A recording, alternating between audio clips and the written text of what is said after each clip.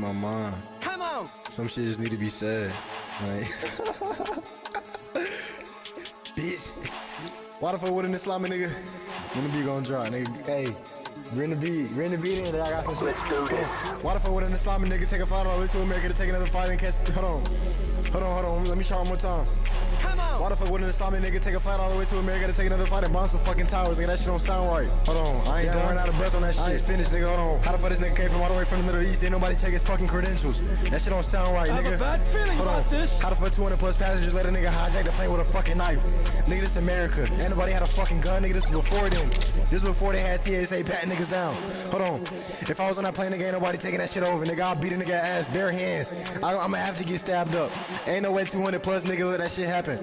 I ain't even catching the beat, nigga. Just listen. How the fuck 200 plus niggas let one nigga hijack the plane and crash that shit into a tower? How the fuck these Arabs go to a school in America and nobody realize there was school threats? How the fuck a nigga pull out a knife and 200 niggas ain't rush that nigga? If one nigga get stabbed, okay. Nigga, rush that nigga. Y'all all finna die if I don't stop that nigga. Who the fuck ever heard from somebody on a flight from 9/11? Nigga, if my parents call me on a plane like this shit got hijacked, I'm finna die, I'd be like, go stop that nigga. I be like, what the fuck is stopping you from stopping that nigga? He got a knife, nigga, I don't give a fuck, rush that nigga. Nigga, I'll take off the inflatable raft from the bottom of the sea and throw that shit at that nigga. Take off the headrest, throw that shit at that nigga. Unpack my suitcase, start throwing shit at that nigga. Crying, baby, throw that bitch at that nigga. Flight attendant, throw that bitch at that nigga. If the hijackers had a knife, you mean to tell me nobody else had a knife? If they wasn't patting niggas down, why they the only niggas with weapons on the plane? How the fuck the only niggas on the plane with knives, the only niggas that wanna crash that bitch into the Twin Towers? There's no way in fucking hell that plane was full. Ain't no way nobody stopped them, that shit bull. If you believe that fucking shit, you a fool. I heard folks was watching that shit in school. How the fuck an airplane at the top of the tower and that whole fucking building collapsed to the ground? How the fuck y'all knocked down the tower with a plane that was built to withstand fucking planes? How the fuck ain't one nigga think she was fishing when it was fighting right into a fucking tower? How the fuck ain't one nigga ain't had the idea to go stop that nigga? What the fuck? Who the fuck even let them niggas in the cockpit to even kill the pilot or stick him up? How the fuck a nigga ain't get on the radio and be like, damn nigga, you not the pilot? How the fuck a nigga ain't look at the course of the plane and be like, bro, you finna fly into the Twin Towers? If all them niggas on the plane was already finna die, but they finna crash to the tower and kill more people, why the fuck they ain't just shoot the plane down? I'm finna loop the beat. You're just I'm not now done, nigga. explaining the control. Yo, you can't tell me the shit I'm saying don't make sense.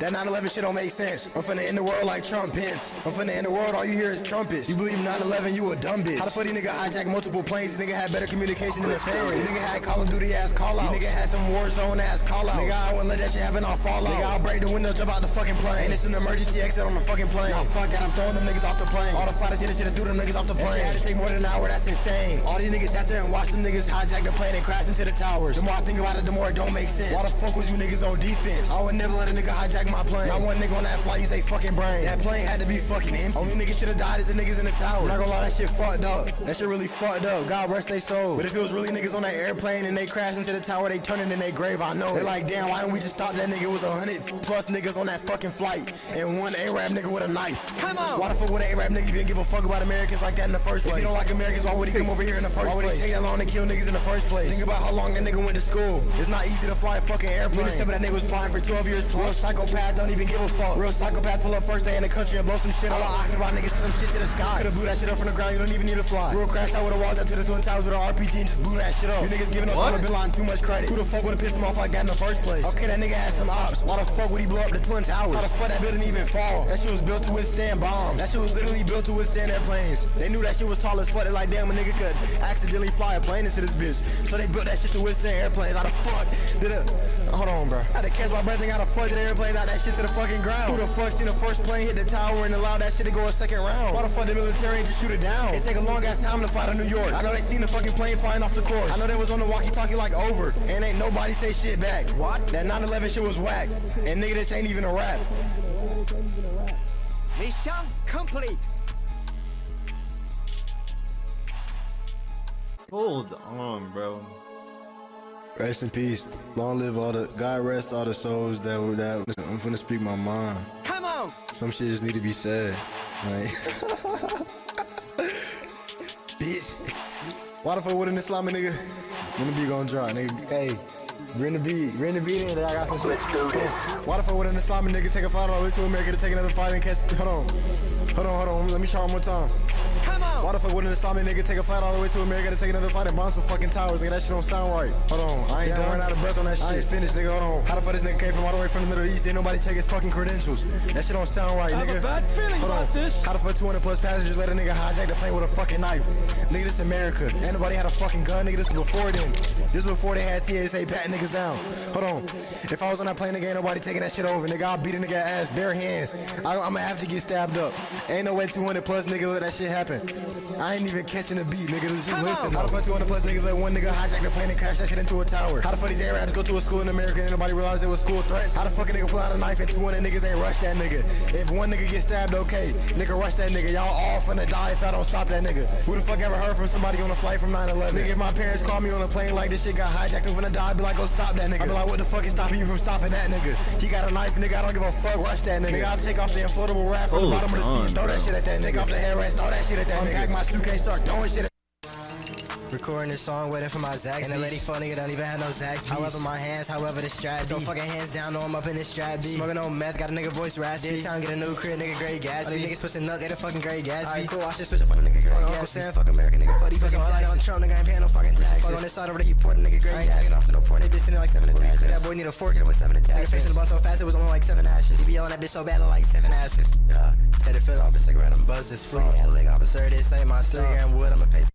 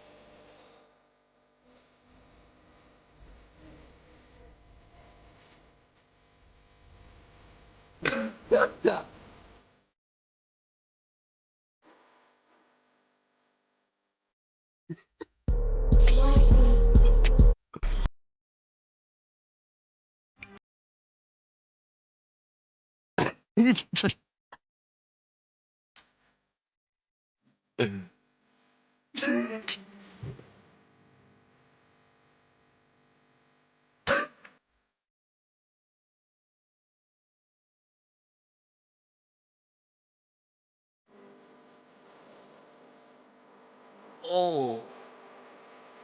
Oh. Oh.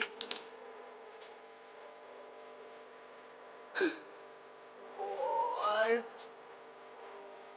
What?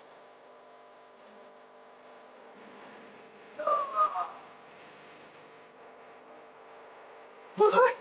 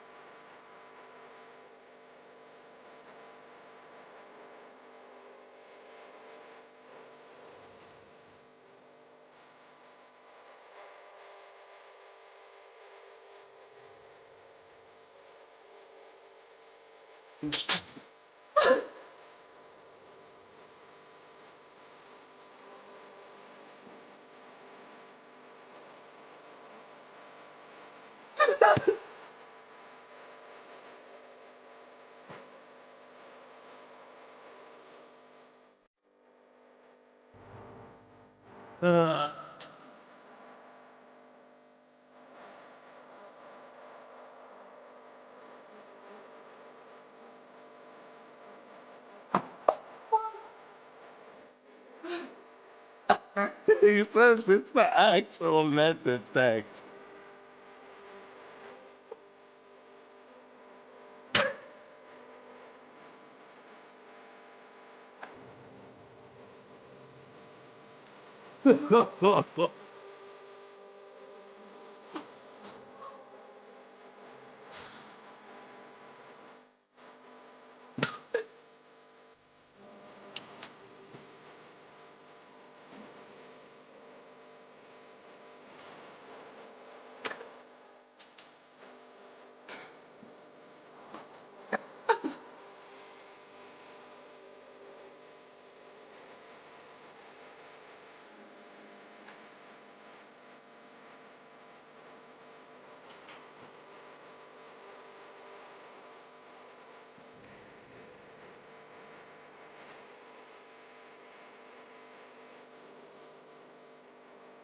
What? Nah. Nah.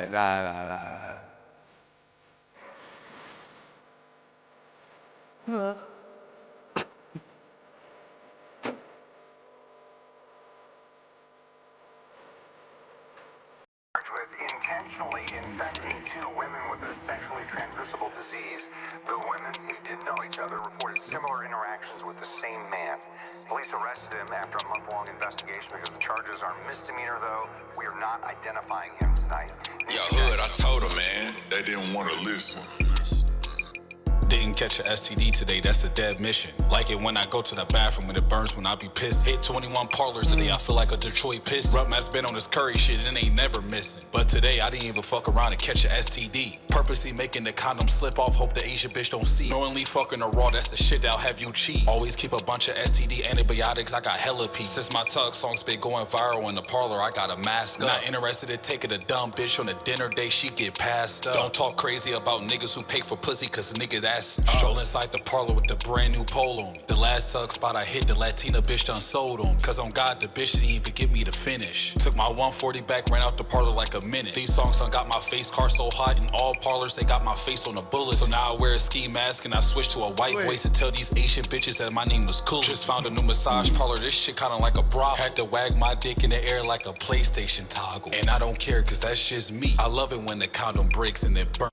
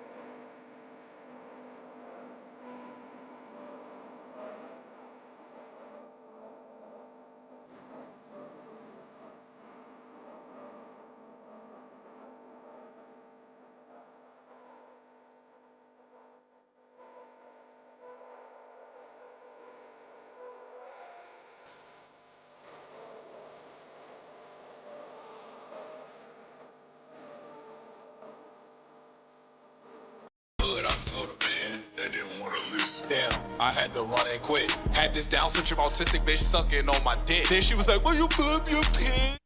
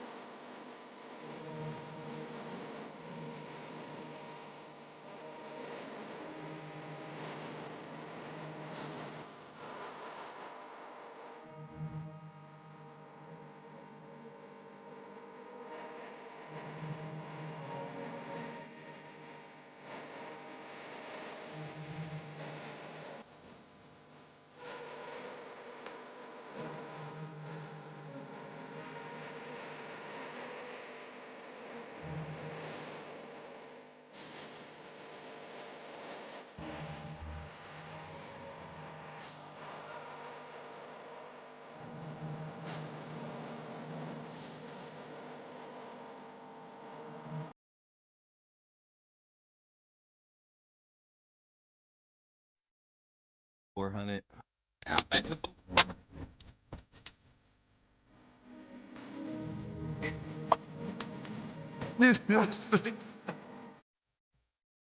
This is actually quite normal. Outfit, now I'm tripping like a faucet.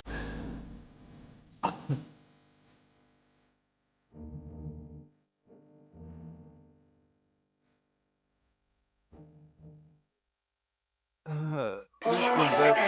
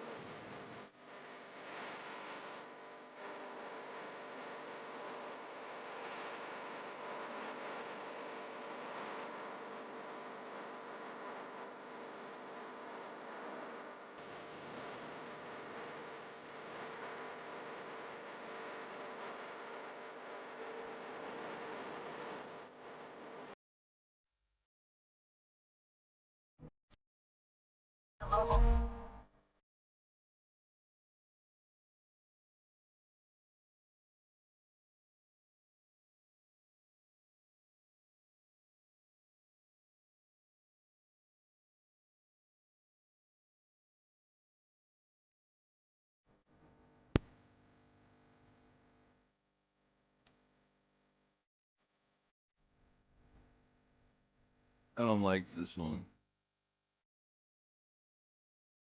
Flow app cheating method? She gets angry at the man she betrayed. And the craziest part, she'll rewrite. But hey.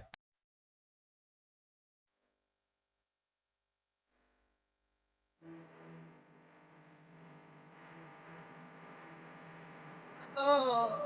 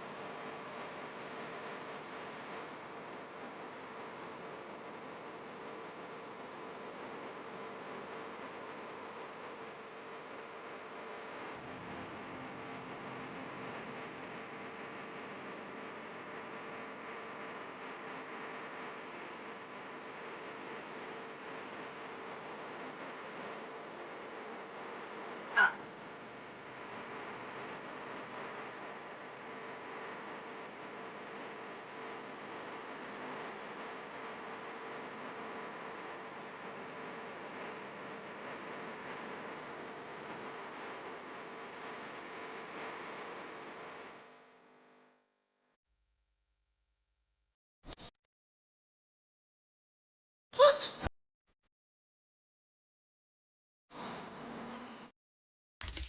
Oh.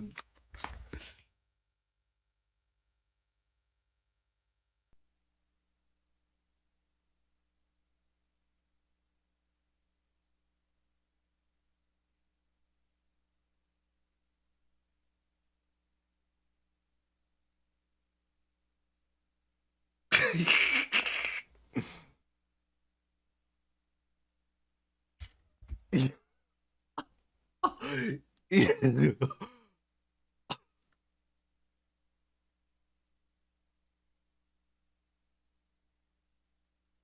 Onto an app causing. Good job, nigger.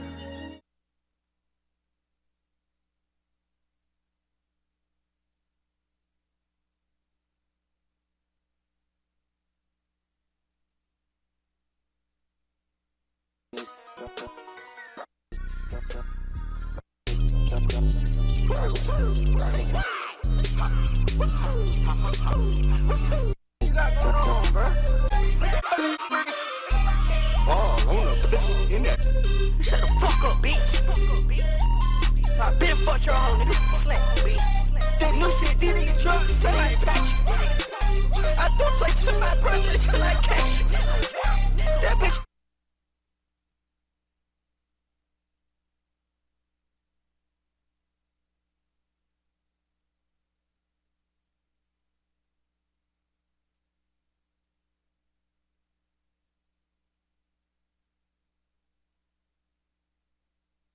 Yo, what's good, Crazy. chat? I got a photo shoot today for IHP. I got my homie a car and my homie C Millie pulling up, you know what I'm saying? The stuff that I'm shooting today is gonna be the I Love IHP hoodies, the yellow joint with the hearts on it, the Happy State red short sleeves tee, and then y'all can't see, I'm but sick. the Yeah, I can see my toes. The IHP tan shorts. I know a lot of y'all keep asking me about, am I restocking the tan baggy pants? I am. Those just not dropping in the drop that we doing Friday. Going on with me and shit like that. So it's not one of them. It's not like the best. Like that's all I know. That's exists right now. You feel me? In this moment. So just trying to make every day count, every moment count. What did you do today to make today count? You know what I'm saying? And that's just the vibe I'm on, bro. And that kind of like allows me to like not overthink, not think too much about too much shit, bro. And yeah, so we're gonna see, man. All right, it worked. If y'all know, bro, this is one of my favorite spots to like book the studio at. So just like the spiz out. Why it's wet? Oh, it's not wet. All right, I'm gonna set y'all up somewhere, and then I'm gonna get to going. Yeah, man. Bruh, every time I come in here, I forget to bring a hanger, so I don't even know how I'm going to. Like, I don't even know how I'm going to. I do this all the time, bro. Last time I just climbed over this wall.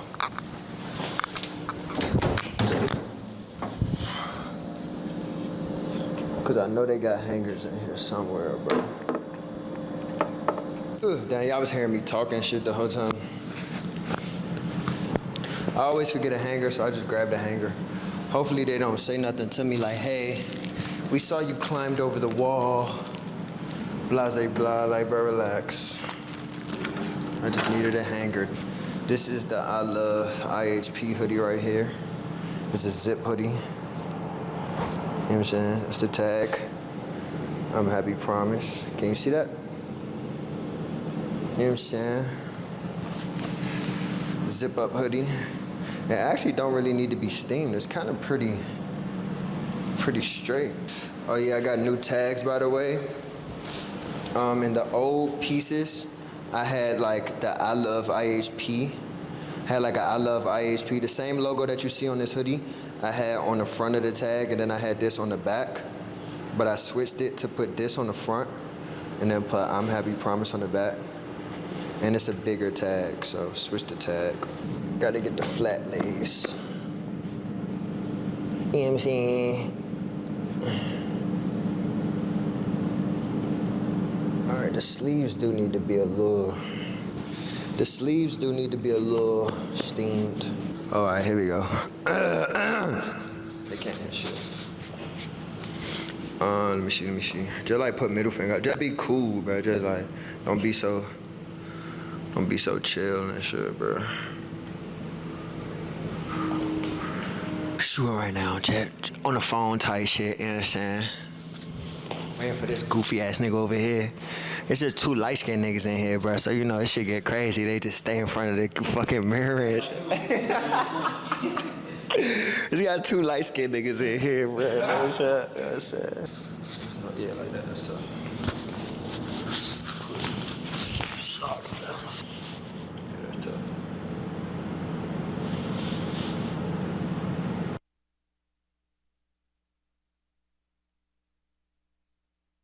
What up, chat? So, as usual, as I always do, I start recording the YouTube video and I just stop and I don't record the rest of the shit that I was supposed to record. So the photo shoot that y'all seen a car and Christian pull up to, I did that photo shoot yesterday. Like I took a bunch of pics on my phone because I had like this inspo that I seen that I wanted to do, so I sent it to one of my editors, and he cooked up. Yeah, like I took a bunch of pictures like this. Let me just let y'all see. I'm gonna just scroll through them. Hold up, let me get right, hold up. Let me get right, fam. Y'all can see these joints, right?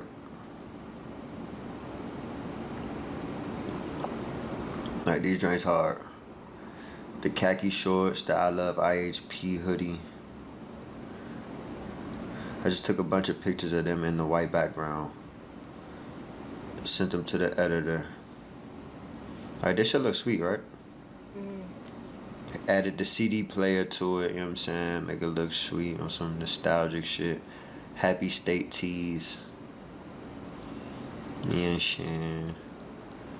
Just took a bunch of just random jaws like that. Had them dap each other up, walk past, dap each other up. It look a little creepy with my eye right there. You know what I'm saying? So yeah, I took a bunch of pictures and shit, and then I sent them to my editor, and he cooked up a couple like magazine style pictures, and then I'll show y'all some of those as well. The first one that he sent me was fire as shit. That shit was fire. And shit. For the IHP, for the Happy State tees, this shit was fire. Y'all can see that, right? Is it focused? Hold on. Yeah, y'all can see that. So it's like some magazine style type shit. That shit was fire. And then he sent me some more.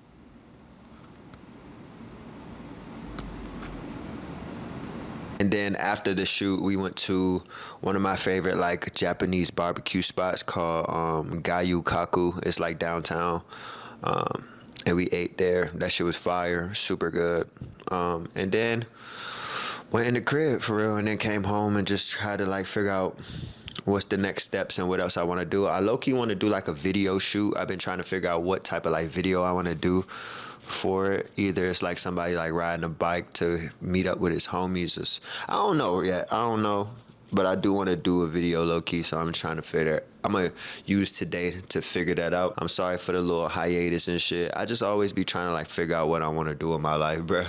And I be feeling like I'm all over the place, and I be trying to like make sure that everything that I'm doing is leading to something, and I'm not just doing a bunch of just random shit that's just wasting energy and wasting my time and shit. I want to make sure everything that I'm doing is worthwhile. You feel me? So yeah, I could do a little bit of overthinking a lot and shit like that, but it is what it is. I'm human, man. We don't need, you know what I'm saying? I'm human. It is what it is. I just need to lock in, though. We locked in. We on this motherfucker in. I don't know why. I just be having this like weird relationship with like getting in front of the camera and talking. I just be wanting to be quiet all the time, bro. Like I just be wanting to be mute and just not get in front of the camera and talk. And I be feeling like I ain't got nothing to say. I don't know. I just be feeling like I'm isolated away from the world and shit like that, bro. I don't know, bro. I really need, maybe I do really need a therapist or something, bro, because I don't be knowing what's going on up in here. And y'all be telling me y'all fuck with me because I be being real and I be speaking my mind and shit, bro. But it's just like, I don't know. It just be, I be feeling like I'm talking too much, or I be feeling like, I don't know, bro. I don't know. But we here. We locked in. We still got motion. We still got shit going on. We still got, you know what I'm saying? We just keep going. I ain't never just stopping, not doing nothing. Because once you stop and you give up anything, that's when you really lose. So just keep going. You feel me? You gonna figure something out. So here we are. And I keep looking at myself on my Twitch shit, bro. We gonna get back on that Twitch shit. We gonna get back on that Twitch shit, bro. The clock is ticking. I be realizing it like, bro, I don't want time to go by and I be like, damn, I should have just, bro, got out of my fucking head. But also I be thinking like, maybe the things that I'm doing, the way that I'm acting is leading up to something. Like everything happens for a reason. I really believe that. So I'm just like trying to just figure out what's going on. You feel me? I don't know. I'm just talking right now. Like right now, I woke up, just got out of the shower. I was like, bruh, you didn't even finish the YouTube video yesterday. Like, what the fuck going on? So I just turned the camera on and I just start yapping. That'd be the best when I just turn the camera on and just start yapping. And then maybe it'll get me in the groove of like, nigga, make something, say something. Get out of my head a little bit. Because none of this shit really matters at the end of the day. All this shit we worry about and all this things that we doubt and all this negative shit that's in our head, not even real anyway. Like, we gonna die one day, bro. All this shit that we care about right now ain't even gonna matter. Shit, the shit you care about today might not even matter tomorrow. Like, what the fuck? Niggas just be thinking too much and caring a little bit too much about too many things that don't even fucking matter, bro. Bro, I woke up with a spider hanging over my head, bro. Like, no funnies. Like, I'm not even lying. I woke up with a spider hanging over my head, bro. I'm fucking terrified of spiders. And when I moved into this apartment, I knew it was mad spiders and shit, like on the outside, spider webs and shit. And I asked them to clean it up, pest control, do the little spraying, all that shit. But, like, bro, waking up to a spider over my head, bro, is just insane. And then when I went in the bathroom, go take a shower, it was a spider crawling and shit. Like, bro, I just don't like this. It's better than roaches, you know what I'm saying? I'd rather spiders than roaches, because roaches just mean, like, this shit is dirty and all type of shit. Roaches just dirty. Spiders just creepy as shit. They bite you, all type of shit. That's the only thing I fucking hate. But waking up to a spider hanging over my fucking head, like, nigga, are y'all trying to induct me into the fucking spider Illuminati? Like, nigga trying to make me the new Spider-Man and shit. Like, I am looking at all the buildings at the top of the building and shit like that, but, like, I didn't sign up for this for real, bro. Like, y'all didn't even ask me yet. Nigga want to roll down and be like, psst, yo, you know, we need you. We need a Spider-Man. And, like, I think I could be the great fit. I really think I could be a great fit. I could be a really good Spider-Man, but, like, find a better way to ask me, bro. Don't just, like, come down from the ceiling and hang over top of me while I'm sleeping and shit, bro. Like, that shit weird.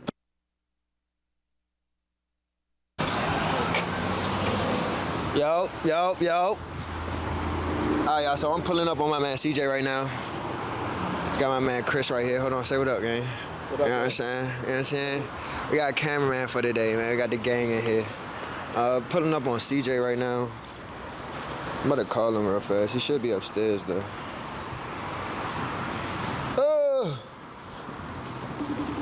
Should be upstairs. This shit feel weird, though. Normally, I'm carrying the camera, so it's just like... This shit feel weird. I ain't gonna hold you. You in here? Yeah, but I don't know if I can be on the phone in here, bro. All right, well, I'm outside, so hurry up. Yeah, I'm done. We should already talk. All right, come outside. Yeah, all right. He about to come outside. Yeah, he about to come outside. Yeah, chat. What was I about to say? Yeah, this shit feel weird, bro. Somebody just right here. I can't even see what's going on. I don't even know, bro. This shit just feel dumb. But we here. You know what I'm saying? Oh, there you go, right there. Nut ass nigga, right here. Hey, I'm not holding the camera right now, bro. That's my man Chris right here. My man CJ. My man C Millie right here. What up, nigga? What up, bro? You see how that, you know how I'm coming. He's a junkie, bro. He's a fucking junkie. Bro, I came here for one thing, and the one Say what up to my YouTube, bro. Say something. I'm telling them my story right quick. But, bro, I came here for one thing, bro. I had to buy half an ounce just to get the one thing I came here for. And guess what I did? I did it, type shit. So, I mean, fuck it, bro. You know what I'm saying? I'm finna see my mans in here. It's crazy. I just woke up and then I'm just in LA. Like, what the fuck? And I'm gonna be here for a little. Ain't you going in here? It's the same. Hey y'all, it's the same routine every time. This nigga go upstairs, get $500 million worth of weed, and then he come downstairs and he come in here and get fucking papers and shit. But that light skinned ass nigga. What's up, bro? Hey, bro, that one nigga is cooking shit up. Cool. Oh yeah, I know he's cooking them bitches, right? My God, I was showing them earlier. My man Darren, Oh yeah. he cooks shit. He be cooking. He be cooking. I'm having a fashion show this shit. For real? You having a show? Like of clothes you made? No, I'm having it for other brands and shit. Oh shit, that's tough. Yeah, he be cooking, like making all type like Jamaican shit. Do I want what? I know tightener. Hey, I should try one, huh? If a dude try this, what's gonna happen? Ask him. He know he tried it. You tried this before? Hey, bro. Which one less empty? Which one popular? You want something, Christian? This a fucking rhino dick pill, bro.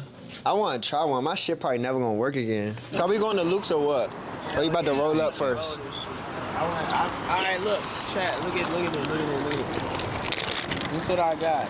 So I had to buy this. I need to see what this is, cause this is what this nigga was talking about. That's not what I'm talking about. That's not. You said wafers. Wait, let me explain. I had to buy this whole thing just to get this. This is what I went there for. But it's the THCA, you know what I'm saying, coated infused gas. This is what you wanted to come That's here what. for. But you can't buy them. You have to buy half an ounce of wafers to get them now, because they promote. Chat, I don't smoke weed like that, so I don't know what the hype is. But it's This shit that gets you higher though. Yeah, no cap. I got 1J and I'm not smoking no time soon. I might though. BMW motherfucker now. I might though. This shit hard, man. I'm used to sitting up higher. I'm about to say it's not as it's not as high. All right, chat. I keep calling y'all chat, but like, I just like the way it sound. We about to go inside Luke's.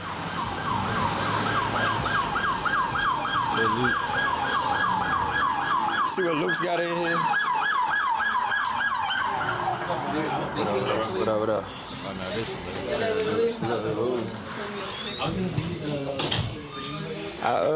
I copped some shit out of here like I think like a month ago. I got like a Balenciaga like shirt. That shit was cool. But yeah. Let's see what they got in. I don't really want nothing for real right now. I just want to see what they got in here. I fuck with this drink. The St. Tears. Whatever, how you feeling? Whatever, I see. Just like with No niggas be fucking with the Ricky. like it's different than like being like I ain't been buying no clothes recently, chat. I low-key just been cooling. I did just buy, I bought this like pink Balenciaga like Sherpa jacket in New York. I ain't show y'all yet, I'll show y'all, bro. Chrome shirt. I just be looking for shirts, y'all. I ain't really got nothing to say. I'm just over here looking at shit, man. If I find some shit, I almost bought a ERDT at Penelope NYC, but I didn't buy it. I was like, I don't know if I really want that shit, but I might DM, bro, cause I fucked with it. That shit was hard. I like the wide necks and shit like that on my tees and all that. Should be hard. There's no life like low life. House of Thunder. Like I said, I don't even be buying shit no more. I be online shopping a little bit sometimes, but I don't really be buying shit no more like that. I want to though. I want to find some shit that I want, but bro, I tried to get this nigga. I was low-key bluffing though, right? I was bluffing. But I tried to get him my Mawalola bomber jacket for the pink Balenci shit that he got. But then I went to the store in New York, like I told y'all, and I found the pink Balenci. So he missed out on the opportunity. You missed out on the opportunity because you hesitated when we was in the crib. I was like, bro, let me get it. You was like, I don't know. I low-key was giving you a steal.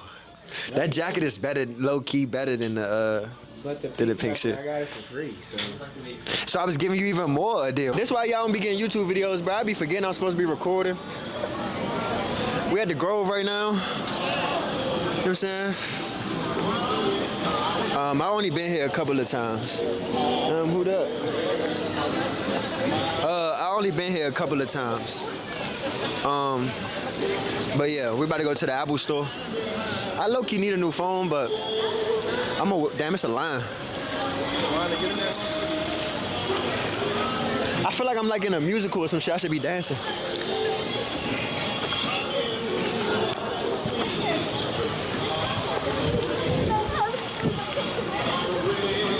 What up?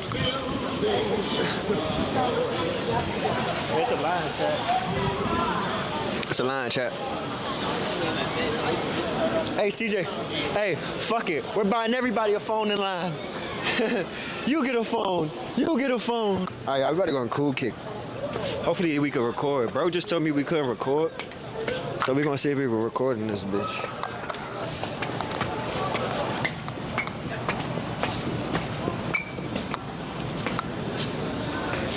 Let's see. Yeah, I ain't never been in this resale shit. I wear size 10. It's all Yeezys. Damn, I remember when the zebra joints came out. The zebra ones. I paid like $400 for them joints. Fucking Virgils. Oh God. That shit's hard. I want some Dunks though. What's your favorite Jordan? Yo, you from Baltimore. Even Baltimore. What's your favorite Jordan? Wait, how do you say that? Zebra ones. I paid like $400 for them joints. Fucking Virgils. My favorite Jordan. Oh God. That shit's hard. I want some dunks though. What's your favorite Jordan? Jordan.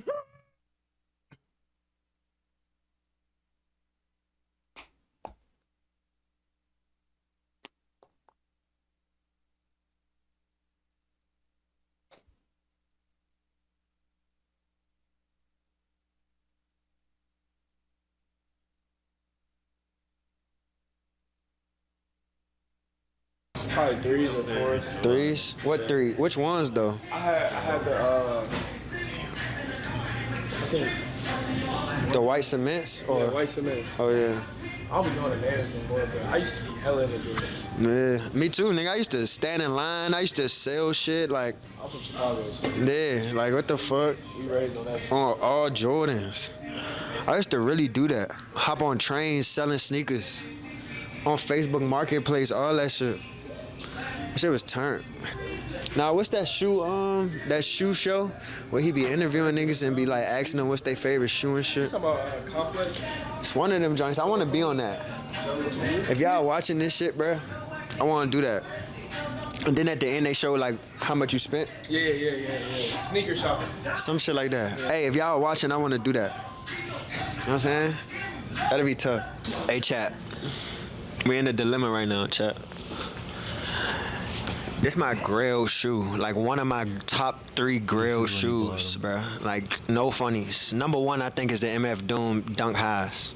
But this is right there with them. This is my grail, and it's dead stock. And I looked it up online, and they got them for like $5K. So it might be a deal, low-key. But 3 racks is crazy. Let me just show y'all, chat. Like, I might as well. What y'all think, chat? What they look like? They look sweet?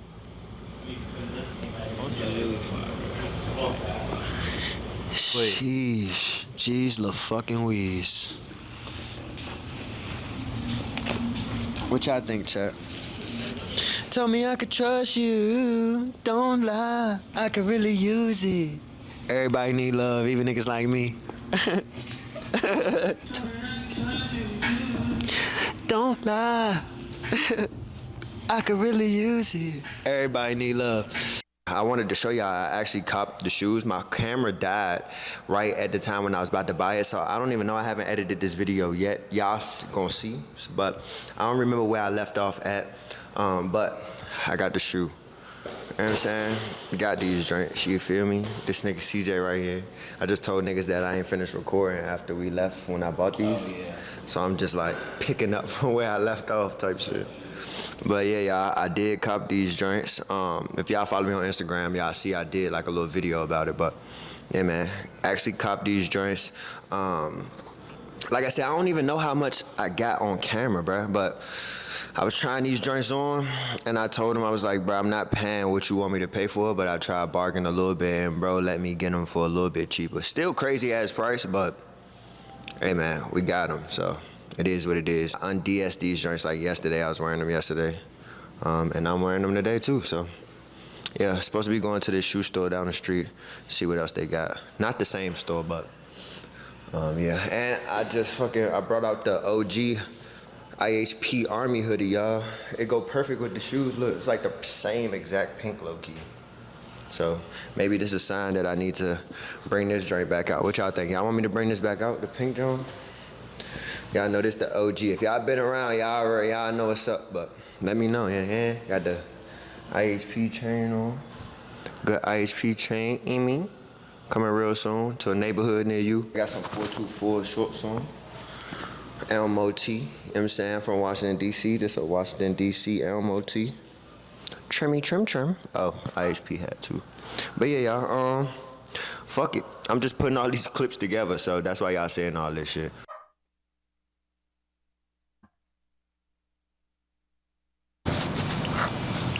What up, chat? Oh, y'all can hear me? What up, chat?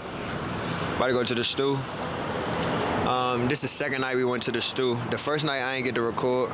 I was bullshitting, I ain't gonna lie, but we had the stew tonight. He gave me a code to this shit. Let's see if we're gonna cook up. I got like 6 hours in here today, so we're gonna see. What's the code? Gave me the code.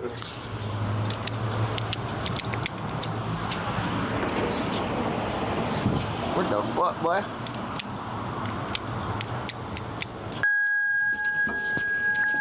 There you go.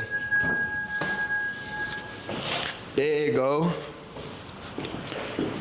4th floor. About to cook up, no cap.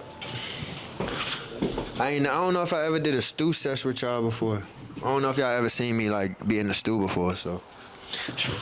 First time for everything, no cap. You know what I'm saying? Oh man, Chris again. He back. Yo. I'm putting all these clips together in one video. So I got like a bunch of random shit on the camera right now. It's gonna be one long ass video. Yeah, that shit gonna be fire. It's gonna be one long ass video, chat. Let's go. Yeah, I hear he playing my song right now. Yeah, mixing my shit. Open this shit, boy. If I get mad. Yo, what up? How you feeling? Chilling. That's my man Chris. Say what up to the camera. No cap. We in here, man. I heard the song. I was like, oh, there you go. Hey, this one look better than the Westlake one. No cap. That's tough. Flying down the PCH. That's me, chat. Yeah, I've been listening to it all day long. Take her to the back room, take her clothes off when we get it in. Damn, this pussy so good, babe. When you screaming, mama, tell me leave it in. I don't know what to do. I'm so in love with you. Yeah, Velvet? Yeah. I don't know how it's gonna come up on your computer. I put like yellow marks near ones I want to start on, but I ain't listened to the other ones all the way yet. So I'm gonna see which one I want to listen to. You want to mix these first? We get these right, and then. Well, just this one. The other two I don't care about. Okay. All right. Just this one. Check. Yeah, I was listening to it. I was just like, I don't know. Shit, I don't even want to waste my time on those right now. Okay. Yeah, we got yellows. Yeah, the other ones I ain't listened to all the way through yet, but I'm about to see which one. Yeah, chat, y'all don't even know. My head look like this right now because I was taking my shit out. I had a lot of shit going on today, bro, a lot. So I got to finish this side, but I'm still swag. And I ain't never seen this hoodie before. On my lucky shit. Okay. I spent 3K for these feet. I got bad hoes on my D. They bad, they all some freaks. I'm a dog, I don't need no leash. I get flagged at the titty, boy, this flag school. If you get out of line, then me, my niggas gonna crash. I'm making some food for my dog. Well, it's my mom's dog, but technically it's my dog. At the same time, my mother lived with me, so. But, yeah. I'm about to go pack some orders and shit like that. Yesterday was a good studio session. I was telling the engineer, bro, I was like, I need to really like lock in on the music shit because I feel like if like I was on my deathbed, this would be like probably one of the things that I would regret that I didn't like really try, you feel me? So that's why I've been trying to just fully lock in. He showed me how to be able to record shit at home too. So I'm gonna start fucking around with that again so I could like really be able to like get ideas out right when I'm in the crib, you know what I'm saying? Cause sometimes you get an idea and if you can't get it out right then and there, it's possible that you could lose it, you feel me? So I wanted him to show me how to do that, which he did.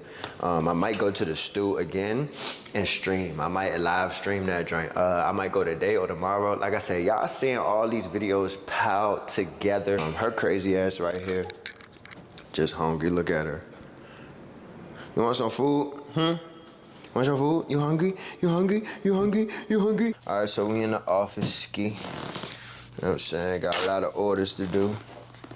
About to get them out, cause I know y'all be on my head. My hair still look crazy, bro. I'm gonna take the other half out.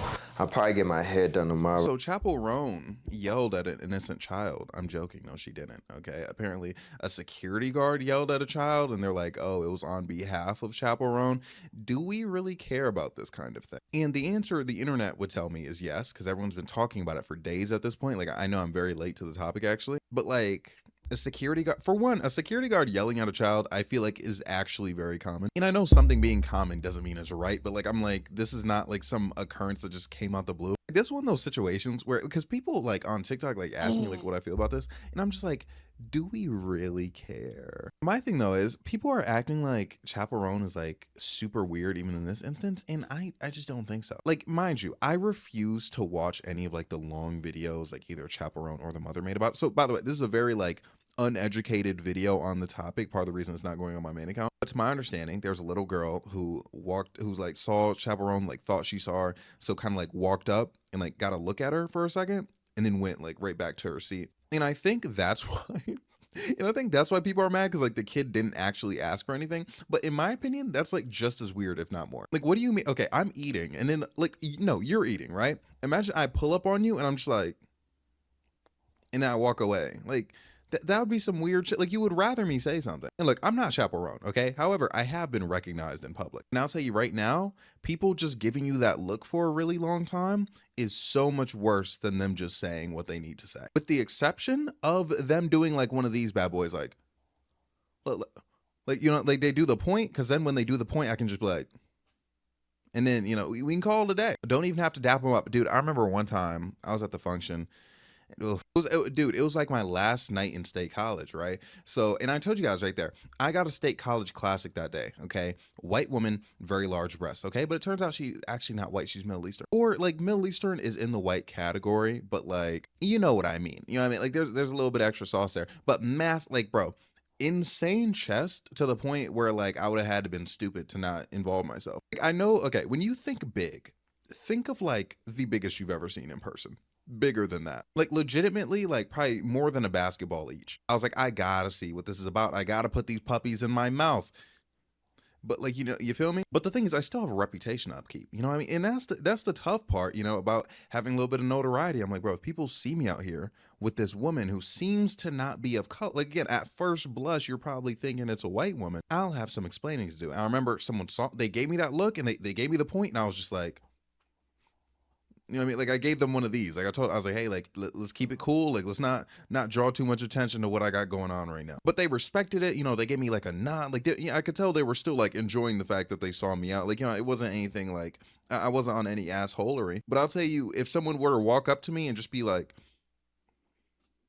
and just walk away for a second, no, that'd creep me the fuck out. And maybe not in that moment, because again, like, you know, I'm with a young lady, so things are sensitive. But if I pulled up and I was like, hey, like, okay, if I was by myself, I could pull up and be like, hey, like, get the fuck away from me, okay? I don't want to see you again. I wouldn't say it like that, but you know what I mean? Just that general sentiment. But anyway, Chaperone, yeah, like, I don't blame her, okay? But I feel like she gets a lot of ire from the internet, because I think it was because that initial thing, that first thing where she made that longer video where she was like, hey, like, you know, if you're just seeing someone on the street, like, would you shout outside your car window at them? No. So like, you shouldn't do that to me, because look, that was a bad look. You can't say something like that. However, do I think she's wrong?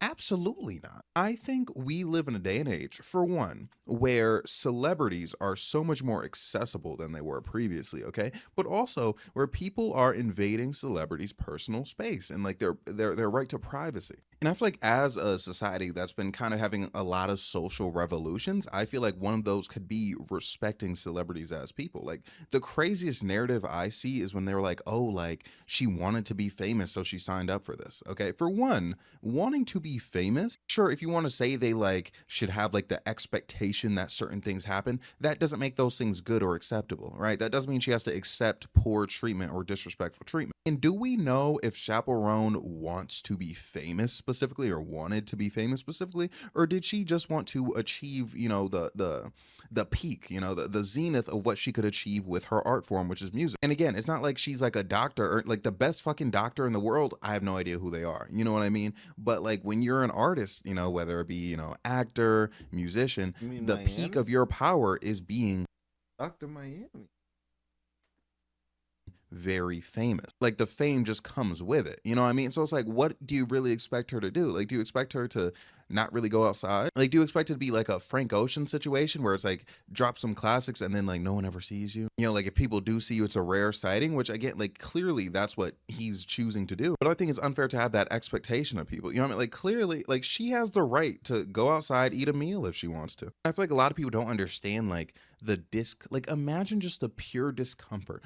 Because here's the thing. And again, I am not chaperone, but there are certain aspects where I'm like, I can definitely understand. Just like on like an empathetic human being level, I would even say. But there are days where, you know, you're not feeling your best, okay? You know, maybe you're a bit bloated, you had a bunch of sodium, maybe your hair isn't doing what it needs to do right now, and you just want to walk outside. You know what I mean? Like, or you have things to do already, but like under those circumstances, like you have to do it. Like for me, sometimes that's like, I have to record a video. Or like, again, like appearance things, but also like you're feeling sick. Like you're not feeling your best. You had a rough day. In those instances, I know oftentimes that I have to get on the internet and I have to record because it's my job. Like, bro, if I had a penny for every time, like I was like just at a super rock bottom place. Like I was so down bad mentally, right?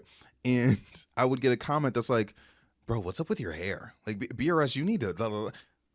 Do you know how frustrating that is? Now imagine being like a woman where you're going through like whatever you're going through in life and you walk outside, a bunch of people fucking taking pictures of you, posting them on blogs and people being like, oh, like she looks like, bro, I remember when they did that to Billie Eilish, bro, they still use that picture, bro. Like I'll still see it circulate on Twitter every here and then where they're just like, oh my God, they're like, look at her like without makeup. Like, you know what I mean? And it's particularly being a woman, like that's what they be doing. So again, it's like a lot of people like have a rough day, you know, they go outside, you know, go to the convenience store, like they don't really have to worry about it. Okay, maybe they'll bump into someone they know, like maybe. And again, even the scenario I gave you with myself, that's still me like willingly, like I'm like, oh shit, like I gotta put a video out, but like that's me willingly putting myself on video and posting or streaming or whatever it may be that day. But imagine like you literally are just going outside and you got to deal with that shit. I'm not gonna lie, bro. I have a picture with someone who's a viewer. I look horrible in that picture. Like I remember I hadn't shaved in a few days. I was it was back when I lived in Pennsylvania, bro. I was on a run. And then like what I used to do is I used to like run to Target.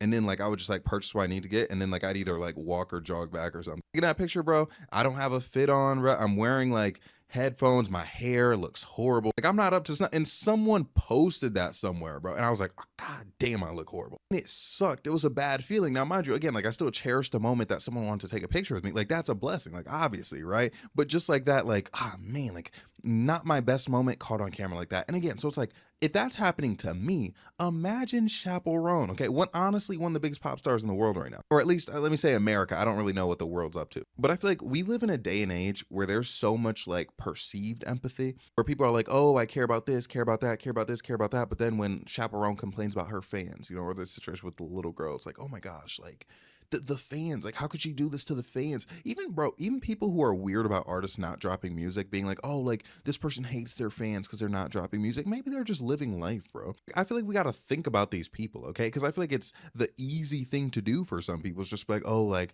Chaperone, like she's a B word, like she's just rude, like she's just this kind of person. No. Which, mind you, she could be all those things, okay? I'm not saying I'd necessarily be surprised if she is or isn't. But my point is, none of us know that, okay? And you're attributing so much value to who you perceive to be the victims of these situations when you're not acknowledging the extremely unique position that she's in that most of you cannot relate to. And again, like the narratives where it's like, oh, like this is what you ask for being famous, I think that's very unfair. And again, like just because something tends to be a part of something else doesn't make it no longer bad. Again, like we should not be trying to disturb celebrities simply because they're celebrities. And yes, the situation was a little girl walking up to her. Look, that was very annoying. And just to be completely real, but also a little girl got yelled at. Like, come on. Like, now if he put hands on her, that's one thing, okay? But like a security guard, yeah, come on, bro. Like, you know how many places there are just like assholes, like service workers who will fucking yell at a child? Like, I'm just like, there's no way we care that much. And again, yes, I understand like what I'm saying with the other thing. That doesn't make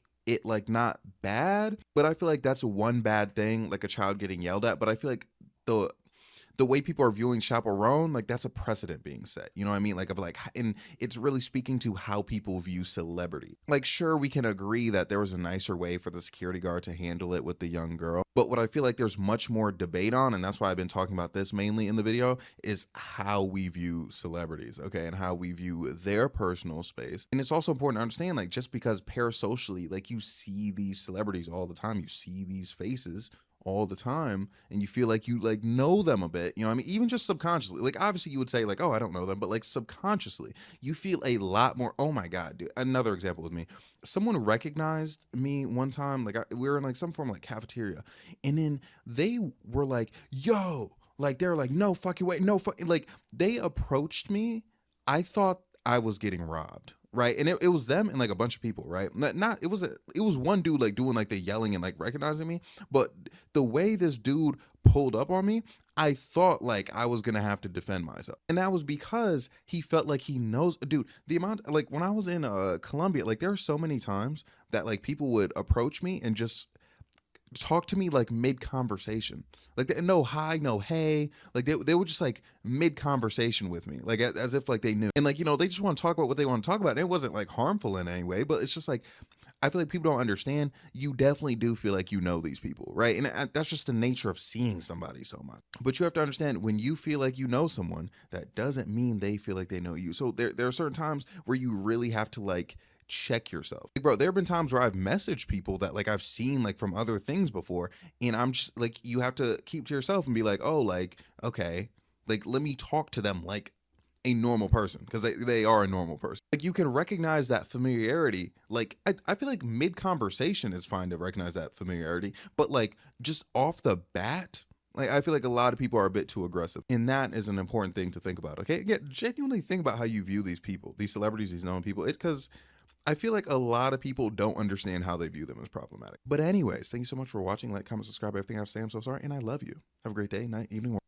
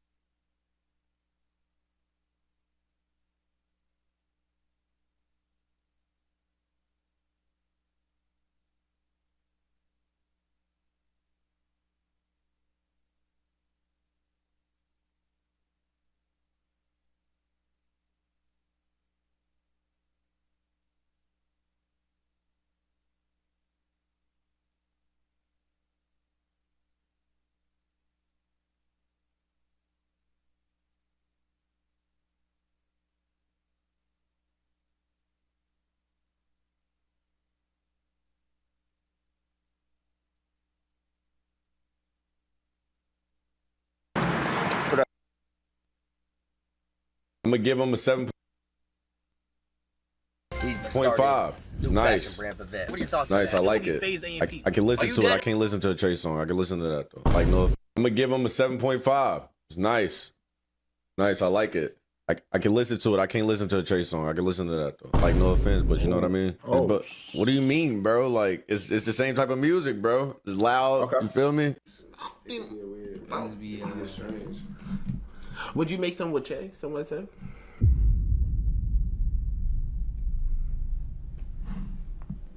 Next question.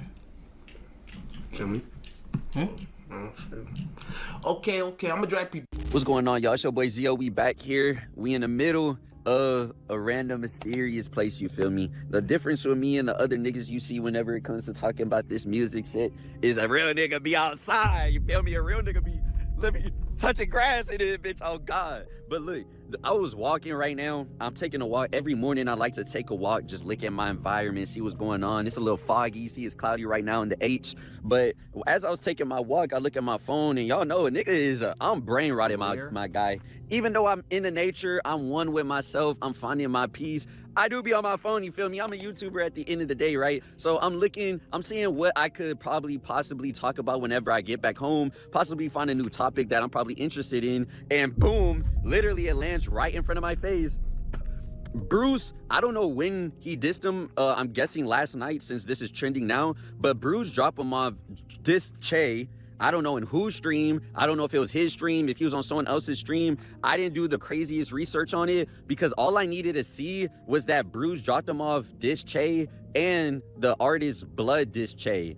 And I've been seeing the artist Lucy Bedrock like not diss Che outrightly like Bruce and Blood, but this nigga has basically said like nothing on Che, nothing in a positive light. So more and more mouths. Bro, Che be copyright claim, bro. I mean, he be copyright striking, not even claiming, bro.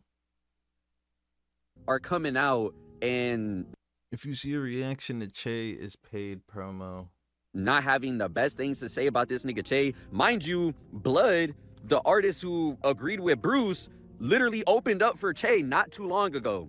So this nigga, even though I want y'all to understand because I'm seeing people be confused. Being an opener does not mean you're cool with the artist. I don't know at what level. I don't know if at higher artists, their openers are niggas they know personal. But I'm gonna tell you right now, at least for a Che brother, an opener for Che is not a nigga he has to like, okay? It doesn't have to be someone he even knows either. A lot of these openers either be because of labels, it be niggas paying. Like, it don't gotta be just off me and the artist who's performing the main event is solid, we got a relationship. That's not what that means all the time, right? So I found this interesting because like I've been talking about recently, I've been saying after this Nespin album dropped, what is next for Che and Osama Son? Y'all see Osama Son is linking up with Offset. This nigga is linking up with Apollo Red right now. He in the studio with Offset, Apollo Red, and 16 years old. That's what Osama Son is doing right now. Osama Son is putting himself, he's going that mainstream route, okay? Because I could always see Osama Son going that route. He was always going to go that route. Now, I don't know exactly where we go from an Offset because I'm not going to lie. Offset is pretty big mainstream, but Offset got his own issues. I don't know what an Offset feature even does for an Osama Son, honestly. But all that does is say Osama Son is now he's breaking in. That's what that confirms. Che, on the other hand, this nigga Che, he drops Encore, Rest in Base, Encore. And since then, it's like, it's been nothing good. Not a single good thing has happened since then I could think of. This nigga, he had the 9 Vicious shit. He had the 9 Vicious beef with about K3.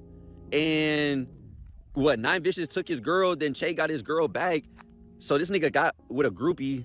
Like, I'm not overly invested in bro life, okay? Because I'm just a consumer of music. I really like music. I don't care about these guys' interests within their personal lives. So I just wonder, in all the grand scheme of everything I'm saying is, what does Che do?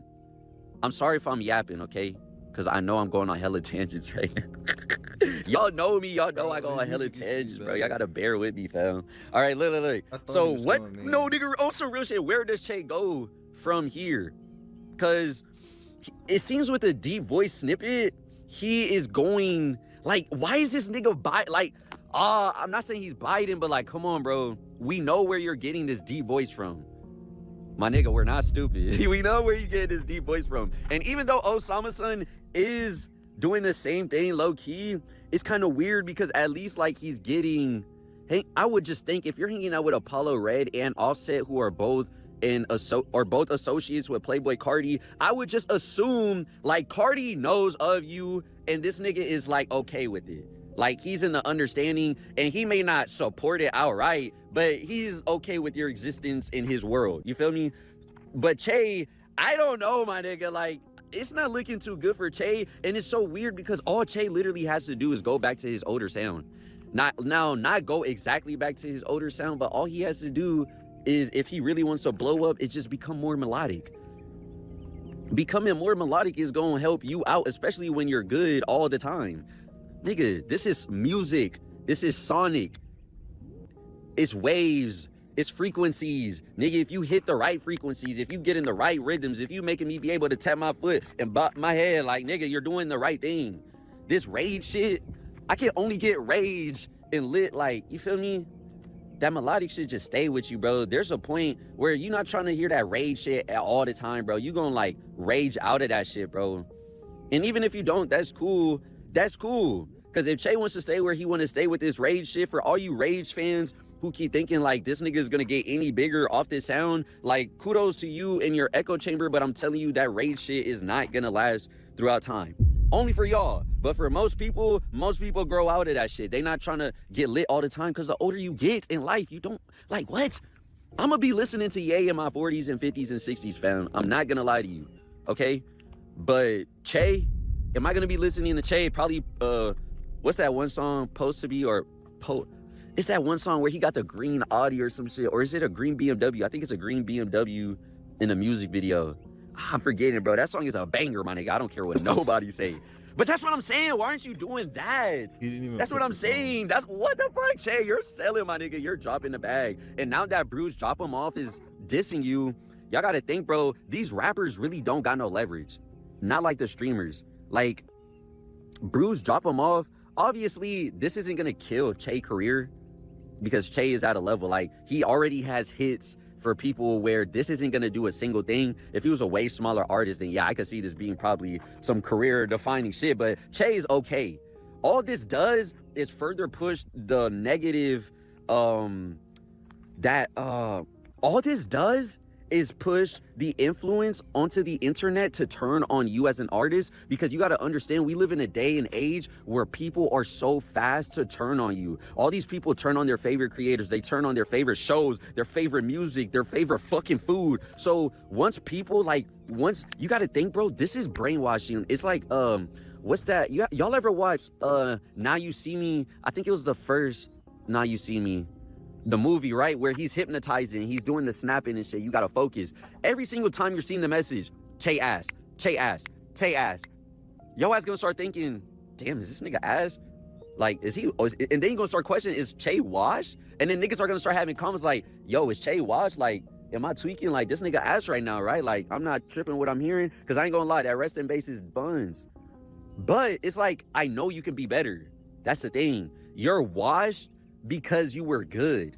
You're a ass nigga don't get washed. That nigga been washed. That nigga ain't never, he don't even get washed. He just buns. But someone who is good, who is great, when you have a bad performance like this, it's niggas starting to think like, what happened, bruh?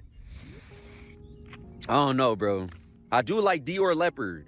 Dior Leopard is one of the songs that's kind of catching me. I like that song.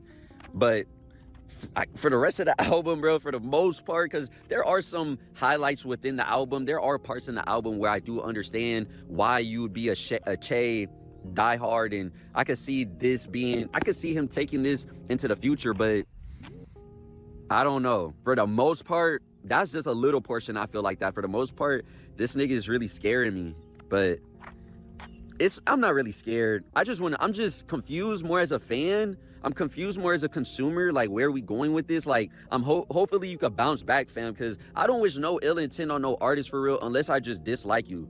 Like, if you a clone and shit, I just can't support. I really don't care what happened to your career. If I shit talk you on every video, I really don't care. Or if you too slimy. If you a rapper, like, if you just make out. If you are too slimy, right ass music, then I really don't care what I say about you. But people who show me they actually have a talent, whenever they actually try and they can make a little decent song, then okay, I could get, like, even if I just see the potential, bro. Too slimy, I don't see that shit. But it's being noisy, yo. Look at that bird, bro. Wait, fuck, bro. I wish I could turn this whole around. Wait, you can't. Wait. Nah, you can't. I thought Apple, you could turn this whole around. I'm tweaking. It be them Androids, boy. Them Androids be some government phones. You could pause that hoe, turn it around. That shit, you could probably throw this hoe and it's just gonna float in the air and start recording for your ass, bro. Them Androids be crazy as shit. Y'all go outside, bro. Touch you some grass. But it's been your boy Zio. I'm finna go back home. I'm probably gonna go record another video. So I'm gonna see you in the next video. I love y'all. Peace out. Stay safe. Be cool. What am I missing? What am I missing? What am I missing? What am I missing? Keep your strap. Get strapped up and learn how to use them hands, because the world getting crazy. Peace. Peace. Pa. What was he about to say?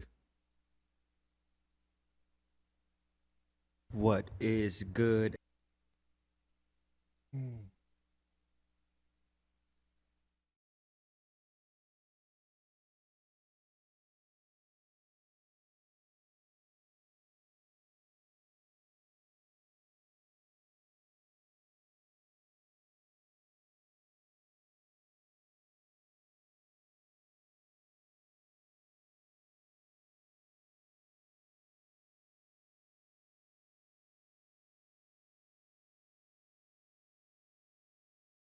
I got the easy gap.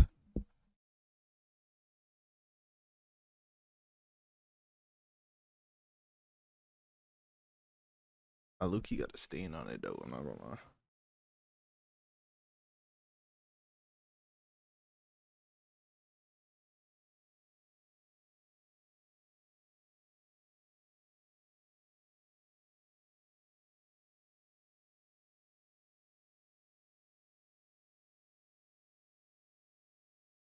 More gap.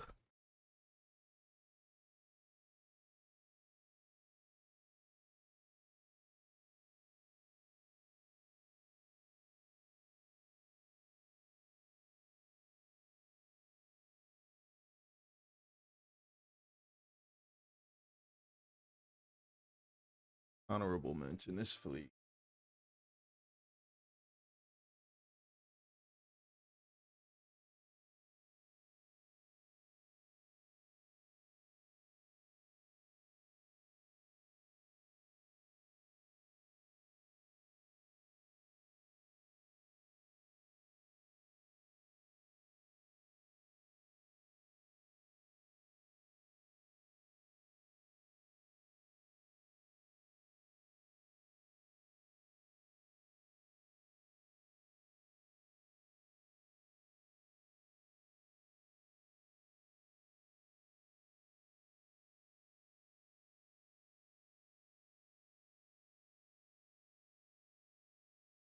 I think these are 700s.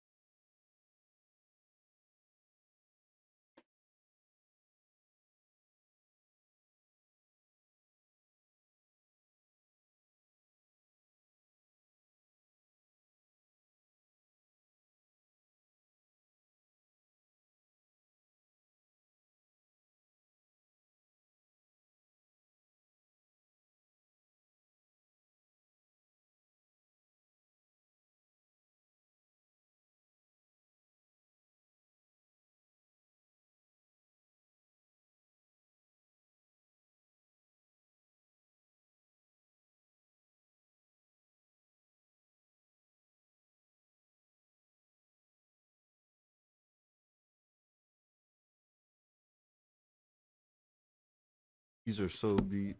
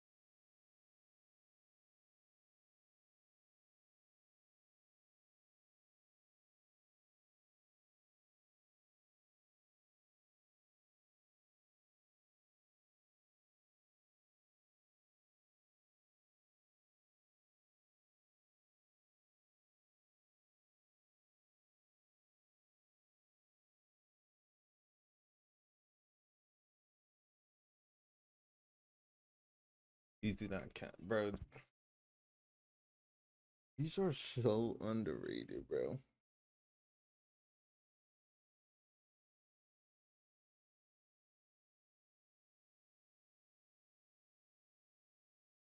Is it? Why doesn't it smell bad?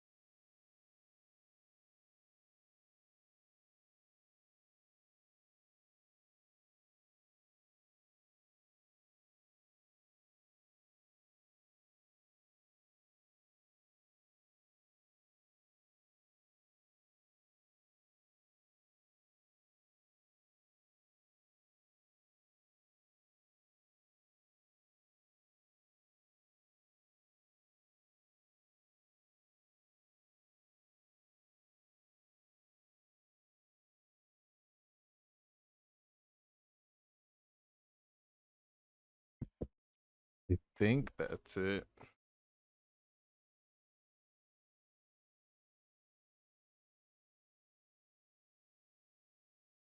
Here. Welcome to the first episode of Forest Talks. I came to this idea to do this literally today. I've done like podcast videos and stuff like that on my channel before, and recently I've been trying to do. Hold on, I'm gonna turn this up just a little bit because I don't want my voice to be too, Oh shit, that's a little too loud. It's loud as fuck. Oh yeah, and by the way, I'm trying to give y'all a good introduction. Please excuse this mess of a crib. You know what I'm saying? Just don't pay attention to any of that. You're here for me. You understand? Like, you're here for me. Just pay attention to me. But like I was saying, this is the first episode of Forest Talks. I've done podcasts before and like different things on my YouTube, as you guys know, who's been following me for a long time. But anybody who hasn't watched a YouTube video of mine, or is this your first time watching me, I am a, what they would call it, fashion influencer, or I don't know. I take pics on Instagram of me and getting fly in and fly fits, and also spread positivity. Anything I'm thinking about, my mindset that I feel like other people can benefit from, I post about it. I don't know. I'm just a human being that's on the internet. That's how I look at it. But today's topic that I wanted to start with this thing is, I'm trying to think, like, that was a terrible intro, but we're gonna get better as we make more of these videos. I just got to make sure I get the intros right. My intro will probably be better next time, and also I won't be editing these videos at all. So any like thing that I do, if I put the mic down to go use the bathroom or something or anything, y'all gonna have it in here. So just get your popcorn, sit down, relax, talk to me. Saying rock with me. We in my messy ass crib, but that's cool. I'm going to be dropping these videos every Monday and Thursday at 5 p.m. my time, and my time is in LA, so I'm in Los Angeles, California, so it's 5 p.m. my time. So wherever you live, whatever that time is. I know like on the East Coast it's 3 hours, so that's 5, 6, 7, 8. So that'd be 8 p.m. on the East Coast side, Midwest, all that stuff. I don't really know how that works. Y'all have to figure that out on your own. But yeah, I'm gonna drop these videos every Monday and Thursday at 5 p.m. LA time, just so everybody can be looking forward to getting a video out of me or looking forward to seeing something. I feel like this is more manageable, you know what I'm saying? Instead of me trying to force a video because I'm like, all right, I'm gonna make a video every day, or I'm trying to just force something. It's like, okay, I could get on here Mondays and Thursdays and have a conversation with y'all about a specific topic or anything that's on my mind. And as you can see in the title, today's video is talking about how people who thrift dress better than anybody else who just like buys clothes. And I want to give a disclaimer. I love designer clothes. I love name brand clothing. I own designer pieces myself. So I don't want to get that misconstrued. I wear these pieces. I love these pieces. I go into these stores and look at these pieces.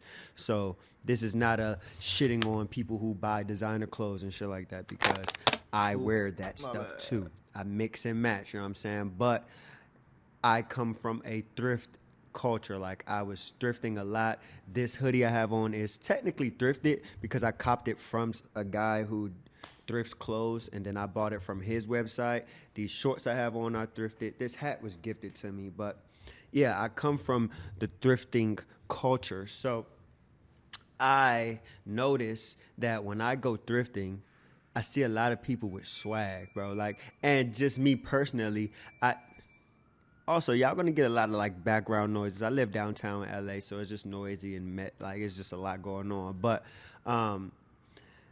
me personally, coming from thrifting, I noticed what it has done to my style, and I noticed that it forced me to have to figure it out. You know what I'm saying? Where if a brand that you know of drops a shirt, a hoodie, or something like that, they have like a model wearing it or all type of stuff, so you kind of get a gist of how it's supposed to be worn, and you kind of base it off of that.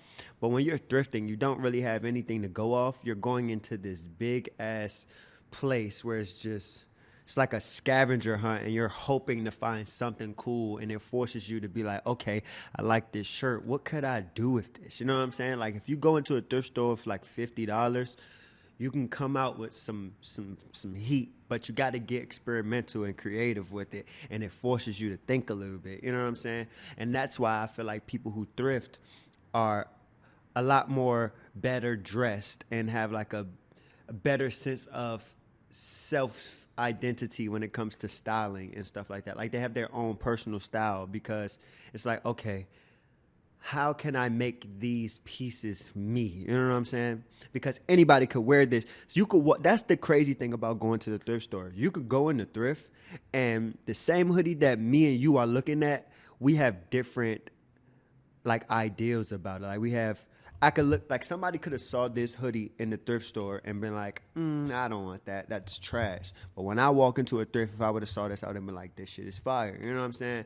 So it's all on the eyes of the beholder, or whatever that damn saying is. But yeah, I do. It forces you to really like think for yourself. You know what I'm saying? Like, I feel like a lot of fashion culture is other people thinking for you type shit. Like, they're telling you this is what's hot, this is what's in, this is how you're supposed to wear it, this goes with this. You know what I'm saying? And I feel like that it's cool. Like I said, I'm super into like, I'm obsessed with clothes and fashion. So it's plus and minuses to all of this stuff. So that's why this is not a like one is better or I'm shitting on the other one. Not a lot of people are able to afford designer brands, or some people just aren't really interested in designer brands and stuff like that.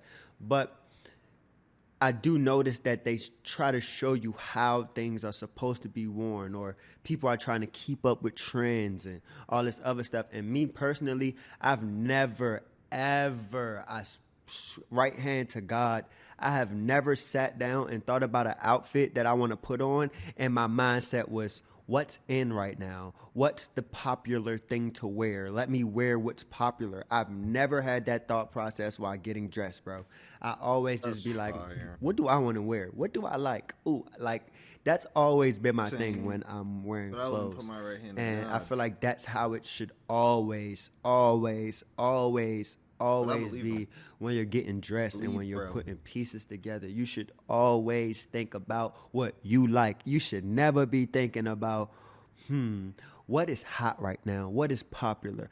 And I know Instagram culture and likes and repost and all that other stuff kind of puts you in a world where you're like, damn, I want to post this one fit pic, but I know it ain't going to get no likes because it ain't the popular thing that's going on. It ain't the new Balenci. It ain't the new whatever else people be wearing. So I know that can kind of like fuck your whole head up and be like, damn, I don't know what to do. But don't think about that. What do you want to wear? Literally, that's all it should be. What do you want to wear and what do you like? And that's what should go on. So back to me talking about like why I feel like people who thrift just have more style. And please work with me. I have like ADHD and shit like that. So I will go on different tangents and talk about different shit besides the topic that is on the title. So yeah, this is the first video. So y'all about to see just YouTube, how my man. brain works and how I do. And hopefully this isn't too all over the place for you. I know some people probably done already left the video and it's just like whatever. I know some people that's probably going to put this video as just like some background noise to talk about. And if I say something that strikes them while they're doing something, then they'll tune back in and shit like that. And I know it's some people that's just going to watch it all throughout the whole thing. And either way, as long as you got this joint record, like you're watching it or you got it on something, I appreciate you, man. So just bear with me, you know what I'm saying? So like I said, I feel like people who thrift have more style because of all the reasons that I just was rambling about. Like when I go into thrift stores, I always see different type of people, bro. Like it's so many different styles of people in the thrift store. You'll go in there and you'll just be looking at, this is just how I be. I go in there and I'm just looking around like, damn, like it's so many different people in here. Like it's so many different people in the thrift store, bro. Like you'll look at somebody fit and be like, damn, I wouldn't wear that, but that looks fire on them. You know what I'm saying? Like when you go into a designer store, most of the time it's not really that many people in it. Niggas but not even buying shit, bro. yeah, I'm not like most of the time it's Like- really not that many people in designer stores. When you go in there, it's like a few people grabbing ain't something even or they're working with a buying shit. client or something You like could tell, that. though. So it It'd doesn't be- allow be people to. fire. I don't know if it's because maybe number one, a lot of people just can't afford that stuff or whatever, or I don't know what it is. But if you don't know, you can go into these designer stores and not have to buy anything. You could go in here and just look around and touch fabrics and stuff. You can even go in here and try on these clothes. That's what I be doing, bro. Like, I'm not even gonna lie. Some pieces, I'm just not, bro, I'm not spending $1,000 on certain pieces. I'm not gonna lie, though. It's some jeans and shit that I be wanting to buy that I be like, I want to buy this so bad.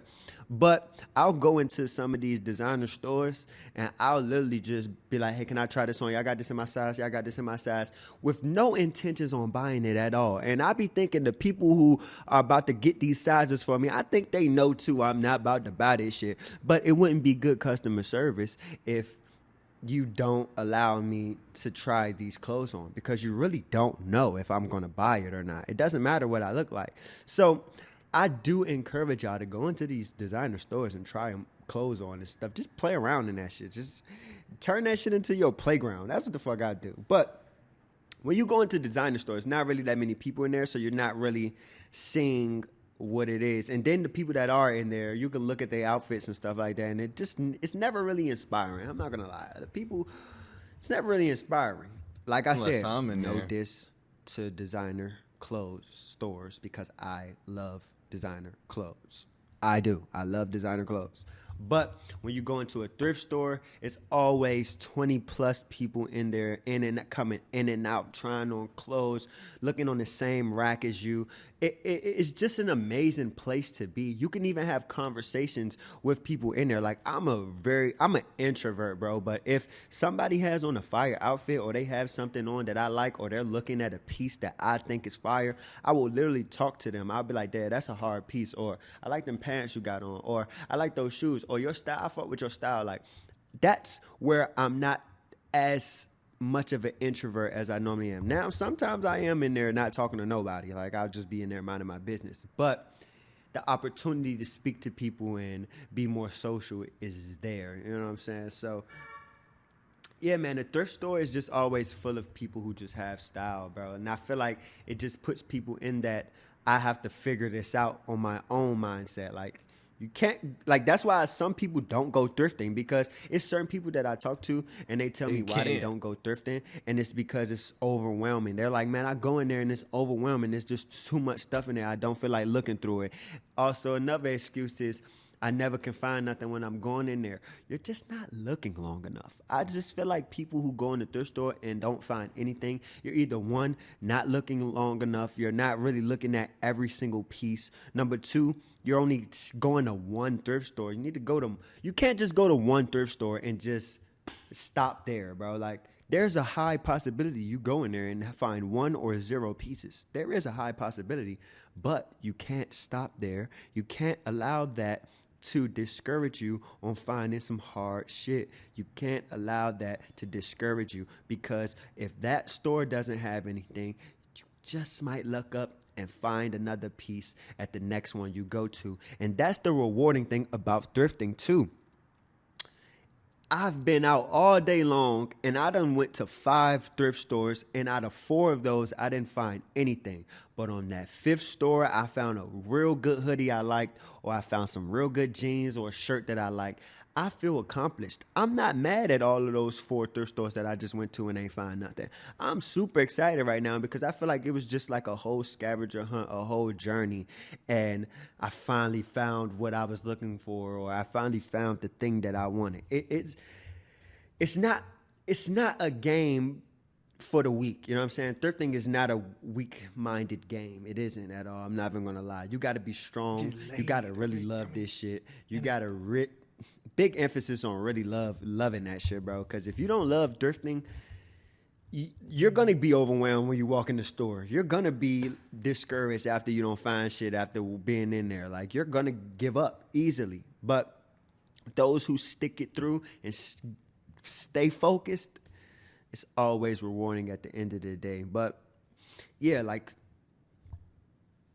I feel like if you thrift, it's like a if you know thing. Like, if you thrift, you know the type of people who thrift, and you know the type of shit they be putting on. And it's a plus when you could, like I said, when you could mix the designer in with the thrifted stuff. That is a super plus, bro. Like, that's such a plus, because now you about to put this expensive ass piece on with these $30 jeans you just found, and then some, like, bro, that shit crazy. And then when you're shopping at like these consignment stores like Wasteland or Second Street or any other like consignment store, a lot of people don't really call that thrifting because it's kind of it's kind of curated, but I still consider that thrifting. So when you're going into these consignment stores or stuff like that, you're still thrifting because you don't know what you're going to find in there. Okay, they might have curated it, but you still don't know what you're going to go in there and find. And the better thing about that is you can find a designer piece for way less. So if it was some jeans that's originally $1,000 from the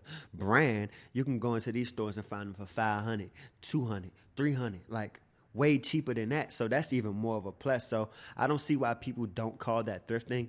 I mean, I get it, but I just feel like that's thrifting as well. But it's such a plus to this shit, bro. Like, if you could find a hard ass piece for like, we all are looking for a bargain. At the end of the day, no matter what it is, clothes, anything, you're always looking for a bargain, and you're looking for a good bang for your buck, bro. So if you could find something hard in the thrift store that's normally $1,000 and you get it for $200, like, come on, bro. Like, you can't tell me that that's not a plus. Like, I encourage anybody who don't thrift or who has like a negative outlook on it. I do encourage you to just try it. You know what I'm saying? Just try it.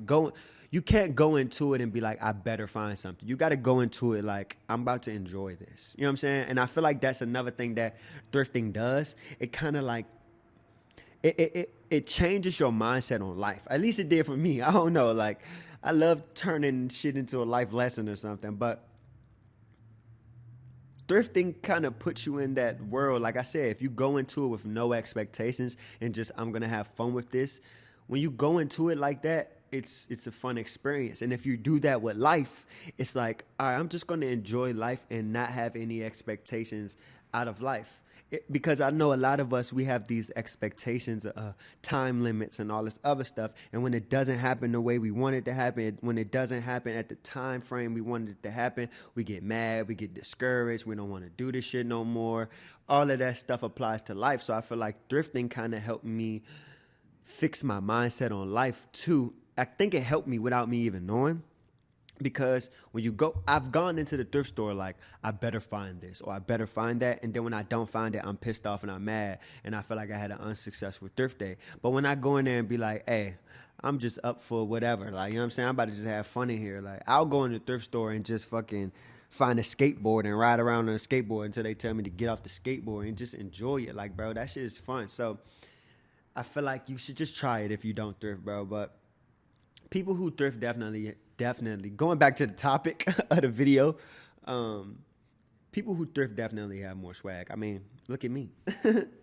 No, not to blow my own horn or whatever, you know what I'm saying? Look at me. Like, if you think I got swag, man, this shit came from thrifting, bro. Like, this shit really came from thrifting and trying shit out. Like, and that's why when I go into these designer stores and these places that have expensive pieces, I'm treating it like a thrift store. This is my playground. I'm about to come in here and try on hella shit. I'll come in here and try on mad shit. Like, just to have fun with it, you know what I'm saying? Even if I know damn well I'm not about to pay $500 for something. Like, I ain't gonna lie, bro. That's just, like, I don't got no shame in that shit. People be having shame in not being able to afford certain shit, or people be having shame in going in stores and not being able to buy. Like, bro, nobody give a fuck, bro. Like, nobody cares. The people that work in them stores, bro, if they didn't work there, they would not be buying half of that shit because they getting discounts on it and shit. So if they wasn't working there, they wouldn't be buying that shit either, bro. So don't even make it seem like, oh, I don't want them to look at me like a certain way, blase, blase, blah, bro. If you're not causing no harm on nobody, if you're not bothering nobody, or if you're not doing, all you doing is trying on clothes, you're not hurting nobody, bro. Go have fun, man. Like, what the fuck? But yeah, I do feel like people who thrift have way more swag, though. Going back to the topic, I keep saying that, but like, they do. Just go to a thrift store. I encourage anybody to go to a thrift store and just people watch. Just look at all the people that come in there. They got more swag, bro. Because they just throwing shit together. They just putting pieces together, bro. And this is going to be a whole nother video, like a whole nother topic about like what actually is like fly or what actually is a good outfit, because all this shit is subjective. That's a whole nother conversation I'm going to have in another video. But when you go into a thrift store, bro, whether you like the outfits or not, you can appreciate the art of it. You know what I'm saying? You can appreciate the art and the expression.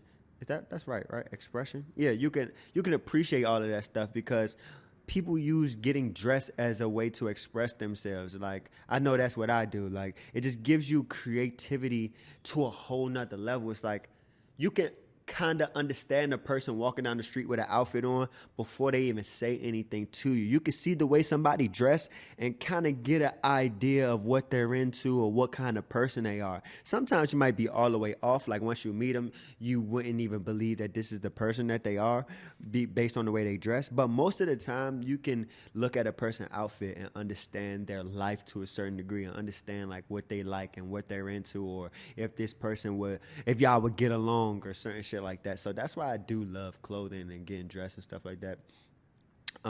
But yeah, so I feel like people who thrift, they just really are trying to express themselves as much as possible, bro. Like, it's just fun. Like, it really is. It's just fun. And a person who goes into the store and just buys a shirt that already is this, that, and the third, like an outfit that's already on the mannequin and stuff like that, bro, that I just, yeah, that's crazy. That's not more creative than going somewhere where you have no blueprint at all and you got to figure it out on your own. It's like you can't tell me that that's not hard. You know what I'm saying? But yeah, man, I'm not gonna talk y'all head off. This was the first episode. Let me know what y'all think. Do y'all think people who thrift have more swag than people who don't thrift? Like, just think about the people that you know who thrift, and then think about the people you know that never thrifted ever in their life, and just analyze their outfits next time you see them, and just let me know. You know what I'm saying? Let me know what you discovered from that. And come back to the comments and let me know. Or even if you already know, let me know in the comments below. But yeah, thank y'all for watching the first episode of Forest Talks. I don't remember if I introduced that in the beginning. If I did, you're getting it again. Thank you for watching the first episode of Forest Talks. This is gonna be really, really fun.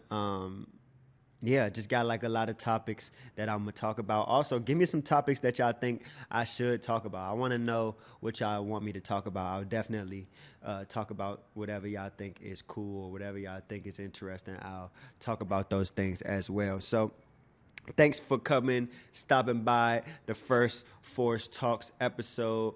Like I said, I'll repeat it again. I'm dropping every Monday and every Thursday at 5 p.m. LA time, or isn't that like Pacific Standard Time? Whatever the hell that is. 5 p.m. Monday through Thursday, not Monday through Thursday, Monday and Thursday. Give y'all something to look forward to watching. This is something I could stay consistent with. And yeah, man, this is the Force Talks podcast. I'll see y'all in the next episode. You did.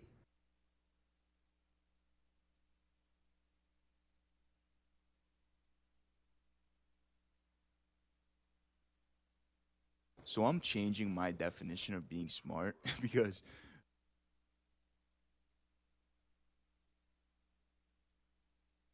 So Chapel Roan yelled at there are certain times where you really have to like check yourself. Like, bro, there have been times where I've messaged people that like I've seen like from other things before, and I'm just like you have part, you know, about having a little bit of notoriety. I'm like, bro, if people see me, it doesn't mean she has to accept poor treatment or disrespectful treatment. And do we know if Chaperone wants to be famous specifically or wanted to be famous specifically, or did I she don't remember if I watched So this. Chaperone yelled at an innocent child. I'm joking. No, she didn't. Okay. Apparently a security guard yelled at a child and they're like, oh, it was on behalf of Chaperone. Do we really care about this kind of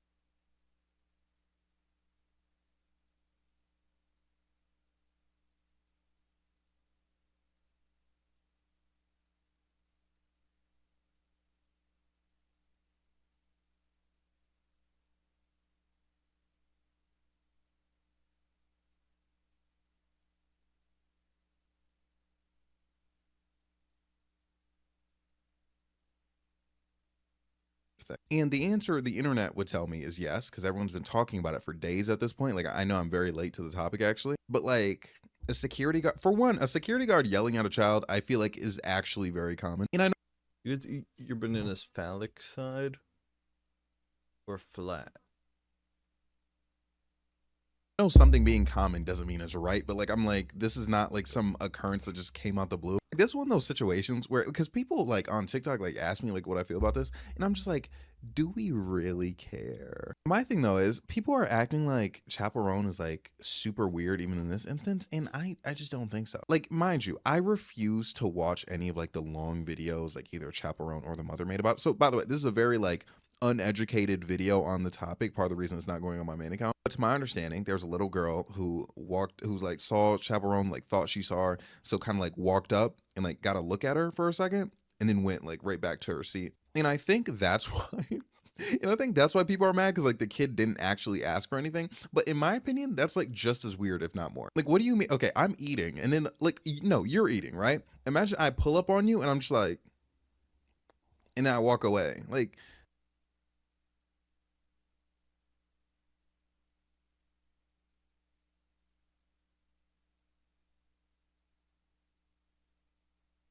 I pressed the wrong thing.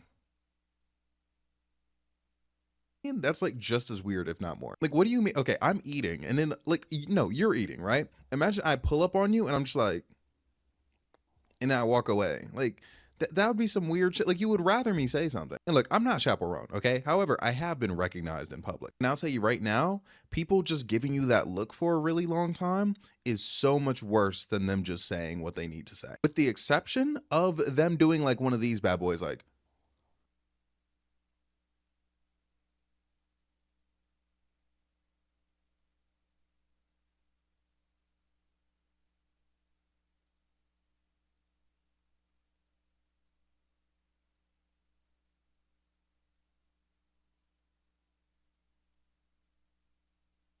I get pot stick, I let him bash me.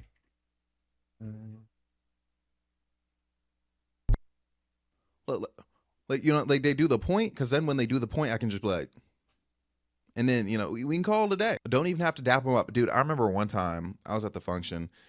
Dude, it was like my last night in state college, right? So, and I told you guys right there, I got a state college classic that day, okay?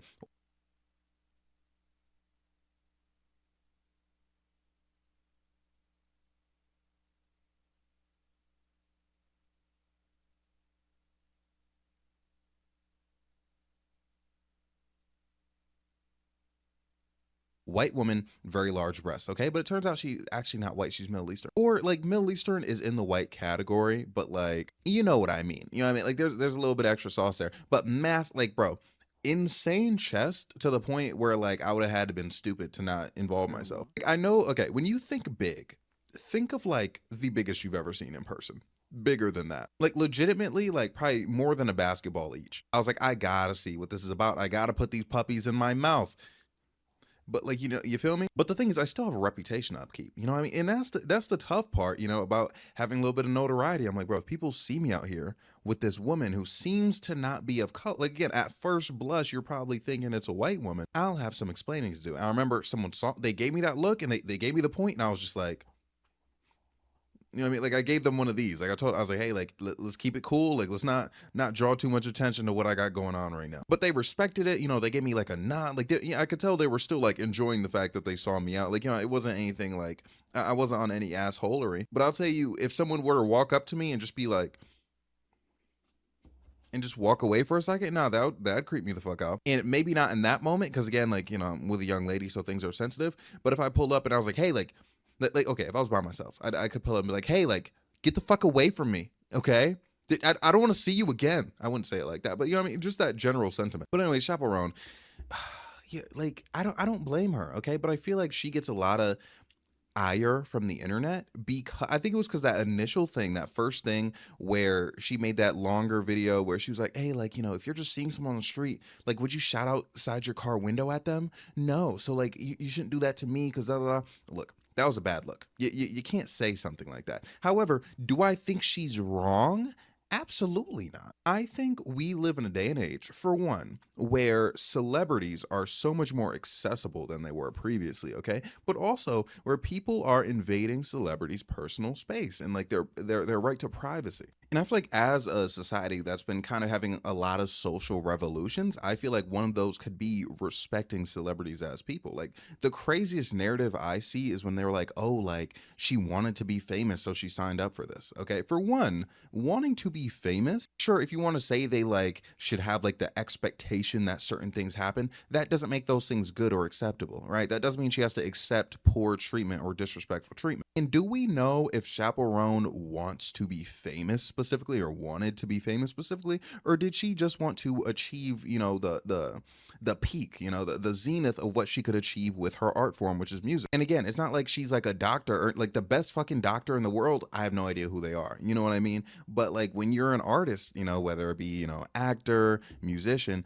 the peak of your power is being very famous. Like the fame just comes with it. You know what I mean? So it's like, what do you really expect her to do? Like, do you expect her to not really go outside? Like, do you expect it to be like a Frank Ocean situation where it's like drop some classics and then like no one ever sees you? You know, like if people do see you, it's a rare sighting, which again, like clearly that's what he's choosing to do. But I think it's unfair to have that expectation of people. You know what I mean? Like clearly, like she has the right to go outside, eat a meal if she wants to. I feel like a lot of people don't understand like the like imagine just the pure discomfort. Because here's the thing. And again, I am not Chaperone, but there are certain aspects where I'm like, I can definitely understand. Just like on like an empathetic human being level, I would even say. But there are days where, you know, you're not feeling your best, okay? You know, maybe you're a bit bloated, you had a bunch of sodium, maybe your hair isn't doing what it needs to do right now, and you just want to walk outside. You know what I mean? Like, or you have things to do already, but like under those circumstances, like you have to do it. Like for me, sometimes that's like, I have to record a video. Or like, again, like appearance things, but also like you're feeling sick. Like you're not feeling your best. You had a rough day. In those instances, I know oftentimes that I have to get on the internet and I have to record because it's my job. Like, bro, if I had a penny for every time, like I was like just at a super rock bottom place. Like I was so down bad mentally, right? And I would get a comment that's like, bro, what's up with your hair? Like BRS, you need to blah, blah, blah. Do you know how frustrating that is? Now imagine being like a woman where like you're going through like whatever you're going through in life and you walk outside, a bunch of people fucking taking pictures of you, posting them on blogs and people being like, oh, like she looks like, bro, I remember when they did that to Billie Eilish, bro, they still use that picture, bro. Like I'll still see it circulate on Twitter every here and then where they'll just be like, oh my God, they'll be like, look at her like without makeup. Like, you know what I mean? And it's particularly being somewhere, bro. And I was like, oh, God damn, I look horrible. And it sucked. It was a bad. This is what you ask for being famous. Like you see these celebrities all the time.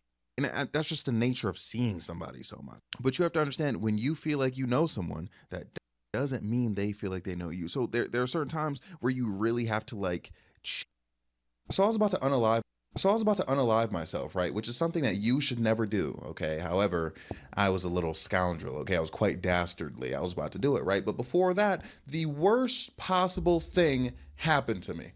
Okay, basically I'm scrolling through IG, I see this little meme. It's like this meme of a crawfish like with shackles ripped off being like, hey, I may be struggling right now, but at least there's in phone time at the end of the bed or whatever. At the end of the day, I can have phone time in the bed. That's basically what it was saying, right?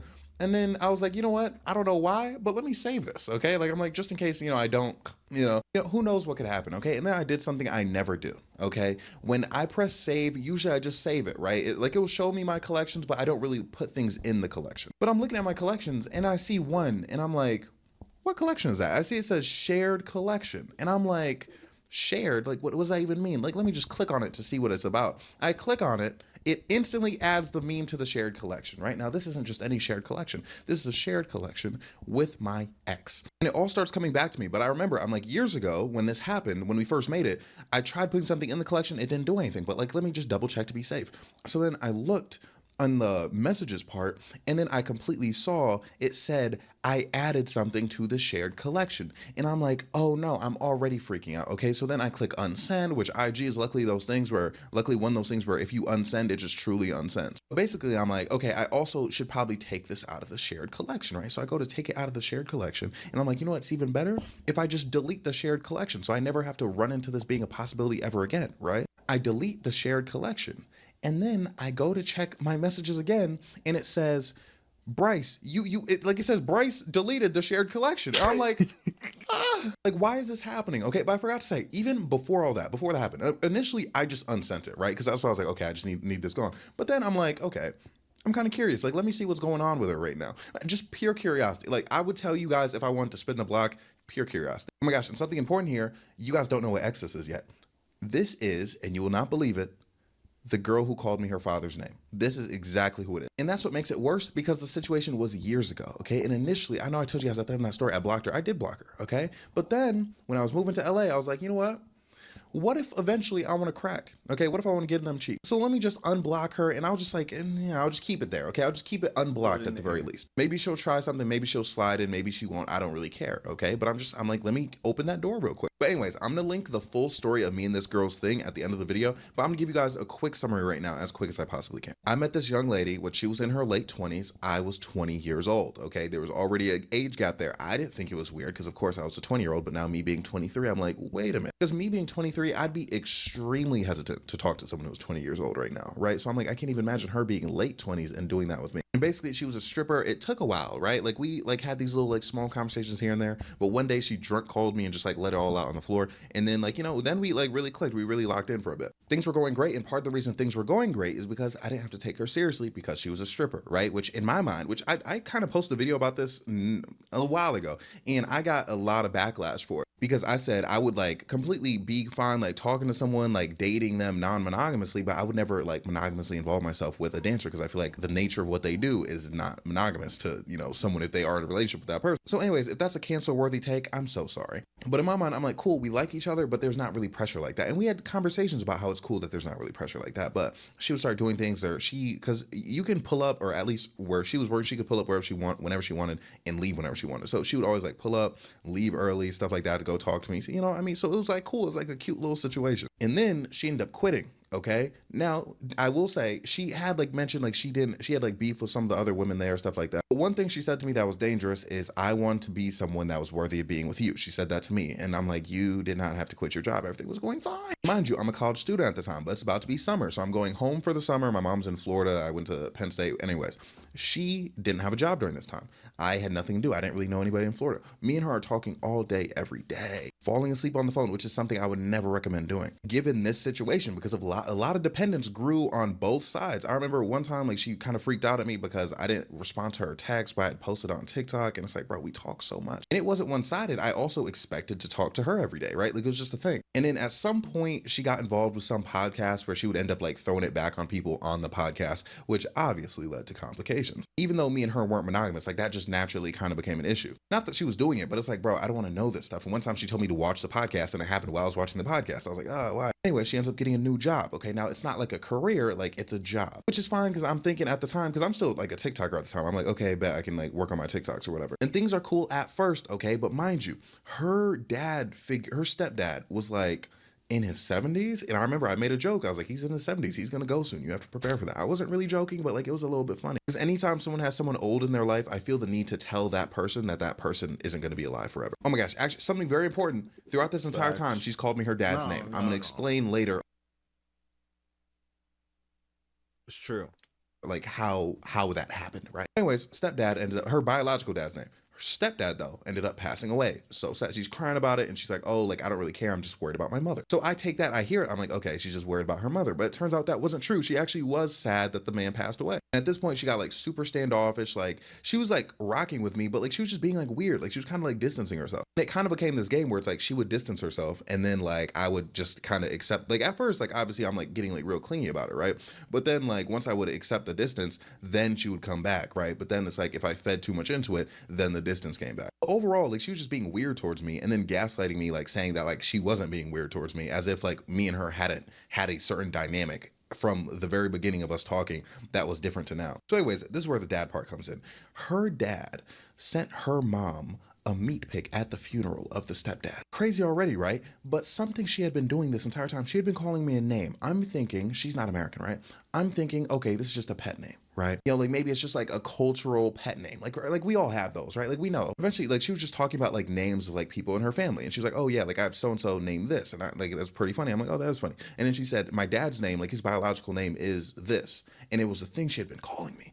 And in my head, I was like, But she looked at me and she was like, you don't think that's weird, do you? And I was like, oh, no, because I'm so prone to suggestion. Like, I didn't want to make, because I was like, I don't want to be the one making things weird, right? Because you guys know I have a lot of thoughts, like a lot of things bother me that don't bother other people, and like vice versa. So I'm like, I want to be the last person like making things weird. And mind you, at this point, things had already been a little bit strained. I'm like, I'm not going to cause a problem by like bringing this up. But no, the more I think about it, the crazier it gets. She'd been calling me her dad's name, bro, the entire time. And when I tell you his government name, I literally mean his first. Like, people are always like, oh, like you mean she called you like daddy? No, she called me his first name, the name that's on his ID. She called me that frequently and very much in bedroom athletics type context as well. So anyways, basically that happened. But then eventually I ended up returning to school, right? Returning to Penn State. And then, you know, Penn State, whew. Now mind you, I had been talking to other people during this time, but I finally have physical access to other women again, right? So I don't really have to spend too much time on her. Now she notices this. Now I don't know, she probably does figure that I'm talking to other women, but like she doesn't know the specifics probably. But like I can sense she's kind of starting to scramble and like want me a bit more. But in my mind, I'm like, okay, you were pushing away this entire time and like you were doing like this push-pull thing, but like now that like I have my own stuff to worry about, now you just want to do pull. And then things really got crazy when I went to New York. Okay, now I'm going to tell you the birthday story. I know by this time, I'm recording this before I did do the birthday video, but if so, like I had just talked about this, okay? So I'm gonna make it real short, okay? Obviously, I'm in New York clapping mad cheeks, right? So I'm not really talking to her that much. We don't really have like that much time to like speak, talk on the phone, stuff like that. And she mentioned that, right? And she's like, oh, like you just haven't really seemed to have like that much time for me. And she was like trying to play it cool. And she's like, I don't want you to think like I'm like sad about that or anything. Like she's like, I'm not sad. Like Bryce, trust me, I'm not sad about it. And it's like, obviously you're sad about it. Otherwise you wouldn't be putting this much energy into trying to tell me you're not sad. Like we know these things, okay? And I mean that in the sense, like it's one thing where like you just really want to make sure people know something. Like I do it all the time with you guys because like I anticipate your arguments. So like I try to like go against them. But like literally like she's like, oh, I wasn't sad about it. I was like, okay. Like someone, like imagine like someone literally accepts what you say and then like you keep pushing, like that's when it's like, okay. It's like it wasn't even like I was like doing a thing where I was like kind of lending itself to like, oh, are you sure? Are you sure? Which mind you, she did do that. Like, I remember one time, bro, this her coworker bought her food, right? And she asked me if I had a problem with it. And I was like, no, like that's what I like, because my thing is if I'm talking to you and you're attractive and men want to give you free stuff, I don't care. Mind you, me and her are still not monogamous. But then like when I told her it was completely fine, I explained my reasoning, she was like, are you sure? Are you sure? Are you sure? So then I'm like, wait a minute. Like now, like, and that's probably my biggest flaw about myself. Like if you want to see me be critical of myself, that's my biggest flaw. I can be convinced to be jealous so bad. Because even I remember a while ago, like someone asked me, have I ever felt insecure in a relationship or like insecure like about like something, right? And I gave an example of me talking to this girl who had talked to a celebrity before, right? And it's a celebrity where it's like, they're genuinely big and like I enjoy the things that they do, right? And I've never in my life had retroactive jealousy, right? But the way this woman explained it to me, she was like, okay, so like don't freak out, like slow rolling like the concept of her being with this man. And I'm like, why are you doing this when me and you weren't together? Like I literally didn't even know you. Like why are you doing that? It took me so long to realize that like I wasn't feeling a type of way because I felt a type of way naturally, but I felt a type of way because it's like, wait, why are you kind of acting like I should feel the type of editing BRS here? Because the thing is, I had talked to women who had talked to celebrities before, right? And after that, I had talked to women who had talked to celebrities before. And I'm like, why is this instance like the one instance where I ever felt weird about it, right? Like I was like, because I don't think it was like her in particular. Like I don't think it was like my feelings towards her being any sort of way. But then like I was thinking back about the situation of like old girl getting food from her coworker. And I was like, wait a minute, that is definitely that. It's so irritating, bro. I need to work on that. Anyways, that's a flaw of mine I need to work on. But anyways, I'm in New York clapping stuff, right? I'm going around doing my thing. Don't really have much time for her. However, her birthday is coming up. And she always told me like, oh, like, you know, my birthday is super important to me, blah, blah, blah, blah, blah. Now, mind you, I have this theory. Actually, I probably said the theory in the last video. Okay, so I'll also link that video when I end up uploading this one. But basically about like the more someone loves their birthday, the less they love themselves, blah, blah, blah. But anyways, at the time, I know it's important to her. So I'm like, okay, you know, when it comes time, you know, for her birthday, I'm gonna make time, make sure I can like call her, spend time with her, blah, blah, blah. Her birthday comes up. Now, mind you, she's on West Coast time. I'm on East Coast time because again, I'm in New York. So I stay up until 3 a.m., right? So I can call her at 12 a.m. her time and be like, oh my gosh, happy birthday. Now she's like talking to me. She's like, oh my gosh, yeah, it's my birthday. You know, we're chatting, doing our thing. We talk until 7 a.m. my time, right? Until she falls asleep. Mind you, she falls asleep first. I wake up, going about my day. Like I'm getting lunch because I think it was a late night for like everyone I was with, like who I was hanging out with in New York. And basically like we get breakfast or like lunch or whatever it was. And she's like, can you call me? And I'm like, oh, like, yeah, I'm just getting food. Like I'll try to make some time later. And then she was like being like real standoffish. I was like, what's going on? And she was like, I just thought you knew how important my birthday was to me. And it's like, oh my God. Like, you can't be serious. I literally stayed up so late talking to you for your birthday. So that situation, but like the nail had been in the coffin. Like there were certain times I told her I was about to go to sleep and she started freaking out because she thought I was lying about being asleep. So I had to call her and be like, hey, I really am going to sleep. Like, look, I'm by myself and I just want to slump. I'm tired, dog. But like, it was like that birthday situation where I was like, oh, okay. I was like, this is really a situation I have to get out of. Because mind you, it wasn't like she was like a big like silent treatment giver. Like the whole like, oh, I'm going to say I want to get off the phone, but you can't let me get off the phone. Very immature, right? And then days later, okay, there was this other thing where me and her, we were on the phone in the morning and I was about to go get breakfast with my friend. And then like like me and him had like this little conversation like before we got breakfast, right? And apparently, now mind you, we didn't talk about like other women. Like there was nothing that like would reasonably come to my mind and be like, oh, she probably didn't like me talking about that. Something I said to him made her mad. And then like, she was like, I can't talk about it right now because I'm about to go to work. I'm like, okay, bet. And she went to work. She sent me like a message. Like she had won like employee of the month. I was like, oh my gosh, I'm so proud of you. Congratulations. Da, da, da, da. So things are good, right? And then the next morning, like we talk on the phone again. So we're just chatting a little bit. I'm like, hey, like, I just want to know like what was going on with yesterday. And then she said, oh, it's fine, but I don't want to talk about it. And I'm like, excuse me? And she's like, oh, like everything's fine, but I just don't want to talk about it. I was like, I just want to know what it is so like I can avoid that in the future. Cause I'm like, I genuinely, like, I'm sure like whatever you're thinking is going on is just a misunderstanding. I would just love to clear it up. And if it's not a misunderstanding, I'd just love to, you know, be able to avoid it in the future. And she's like, okay, but like I said, I don't want to talk about it. I was like, come on, like we're adults, we can communicate like adults. And she's like, I'm communicating. I don't want to talk to you about it. And basically she has to go to work again. And then at this point I'm like, okay, yeah, bye, whatever. And then she texts me after that. And then she basically texts me something like basically saying that, hey, like I think me and you, we should be platonic. Now, mind you, she had sent me like this text before, like this had happened. Like this was part of like the whole push-pull cycle, right? Like she'd be like, hey, like maybe we need to put a pause on like us being like romantically involved. And then like next week she'd be like, I love you. You know what I mean? Like there was just a lot of inconsistency. It was very toxic. And then as soon as she said that, I think I said, I'm sorry you feel that way. And then like I blocked her on everything. And then the mistake I made, and people always hate it when I get to this part of the story, like a week later, I unblocked her and I sent a voice memo, kind of like shitting on her a little bit. Not too hard though. Like just because I had to get stuff off my chest because when I'm in like, and I feel like a lot of you know, like if you know my trends with relationships, you know I put up with a lot. More than I should. Because I'm like, look, I want to make things work. I don't want this person to like feel this certain type of bad way. Like I'm sure things will be fine. Like I just got to put up with this for the time being. Message, never do that. Like I'm like, okay, like this happened. I'm not going to stand up for myself right now because it's not the time and everything's going to be fine once this moment passes. But then it's like in me doing that, it builds resentment over time, which usually the resentment's fine as long as the person improves. But obviously in a situation where this person doesn't improve, the resentment kind of just stays there. So it's like I had a lot of stuff to get off my chest, which again, people are like, oh, like that kind of make, like obviously the situation was me going outside. Because clearly near the end, I was trying to like communicate, do all that stuff when she wasn't interested in doing that. So it was me going outside. But people talk about me sending her that one last voice memo as being like me going out more sad, but it's like I needed to do that. Like there was so much I needed to say. Now mind you, I wasn't like cursing her out or anything like that. Like I was just like, hey, like you self-sabotage the situation. I was like, look, we can both go our separate ways. I'm sure we're both gonna be fine in life. You know, like I mean, like I don't want any sort of, you know, like you said, that no romantic thing, but like I don't think I want to speak to you ever because like who you are right now is not someone that I feel like is compatible with who I am right now. You know what I mean? Like it was like coming off mature, but clearly I was upset. You know, like I was talking down a little bit. Again, it's like my main point is I was telling her she's self-sabotaged, and I blocked her again last time I ever spoke to her. Right now, mind you, I will tell you this. Okay, a few months ago, I tried to keep this secret. A few months ago on my third account, she made a comment. She was like, oh, look who's on my For You page again. Okay. But at that time I was just like, no, not happening. Right. So it was like, okay, whatever. So like, that was like the last interaction until everything that happened tonight or like last night or tonight. It's morning now. So last night, look, I know I gave you a lot of information, so I'll just recap it again. I tried to save a meme to my phone, right? Save a meme on IG just to like my IG saves or whatever. I saw a collection that was a shared collection. I was like, what's that? Clicked on it. It was my collection with her. So it like notified her that I did stuff to the collection. Oh yeah. And did I tell you? I had her blocked on everything. I unblocked her in case I wanted to pipe. Didn't slide into the DMs, didn't follow, didn't do that. So it was already a bad situation. Accidentally texting my ex. Oh man, it sucks. But out of curiosity, now look, again, I like I mentioned in the beginning, if I wanted to slide back in, I would tell you that I want to slide back in.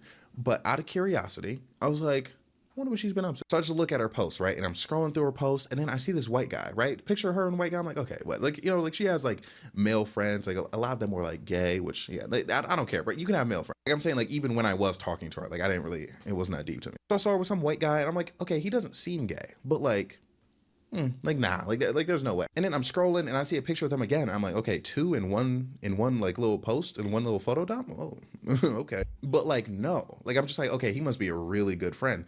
And then I keep going through and I see a video of her kissing this man on the cheek, like kind of like showering him in kisses on the cheek, like mwah, mwah, mwah, mwah. And when I tell you, I am shook. And let me explain to you why I'm shook. This woman was the most, now I'm not gonna say that, let me not exaggerate, bro. She was very blackwashed, okay? Like, you know how people say like someone's whitewashed? She was blackwashed. Now mind you, she wasn't white or black. Like, because I don't want to get too much into the race, because again, I hate giving too much details about the person because I don't want people to be able to triangulate like if they somehow knew. But point is, she was blackwashed, right? She put on a black scent like in conversation with certain people. And like, I kind of, like anytime someone does a black scent in front of me, I always kind of confront them because I'm like, what's that about? And she's like, oh, but like it's the place I grew up in. Like that's really how I normally talk. Da da da. And I'm like, okay, now mind you, I don't know why. Like y'all, if I ever put up with that again, I will literally like pay one of you to slap me in the face because I refuse. Okay, because that happened with her. Next girl, she kind of had a speech impediment, so she couldn't code switch even if she wanted to. But third girl, oh my god. Okay, I'm sorry. I was gonna re-record, but the speech impediment thing is cracking me up. Okay, but anyways, third girl, she also had that thing to a lesser degree, but she eventually ended up stopping, like when I called her on. But it still happened. I'm like, I need to stop talking to these non-black people who put on black scents. Like, why? Like, dude, like, I'm better than this, bro. Like, come on, bro. But anyways, again, completely blackwashed, completely like you can tell like she views herself a certain way. And me and her had conversations, right? Me and her had conversations where one of our first fights, she accused me of being a milkman, which was crazy because we were doing like a little icebreaker, right? Because like, you know, we were just getting to know each other. It was kind of cute. And she was like, it was like, oh, like, what do you think this person's type is? And she said, I would think your type was like white women. And I'm like, wow. And basically I explained the fact, because when people think a black man's type is only white women with like just seeing him speak or like seeing his appearance, okay, not like seeing his actual dating history, that is anti-black, just inherently, okay? Because when people accuse me of being a milkman, they do it because of how I talk, you know, the way I carry myself. Because keep in mind, there's already the narrative that like black men who date non-black women aren't really black men, you know what I mean? Or it's like, oh, they aren't real, like any black man who dates a white woman, whitewash, you know what I mean? Like that's the narrative, which is why when someone who's not black accuses me of dating only white women, like it literally offends me more than the N-word, because it's like, it's literally like you trying to like racial Olympics me right now. But anyways, okay, it's like saying that like, oh, someone who talks like me, someone who carries themselves like me dates white women is saying like, oh, like, because real black men, they're hyper masculine. They don't speak so eloquently, okay? They spam AAVE. I'm not saying you can't be eloquent whilst using AAVE. Those are two separate statements. But you see what I'm saying? Like, if you sound a particular way, if you sound educated, it's like, oh,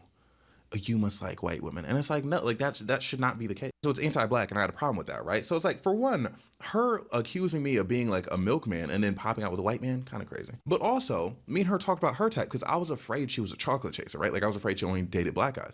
And she told me, she's like, okay, like I date like black and Mexican. She's like, because that's like really who I grew up around. She's like, I don't really like find like that many Asian men attractive. I'm like, okay, fine. And she said, the one race I could never date is a white guy. I could just never. So that was part of the reason I was shocked. So, because I was like, no, like if it was like a black dude, I'd be like, okay, maybe it is him. But like, I literally could not believe this until I literally saw her kissing his face. Now this white man, I didn't overanalyze him. I did not overanalyze him, but I feel like I have to tell you guys, he's definitely not better looking than me. And I don't mean that subjectively. That's all I'm going to say. Like, again, let's just say I'm very, very surprised. Very surprised. But like also not really. Like I'm not saying it's not a look. Like I'm not saying like, oh, like she could do so much. She could probably do better. But like I'm not saying like, oh, like she could do so much better. Like they're probably like closer to each other than like I am to either of them. And again, I know you guys like, oh, like BRS is ego, BRS narcissism. I'm keeping it a complete buck with you. I've been with women who dated like my last ex, bro, her ex is very handsome, very attractive. I'm not telling you this just to tell you this. I'm telling you this because I have a purpose. And the purpose is to let you know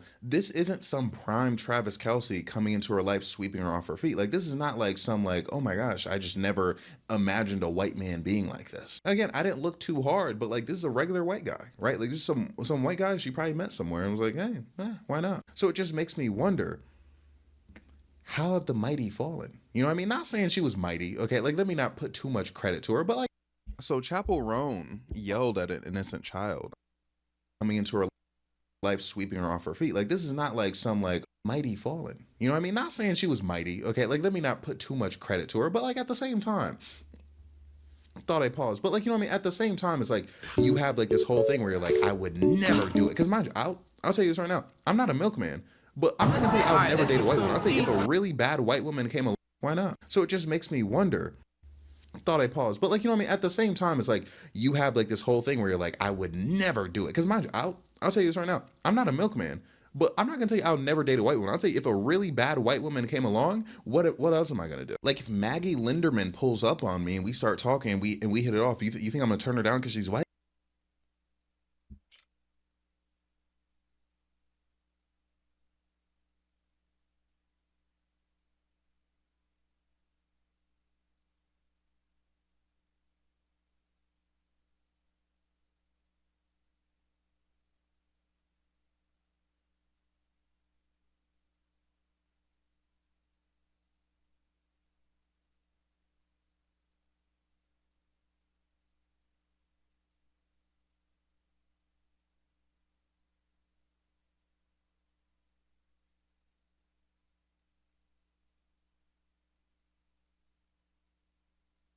I know, bro. That's Maggie Linderman. And that's the whitest name ever, isn't it? But she bad. Look her up. She got that thing I like where white women look a little evil. You know what I mean? Like I like dark hair, like a little bit of goth. You don't gotta be crazy goth. You don't gotta overdo it, but like just a little like I want to know that you have depression by looking at you. But anyways, it's like I'll give you that, right? So if you see me pop out with a white woman, you know what I mean? Just assuming like she's attractive, you'd be like, oh, okay, I get it. Now obviously if I hop out with someone chopped in general, you'd be like, oh man, Bryce is losing it, or he never had it, which of course I have it, guys. Let's not be crazy now. So it's like just for her to get with a white man like that, like what does that mean?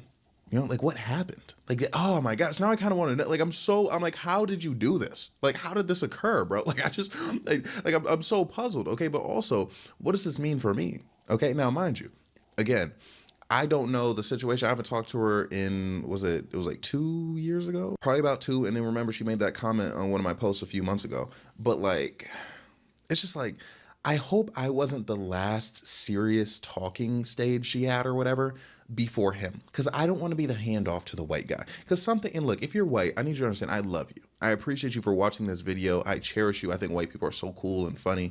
You know, obviously when they're not like certain white people, you know what I mean? But like, you know, like I love white people. I have no issue with them.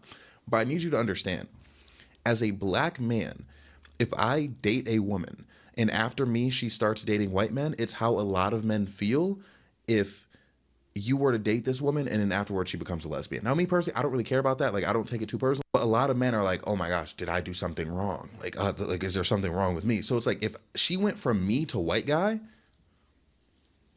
I wouldn't care. Because again, I've had exes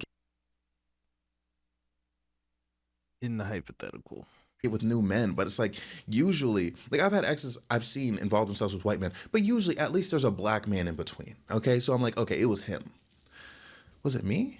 Like it just can't be, right? Because it was a couple years ago, right? But again, the thing is, a couple years can go by without you really getting into something serious, right? So it's such a mind effort of a situation, and especially you gotta understand, it would be one thing if she was like, you know, I don't really discriminate, da da da da. She was very, very adamant, okay, and that's why, like, so I really hope white people didn't get mad at me for that. Like, she was very adamant, like, I would never date a white guy.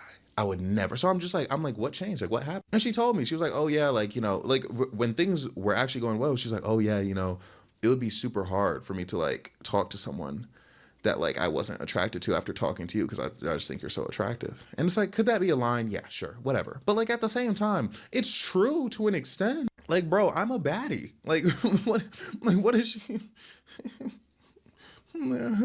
I wanted to say something, but I didn't know what to say, so I kind of just like did that, and I'm leaving that in. But like, you know what I mean? Like, it's just like I'm a baddie. Like after dating me, or like before, just at some, you're gonna have to like be like, okay, yeah, like I want baddies because I had access to Bryce, the baddie. And this is what I talk about all the time, okay? And people get so pissed. I remember I posted this on IG, and people got mad on my content IG account. When people stop talking to me and they start talking to someone else, okay, who's obviously not of my ilk, how do they feel about that? Are they like, man, I had to settle? Like, what are they thinking genuinely? Because you have to be honest with yourself. Like me personally, bro, I remember the situation I was in during 2020, right? Where, you know, everyone was home. I was talking to this girl, like things were going well. And then that situation ended up not panning out. She was at that point, like probably the most attractive woman I had talked to, like up to that point. So I had been talking to other women after, and mind you, like I'm like, okay, you're pretty, you're cute, whatever. But in my mind, I was like, I know they don't look as good as her. So I can't downgrade. And the thing is, even if you don't take it that far, even if you're like, okay, like whatever, downgrading, who cares? Like you just like this person, you have the connection. Do you not in your mind think like, they're not as good as this person? You know what I mean? Like, I feel like that has to be a thought. Like, I need you guys to understand, I'm over it, in case you can't tell. And I tell you the story, like, of the relationship situation, whatever, because I think it's entertaining for you. And, like, I know you guys like when I tell stories. But all that, like, I don't really care about, okay? But the part that's getting me, like, you know, like, her being with a man, I don't care, okay? But it's like, this guy, this random, it's not even this guy. It's the fact that it's what this guy represents. Because in my mind, because I hate to be this guy, but I'm like, does this man represent her giving up? Like, because truly, what is he bringing that changed her mind from no white men to like, okay, this white man? Did she, now mind you, I know like she in her mind was on a timer, like she wanted to have like kids at a certain age, so, you know, all that kind of stuff. So I'm thinking, I'm like, was it that? Like, was it like, oh, I want to settle down, here's this man? Is it a money thing maybe? I don't know. Because I'm not gonna, like, because remember, she was late 20s when me and her were together. Late 20s, I was 20. So it's different for me, right? I'm in a situation where I just got out of two relationships and I'm 23 and I don't really want to be in a relationship for a good amount of time. Her, she's really like 30 or pushing 30 or like just past 30, somewhere around that range. And there's a lot of societal pressure to, at that point, especially as a woman, start wrapping it up. So it's like, was it a situation where it was like, okay, like I'm kind of looking to settle down. Let me give this person a chance, see if it works. And then it ended up working, which, okay, if it works, it works. I don't know, like, I need you guys to understand, I just take such great interest in people settling down and when they choose to settle down, right? Like, think about A$AP Rocky and Rihanna, okay? They settled, I don't know what the age they were. They're definitely past the late 20s. Maybe they're in that range, I think they were definitely like early 30s. But anyways, they were in that range, started having kids, started a family. It makes sense, because you think about A$AP Rocky, you think about Rihanna. You know what doesn't make any sense? Jay-Z and Beyonce. What happened there? Now, mind you, I don't want any beef with Rock Nation, trust. But like, what was that about? Like, clearly there is something going on that made not only Jay-Z be like, I want to settle down right now when I'm in my late 20s with, Beyonce, obviously a beautiful woman, so I guess that kind of settles. But there was something in Beyonce where, you know, when she was, however old she was, being like, yeah, I'm gonna settle down with Jay-Z. Like, this is my time. Well, like, what was that about? You know what I mean? Like, I could get really interested in that. But like, me, since I know this person and since I've heard the specific things they had said to me about this kind of man, what's this about? Like, what happened? Now, obviously, I don't want to talk to her. I don't want to ask her. Like, I don't want to have this conversation. It would just be very awkward. But it's just like, I'm curious, man. Like, for real and for true, what made it happen? Okay, and that's where I'm left at right now. I'm sitting here puzzled, right? Because I'm not gonna. Now, mind you, I know some people, bro. Some people I've been very close to, or like the type of person to like keep looking at it and being like, that's not me, okay? Like, I saw it, I processed it, and then like I'm moving on. Like, as far as like looking at it, obviously, like I'm still thinking about it, but like, I'm just like, in my mind, I'm like reanalyzing it. I'm like, what is this about? And it's like, I don't want to be that guy, okay? Like, I don't want to take this. Like, there were details in the original "She Called Me Her Dad's Name" video that were kind of shitting on her a little bit, okay? Just a little bit. This video, I didn't want to shit on her, right? Like that, like, again, I'm linking the video at the end. If you watch that video, you'll see there are certain things where it's like, oh, like, he definitely like wouldn't want. Like, this is not the kind of video where it's like, yo, charitable to that particular person. Not like purposefully, but it's just like things are brought up. But it's like, I purposefully tried to avoid as much of that as possible here, because I don't want it to be like, oh, like I'm just hating on her. Like, oh, my ex got into a relationship. And now, mind you, again, this like ex is like the tagline because it's easier to say, but like, this is like a situation like, oh, a situationship got into a relationship, like, oh, he's being weird about it. You know what I mean? Like, I don't want you to think I'm trying to like neg or like be like, oh, well, like she's actually just crappy, da da da. Like, that's not what I'm saying. Okay, like this has nothing to do with her quality and everything to do with the things she said to me and the decision in this moment. Okay, if anything, me being so puzzled right now, it's a compliment to her, because I'm not like, I've had people that like I talked to in high school or whatever, and I see them settle down with somebody, I'm like, yeah, I guess that makes sense. Take what you can get. You know what I mean? Because I never like deemed that person to have, hear me out, I never deemed that person to have like a kind of respect for themselves. That I just figured, I'm like, yep, someone's just gonna come along and be nice to them, and they're gonna be like, yep, let's go. Her though, I thought she was very picky, or I thought she was going to be picky. Maybe that was a bit naive. Because I'm trying to think. I remember when things first ended, how was I? Obviously, I was way hurt back then.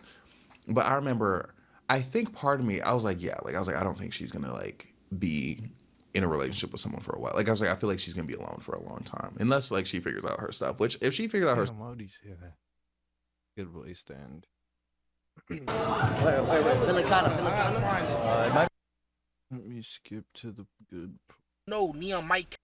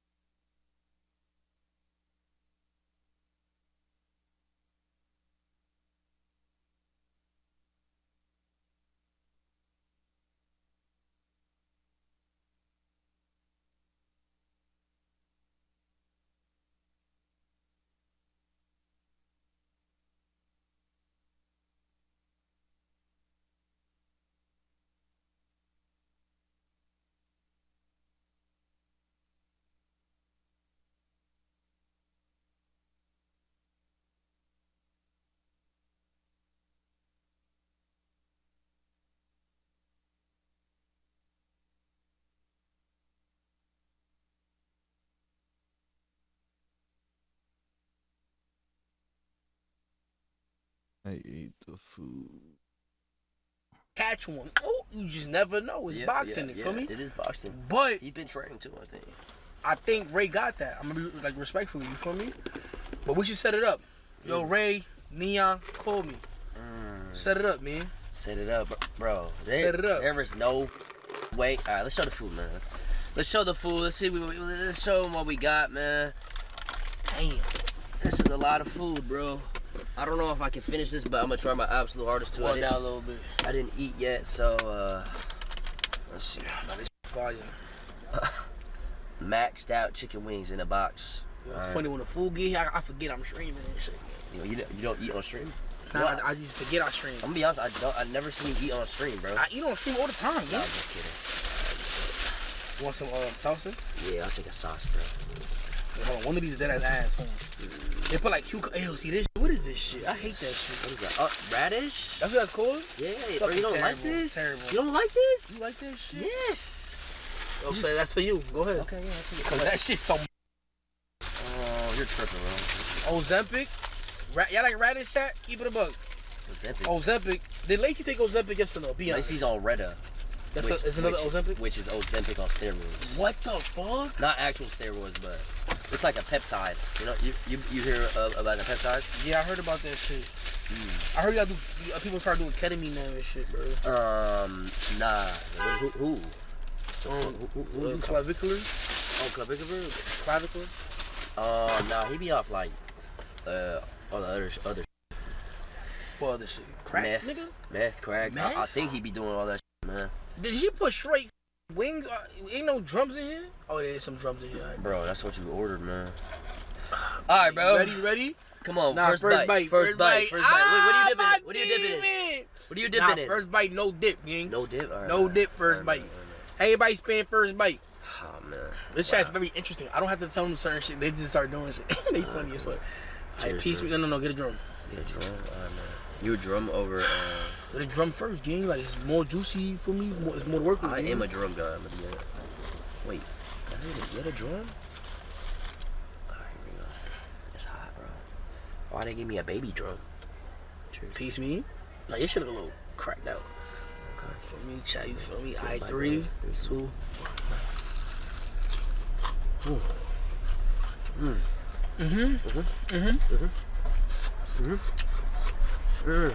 It's hot. Hot. One thing about spicy. Ooh. Oh shit. Ooh. Yeah, everybody BMW. One of those dumb fuckers are hot in here. Yep.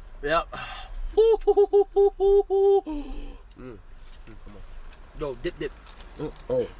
Let's get some dip. No, yum. Come on. Barbecue. Okay.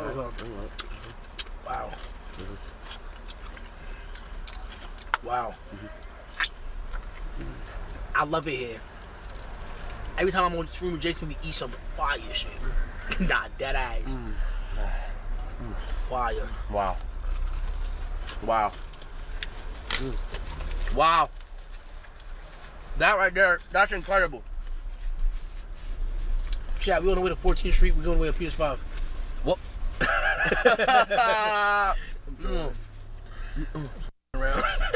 Alright. Let's get this shit going.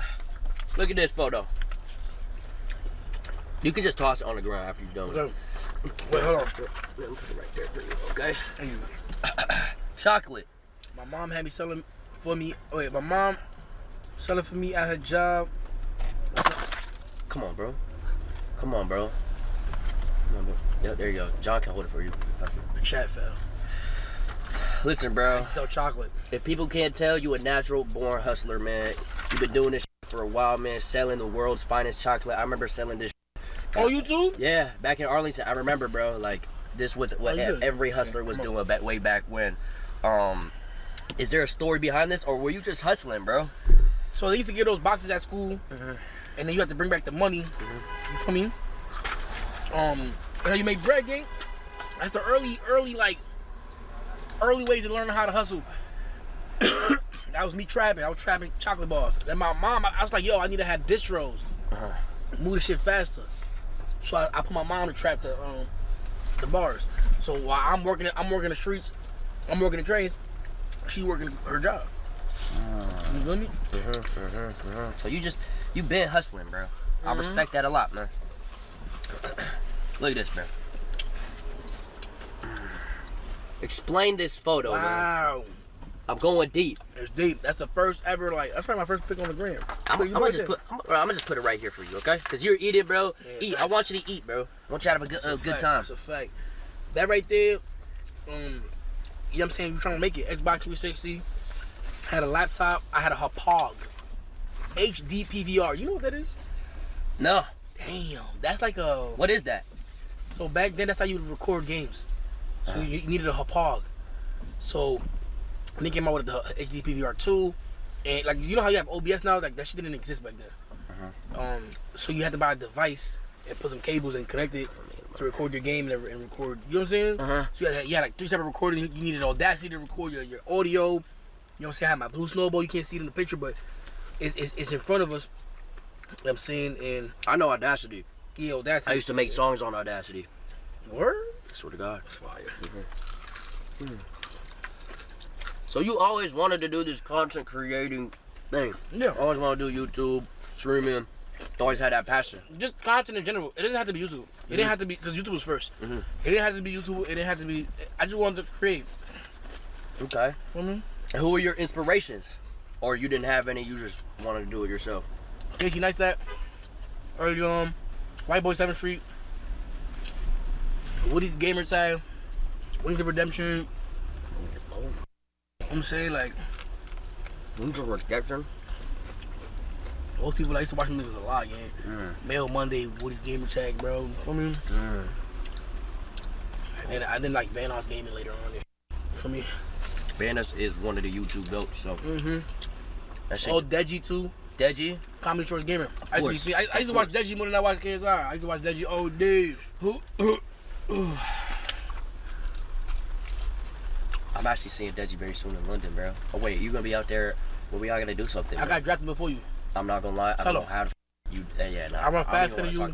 No, hell no. I'm stronger than you. You might actually run faster than me, which I is do. Actually, No, I really do. Because you got 100 pounds of me. Think about that for a second. That's actually kind of depressing. Like, you're not even trying at that point. No. I've been in the gym, though. I've been trying to get my twitch muscles. I lift more than you. Nah, probably not. I beat you in the 1v1. Push or fade, though. Who? Push or fade. Let's do that. On God. But I don't think we can do it today, though. It's fine, bro. We could try, though. How much you can do? Infinite, bro. Like how many? I think you can do. Like right now, I beat everyone. Just be I'm honest, undefeated. I fucked my shoulder up, to be honest. That's fine, bro. That's fine. We don't gotta do it today. We can do it in London. We can do it whenever. But how much you do? I don't know. I've never maxed You ever hit 100?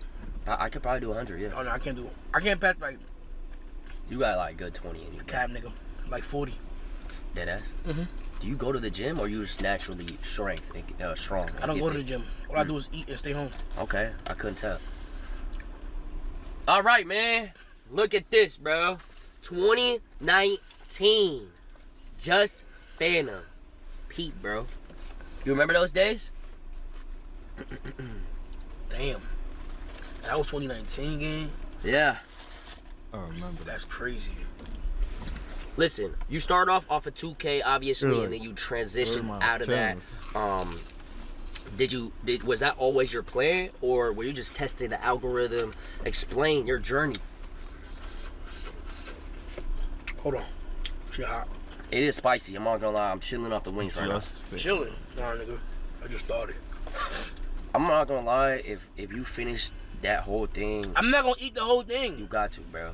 You have to. No, I never been a sloppy eater. You don't, bro. No, you know how you have sloppy eater shit, and then you I'm have a sloppy like eater. I'm not a sloppy eater, even though I like you gonna go crazy in here, but you know, like I don't do that shit. But look, chat, that's New York slang, right? So when I was on 2K18, depression. I was like literally depressed, like chronically depressed. I woke up every day and I want to be here, no cap. And I think the game has something to do with it. Well, that shit was palette, like the palette was gray, like everything was gray about it. Like, the f is this shit, right? And then like I'm talking to Davis and Agent at the time. It's before like I don't know if at the time I messed up in terms of like AMP creation or not, but boom, right? So we talking this shit, and we talking about like what's next, like for me. Yeah. And I'm like, bro, I'm at ground zero. I don't have nothing to lose. Like what I go like? Okay, cool. I was making like a couple. I don't know how much, but it wasn't that much money. But I say, yo, if I try something new, even if I went broke, even if everything, and I was still in the hood, chat. I was still in the Bronx. Even if I lost it all, at least I would be happy. You know what I'm saying? Because I'd rather choose the happiness over the views or whatever the it is. You know what I'm saying? So I say, yo, this 2K18. I don't know if I'm gonna fall off. I don't think it's gonna happen, but let's try it. Okay. I did it, and it Metro boom went crazy. Right? Now I will keep it a buck. A lot of people in the 2K sphere were scared to leave. Like for example, Agent didn't want. He said no. Davis too. Like they was like because it was working for them. You know what I'm saying? But they also didn't like it. But it was working for them. You know what I'm saying? But I was like, yo, bro, this shit, gang. Shit's depression, gang. I'm out. Any 2K creators that didn't make that transition that you wish they did? Yeah. I'll say one, bro. EJ. EJ the kid, I think his name is. Cheeseaholic, bro. Cheeseaholic, yeah. But Cheese is like, I don't know what the Cheese be on. He be doing like little Instagram shit. They be funny and shit. But like, I think he did try. It just didn't work out for him. Maybe I don't know. I fuck with Cheese and them. Shout out to the fam. Shout out to Wet I too. used to watch Mad Cheeseaholic. But I think, man, some niggas just really like what they doing, and I liked it. But when I stopped liking it, nigga, I'm not trying to stay there no more. Facts. You know what I'm saying? Next up. That makes sense. Come It's on, like bro. Fortnite. OG. Come on, bro. You were skinny back then. I was a little. You were skinny, but the I thing thought I was is, mad fat then, though. That's crazy. Yeah, that is crazy. Nah, you were mad skinny in that. Clearly, bro. Streets of New York, right here in this picture. At the Bronx. That's your domain, right? That's 167. Say 167. 167. I don't know about that. I'm gonna be honest, bro. I'm from Arlington, Texas. I don't know about New York culture. But what would you say is the difference between growing up in New York then and moving to Atlanta, places like Atlanta? You've been to LA, and you know the Dominican. New York is Republic. undefeated. New York undefeated. Nothing beats New York. NYC is one of one. Okay. Favorite place to live? Yes. I'm saying now, of course, in moments and waves, you know what I'm saying? There was a point in my life that you couldn't pay me to leave the Bronx. I'm gonna be honest, nigga. But you could argue I didn't know better. You know what I'm saying? Now I'll be moving around NYC, and I still love NYC. My second favorite. And sometimes it becomes number one. What you think it is? What I'm saying? Dominican Republic. Yes. So then I got my days where I'm like, nah, DR number one. This shit amazing. Right? Then I get bit by enough mosquitoes. I'm like, all right, man, I got my. You feel me? But I love DR, like OD. But those like my two favorite places, New York City and DR. I mean, I got spam. I mean, I'm not gonna say all over the world, but I've been I've been traveling here and there, and I just feel like, but I love it here, bro. I don't know. I just love New York, gang. So right now you live where you say the most? Atlanta? Just for like content purposes? Nah, I mean, yeah, ATL. I mean, yeah, the A&P house. Like you stay there, or do you have like a crib out in Atlanta? It depends, like how I feel for the day.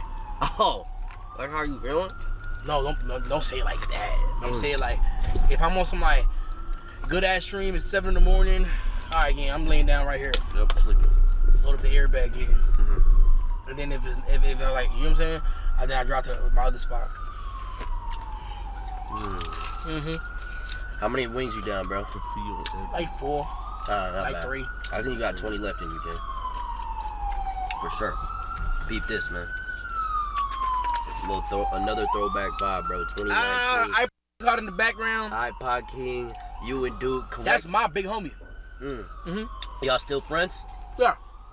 Correct me if I'm wrong, bro. This is one of your first IRL videos. That's A&P. Yeah. That's A&P. One of the first A&P videos. First little link up with obviously now A&P. Yeah. What are your first impressions of people like Davis and Duke Dennis? I already knew Davis before that. But in person? Yeah, I did. Oh, you did? Yeah. Oh shit. Okay. Yeah, I already knew everybody before that. A&P was created, and then know everyone it was some different first. It was a different group first. It was a different name. I just forgot the name. How you forget the name, bro? We need an origin story. That's why we don't. It's not here today. You know what I'm saying? Yeah, you right. But it's I remember like we had different people in there, and then that shit fell apart fast because it was like some. And then what was this? The people like, I don't know. I feel like when you try to start something and then like percentages and. Nah, hell no. Boy, that shit didn't even cross our mind at that time. Like, I'm saying more like, you know how like you see your cameraman? Yeah, it's John. What's your name, bro? John. John. Okay. So let's say John, like John around us, right? Yeah, like sure. all the time and shit. And then like we start saying, yo, we can make a group. And you say, yo, I fuck with John in the group. Like that type of vibe. Like it's like John don't even. You feel me? Like not that no disrespect to John, but like nigga, I'm talking about niggas that really give a f about this. Damn. Okay. You get what I'm saying? Look. Okay. I get it. I completely understand, bro. Okay. His name is John. How would you say your relationship is with everybody in the group? W's. Like then to now. Better than ever. We just came from Miami. We had but when all the, to my MP, right? When all the 6 members sit down, bro, we be chopping it up, bro. Nigga, we had a yacht out there. That shit was mad long for us. We had a house. We had a yacht. Baller league. That shit was dumb lit, bro. I ain't gonna lie. Okay, bro. And obviously, I was in phase. Yeah, you was in phase. That shit dead now. That shit is dead as right. And I don't dead as it will ever come back. That shit done. Yo.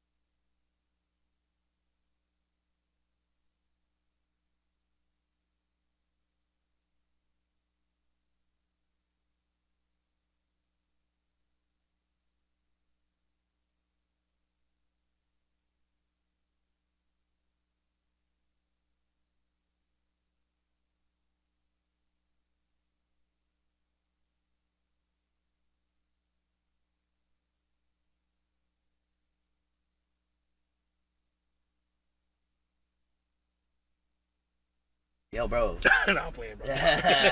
Listen, yeah, I was in phase. Shit's dead as. You know, thoughts of a new group, maybe, right? But if you were to give tips out, obviously you're in one of the most successful content groups of all time. What's your advice to me and all the guys back at home? I would say, like, what's the most important thing? Whether it's like the splits or the relationship, what is it? How would you operate it if you were to start from the ground up?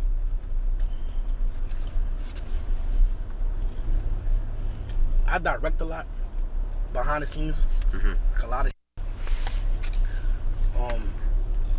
and like a lot of people ask for advice for shit all the time, and I tell them source all the time. If you don't do it, okay, bro, it's your life. You feel me? If you do it, it's lit, nigga. Yeah. You know what I'm saying? You can't put a group together just cause like the numbers. That's one. Yeah. So like, just because bro pulling this number, that number, that don't mean y'all gonna be cohesive. That's one. Cohesive. Yes. Holy. What? That means together, right? Hell yeah. God, okay. So you need to have genuine brotherhood. You feel me? You guys have to be friends. Yeah, you cannot be picked by design. This is not a what's that shit called? I think you can do this with, and that's kinda, and that shit still falls apart. Like girl bands and girl bands, like K-pop and shit. K-pop, yeah. Like a lot of those, like fabricated groups. Yeah, a lot of those bands, they're picked. Yo, this girl's really nice. You do this. Yep. You feel me? So when they fall apart, is because like, you know what I'm saying, and that's even easier to maneuver than a streamer group that has to go live and you gotta see them every day and shit. You feel me? So basically, you're saying if I want to start a new group with all the guys, maybe add a member, we just all gotta hang out and be brothers. Not just that, and you guys have to respect each other. 100%. You gotta have respect. Jason, look, let's say me and you had a group, and it was two other individuals, and you did something I didn't like. I'll say, you know what, Jason? You did something I didn't like. I mean, I feel like that is very like common. That's not that common, nigga. No. I'm saying like in groups, like there's always a little a tussle. And communication is key. Communication is key. So you sit down, you say, yo, bro, I ain't like that you did that. Okay. I wasn't really with it, bro, and it made me feel away. Mature. Communicate. Communicate. And sometimes the person you're trying to communicate with, it can be difficult, but you got to be a little bit emotionally intelligent and just try to get through. You know what I'm saying? But trust me, once you get through, gold, baby. It's gold after that. Tell me. So you would say there's been times where shit happens internally in the group, but all in all, shit gets resolved and y'all keep it pushing. That's a fact. You gotta have a communication. Just talk. That's fire, bro. Okay. Next tweet. 2020 AMP was created. 60K subs with 0 vids. What was y'all's vision with this group? Were you just doing for the fun of it, or like, what was y'all's vision? I was one of those. Initially, obviously now, one of the most successful groups of all time. I think at the time, we just want to be part of the greats. You feel me? If not the greatest. You feel me? Yeah. And be there and get there by any means. You feel me? In the beginning, I think the motive is still the same now. Let's keep working. Let's keep grinding. You feel me? I know, like earlier we said, your come up story, and like I told you, like, oh, I still think I'm coming up. You feel me? But that's like a real, like, even with AMP, I think we're still coming up. It's a mindset thing. Yeah, it might be a like. They know how blessed they would have fucking. Duke was nothing compared to fucking Davis and Agent Brown. Like, they know. But it don't matter. Like, yeah, for sure, mindset thing. You gotta. I mean, I think human nature is like you're never done. Yeah. You once you reach a goal, you'll want a new goal.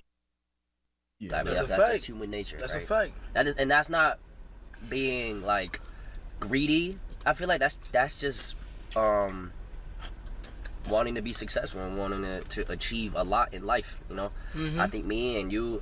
I don't want to speak for you, but like me personally, you know, once I reach a goal, I want to reach my next goal and just keep evolving as a content creator or whatever I want to do in life. That's what it's about, bro.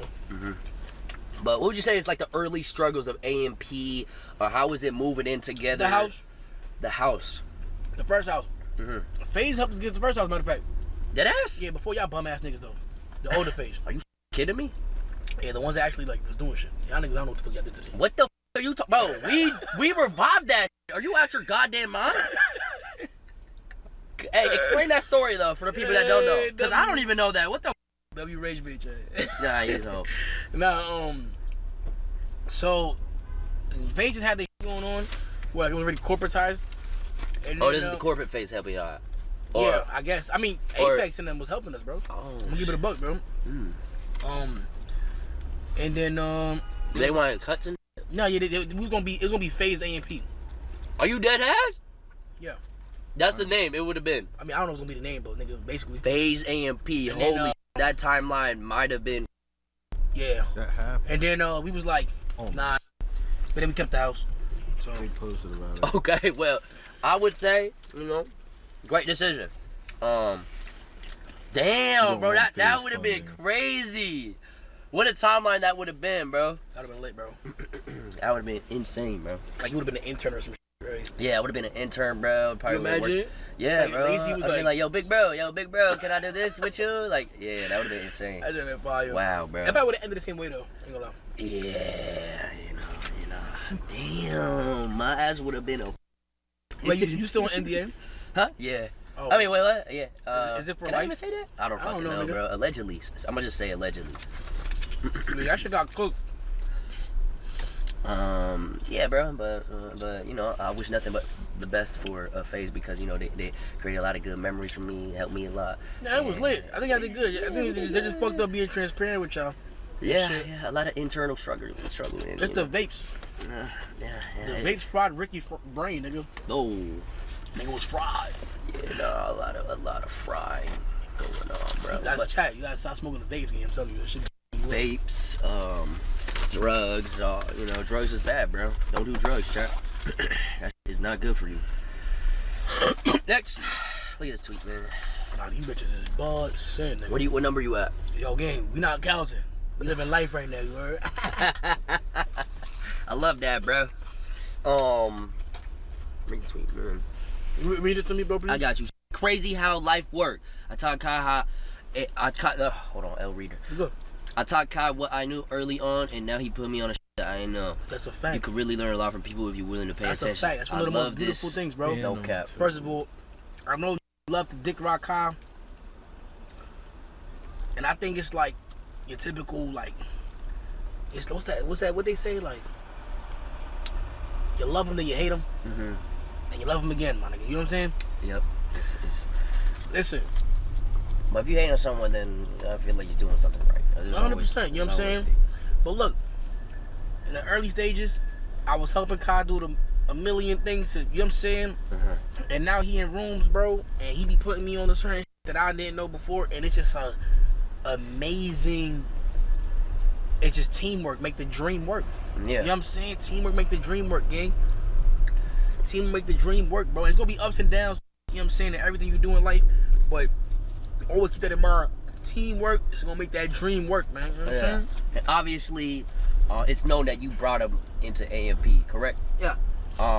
Was this like a quick thing? Like, were you like, oh, this dude's gonna be something special, or you thought he was super funny and you just added him, or was it like a team meeting? Like, oh, like. So the issue was, in the beginning, you see Kai's like, no, like, you know what I'm saying, like, yes. What's that word? Jester. Not jester, nigga. What the fuck? Not jester. No, I'm a jester. Like, just funny. No, nigga, no.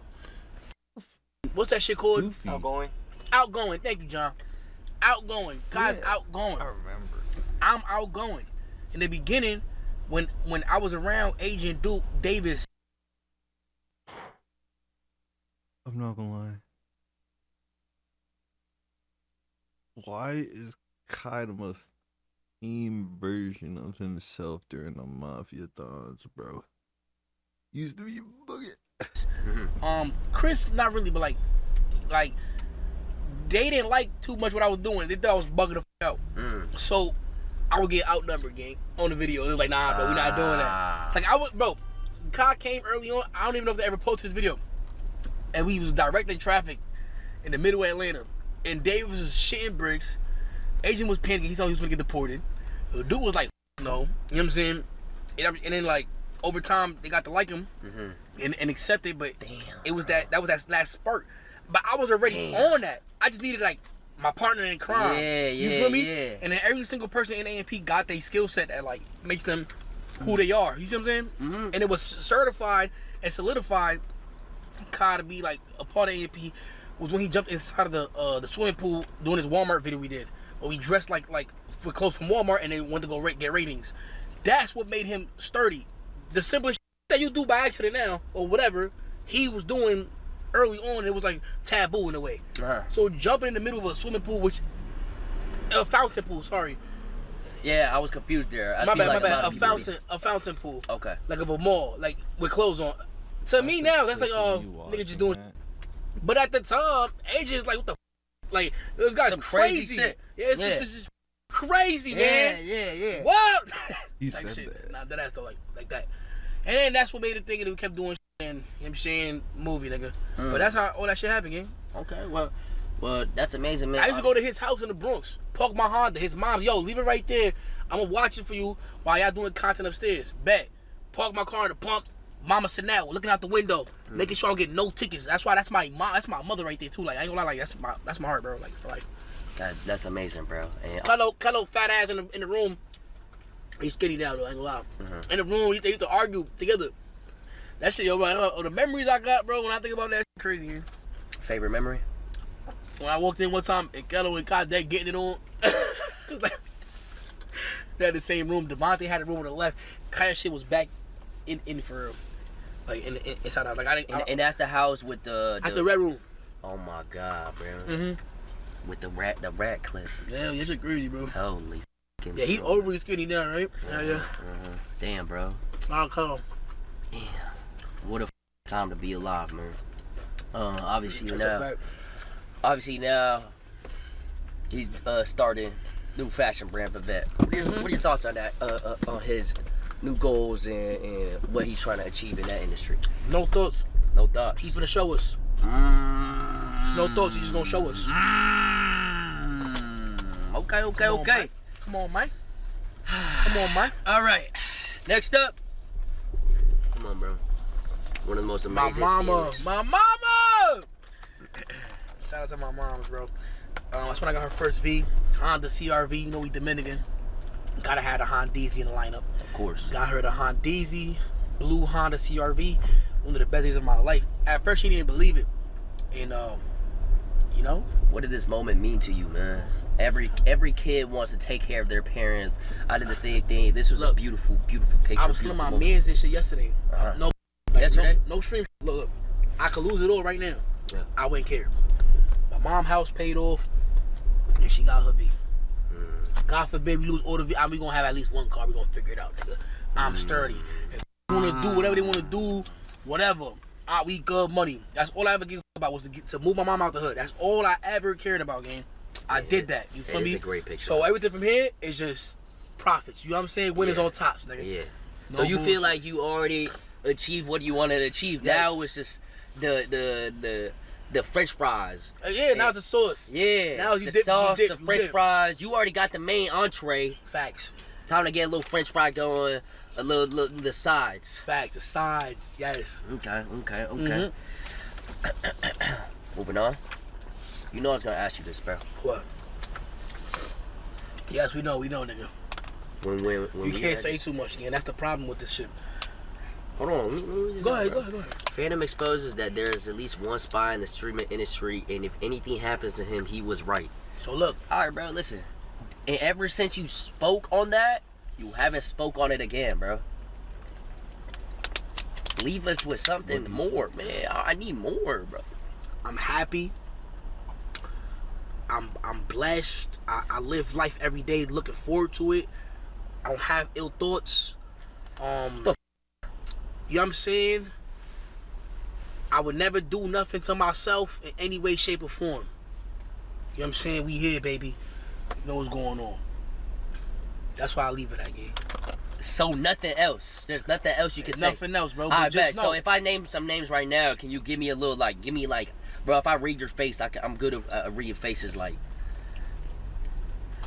look at me. Marlon. Neon. Why you making that face?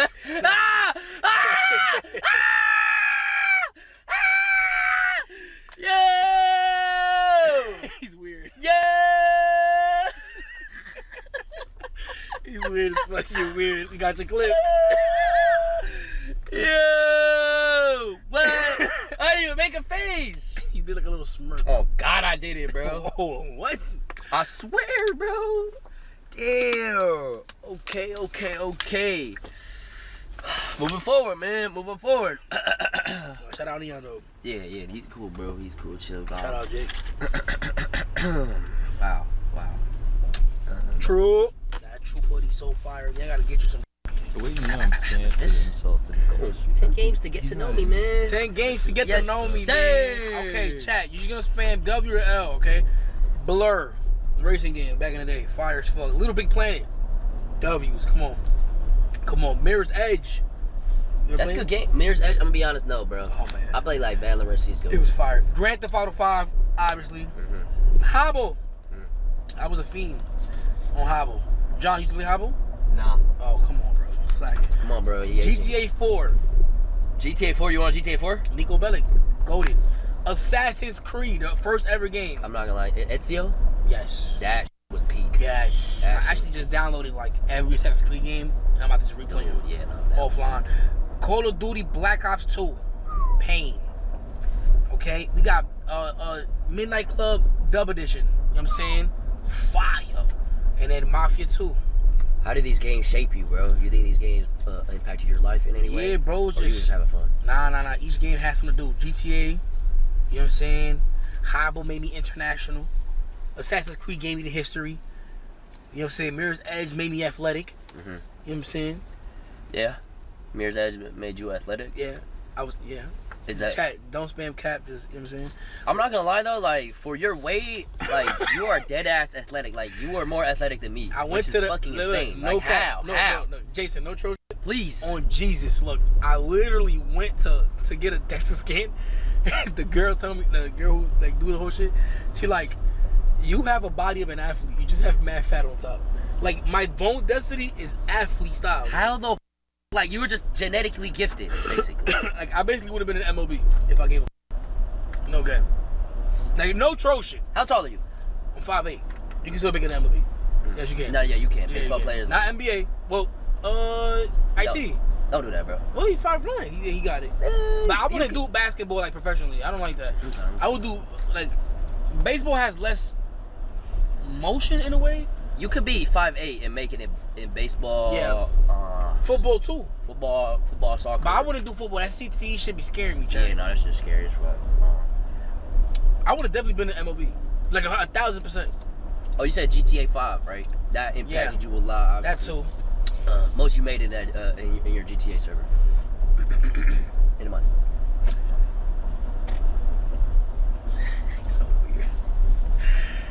Look, I'm gonna just say this: we've seen 7 figures on the server. The fire. I'm not gonna say like. Yo, that's more than enough, bro. Are you? All right, boys. Holy man.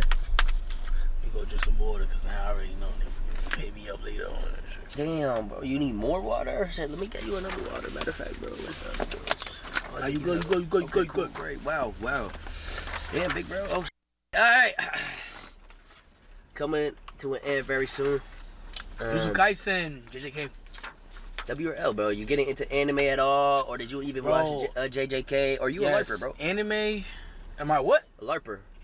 I've heard about that word recently a lot. LARPer. Like, is it like when you act like you're something but you're not? Yeah. I've been watching anime since I was like 12 years old. Yeah. No good. Favorite anime? I have to put One Piece versus Hunter x Hunter.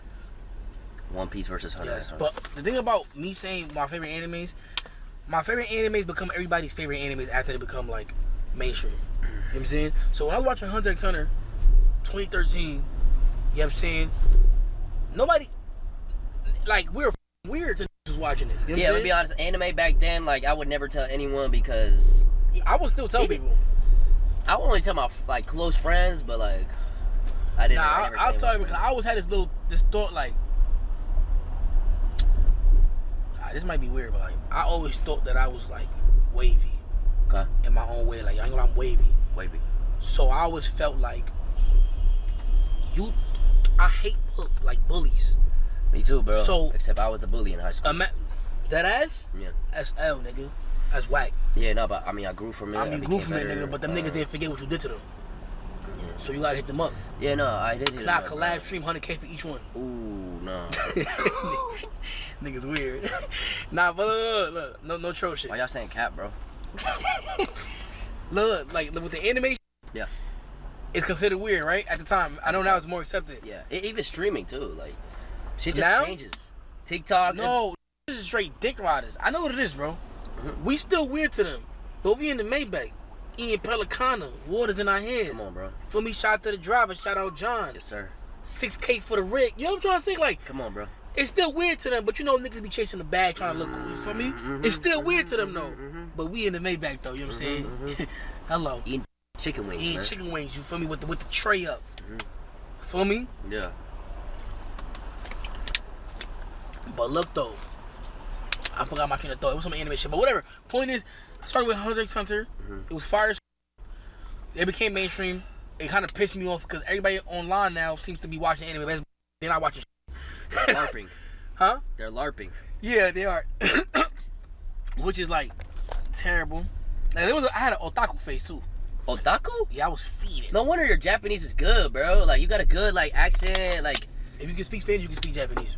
Dead ass. I'm dead ass. No, okay, top 5. Top 3, actually. Top 3 of all time? Yeah. Okay, as I said, One Piece, Hunter x Hunter. Attack on Titan. You guys maybe not like it as much. Who is you guys? Everybody who came later. I'm one of them little hating niggas that be like, hey, that joined the wave late.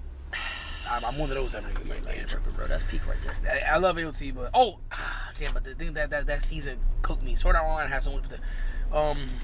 Let me see. What would be my third? One of the big 3s, maybe, or not. Give me a niche. Not niche. Nah, something I really was like. Oh man. Sword Art.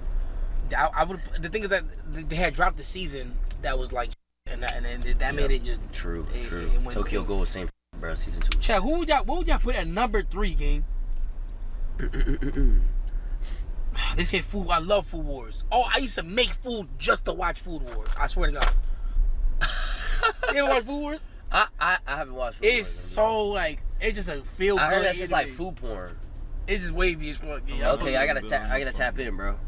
Kuroko no Basket. It's tough. Damn.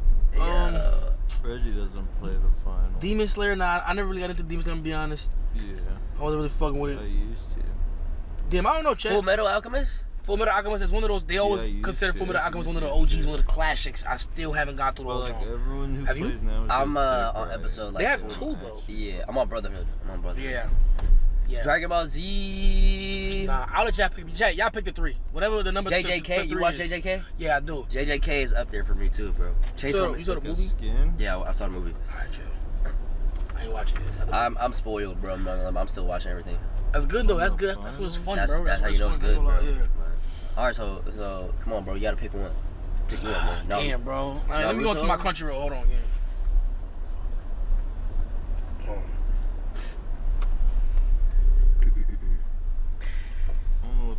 Dang, you're not logged in, bro.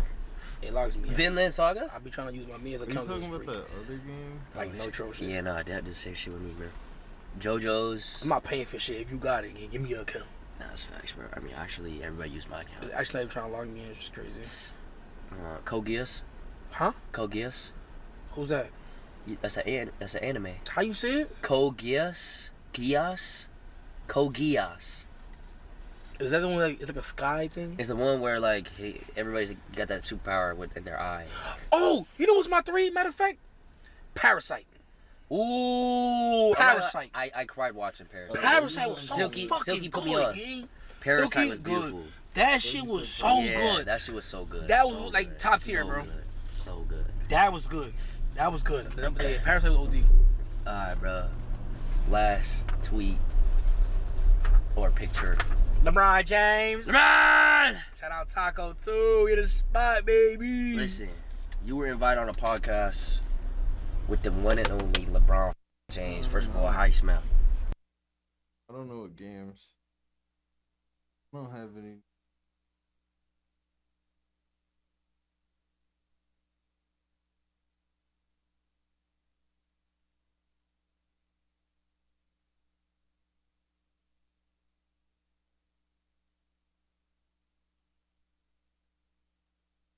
I'd rather play Need for. Do you have that downloaded?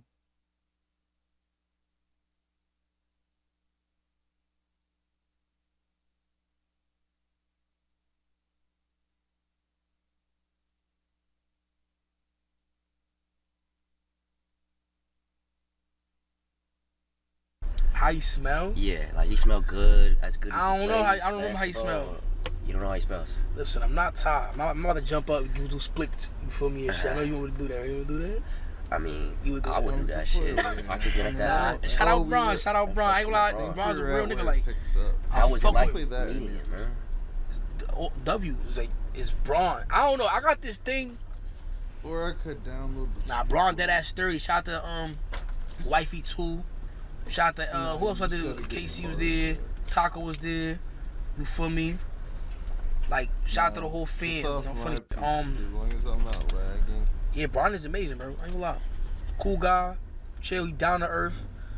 And he at the age right now where he don't really, you feel me, talking shit. You know what I'm saying? Like he don't really. He's just he in his holding own back. lane, bro. Yeah, he own lane. Would you consider him the GOAT? Of basketball? Yeah. Yeah. Damn, bro. You know niggas be saying Michael Jordan and shit, but like I ain't gonna lie, we done with the 90s game. Oh God. We done with the 90s. 90s. We done with that shit game. Longevity, career highs. It's all LeBron, bro. Yo, I love trolling old niggas, gang. You're not trolling. I'm not trolling. This is real. I really don't know who. And if you ask me for real, I would say LeBron, right? Yeah. But I never cared about like. I feel like Bron like. My favorite player was Ray Allen, so it's kind of like I'm not the right person to ask that question. That's what I'm trying to say. What did I miss? But I think Bron is like overall the best player. Yeah. Especially from our like era and shit. Like us growing up and shit. Of course. Facts. But nigga, I like 3-point shooters and shit. Like that was like my favorite thing. So you a Curry over Bron guy?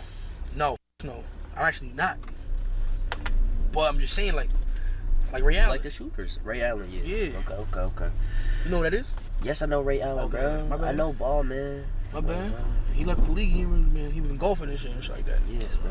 Yeah, they saying Bam. Yeah, bitch, I'm Bam. That's what they be saying. I'm Bam. Yeah. I'm serious. Bro, this is real. Cause he beat, you know what I'm saying, RP Kobe like 83. That's a lot. That was crazy though, right? Crazy, that shit that just happened. What do you think on that? Like it was a lot of free throws. Like it was a lot of free throws. I don't know, gang. Like half of that shit was free throws. Yeah. But Kobe shit got more aura, gang. Yeah. But shout out Bam though. Because a lot of niggas can't do 83, bro. So don't let nobody try to diminish your goal. Will definitely hit 100 points. No, he did. What? Will Chamberlain never hit 100 points. Are you crazy? Show me the video. Are you dumb? Show me the footage, gang. Bro, if Bam is hitting 83 and you see what he's doing, bro, Will was playing plumbers and I'm gonna keep it a buck. Look. He ain't hit 100. Yeah, you tripping, bro. He ain't hit 100, bro. Oh.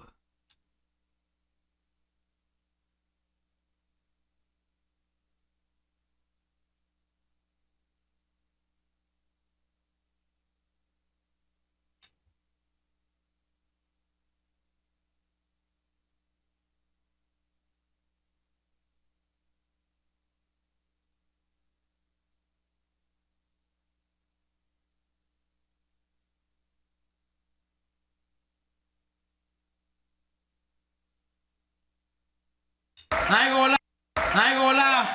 First ever tequila mukbang, you heard? Chat.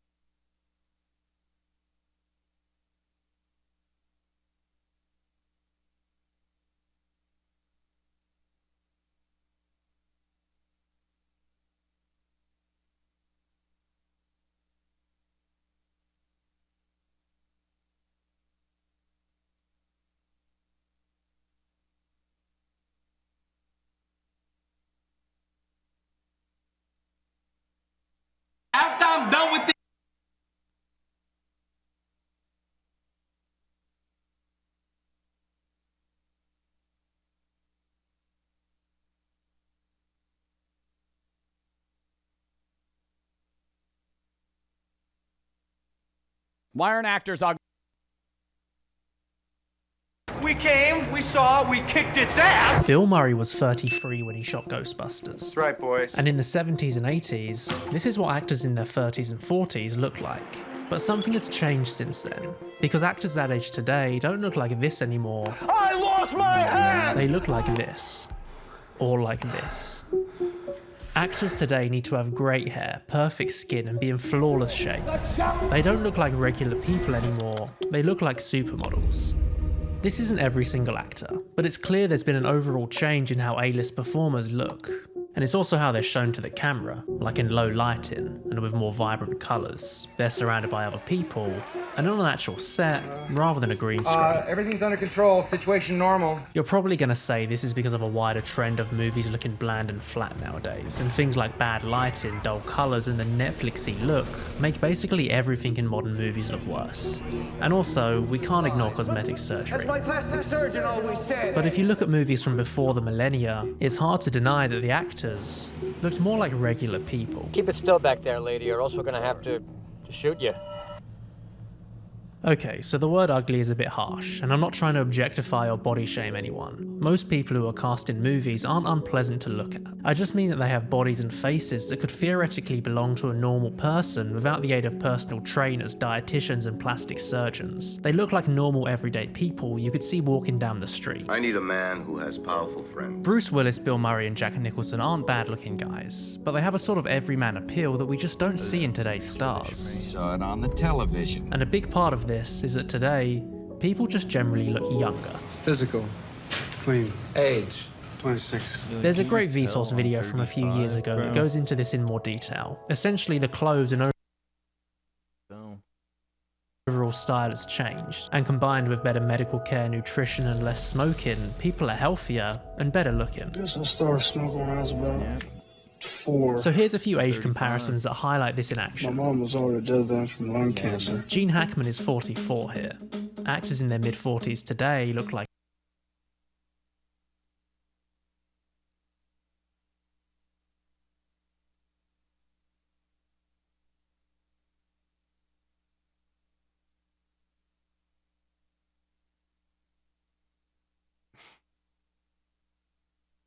Hello.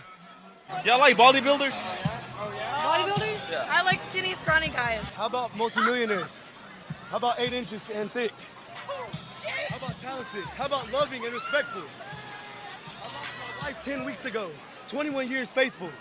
My daughter committed suicide 3 weeks ago. Oh shit. 13, she was faster than me at 12, and I run a 6-minute mile. My testimony, I'm nothing but pure, and I ask you if you want to be in the YouTube channel. And you like scrawny guys. I know he trauma dump on us like that. Hello. Y'all like bodybuilders? Bodybuilders? Yeah. I like skinny, scrawny guys. How about multimillionaires? How about 8 inches and thick? How about talented? How about loving and respectful? I lost my wife 10 weeks ago, 21 years faithful. My daughter committed suicide 3 weeks ago. Oh shit. 13, she was faster than me at 12, and I run a 6-minute mile. My testimony, I'm nothing but pure, and I ask you if you want to be in the YouTube channel. And you like scrawny guys.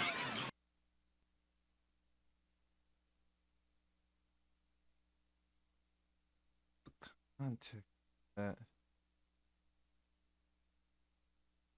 You go to Turkey?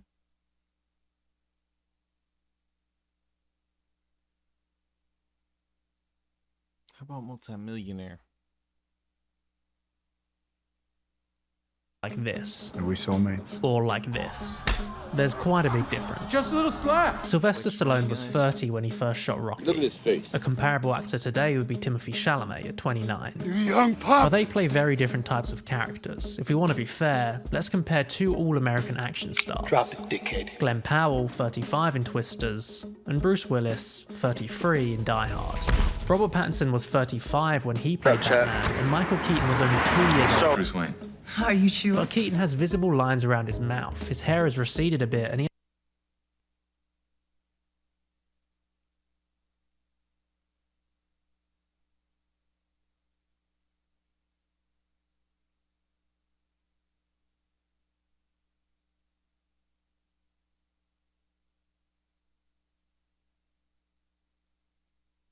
has a subtle 5 o'clock shadow that doesn't feel purposeful.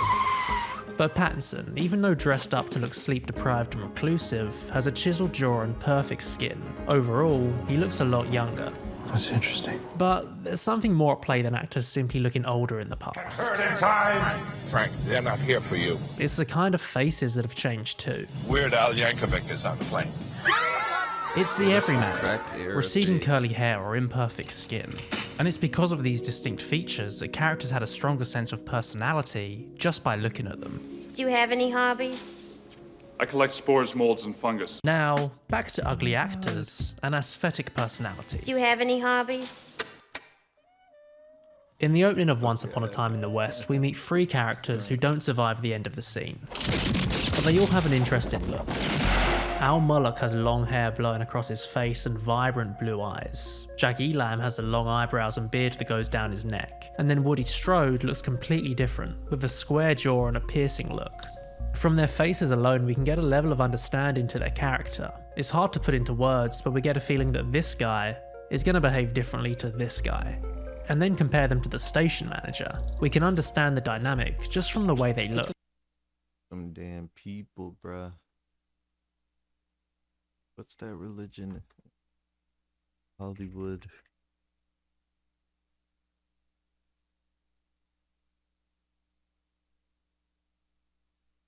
Chris Pratt.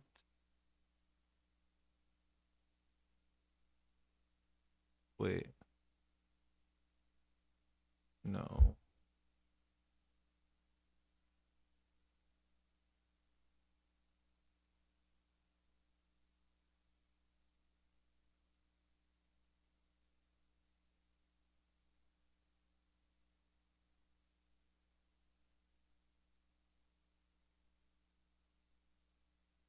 What are they called?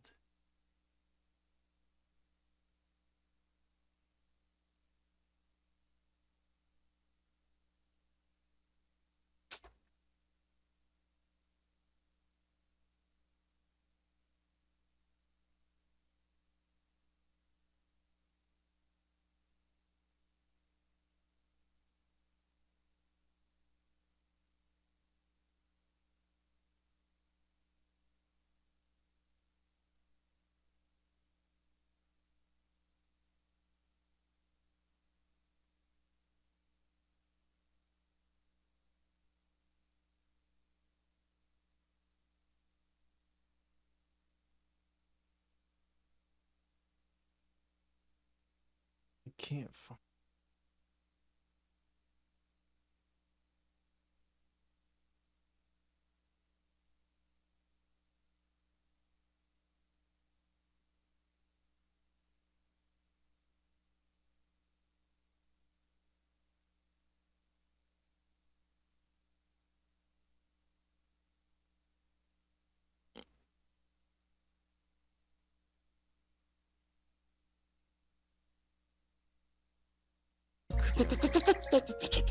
You can say this is down to great casting, and to some extent it is, but ultimately, it's just these guys' faces that carry the entire 15-minute opening. Oh, well, I suppose it'll be alright.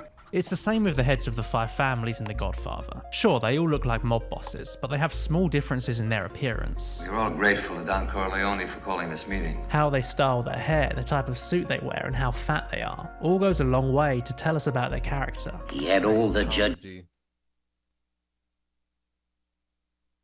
Scientology.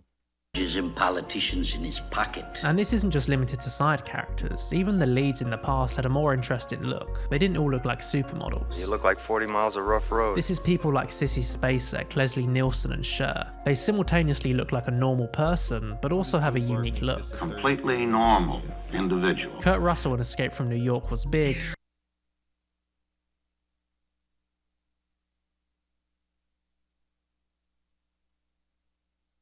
He's chopped. Backs.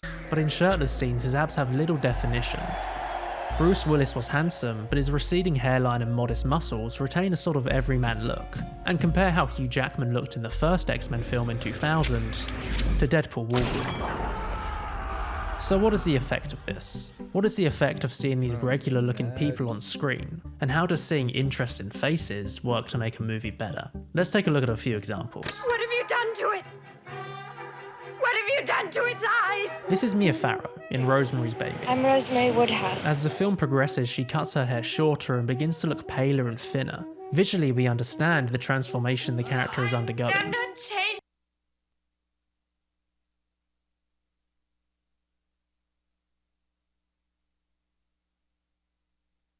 You tell me who looks better. I'm gonna bring up 2 pictures, bro. Tell me who looks better.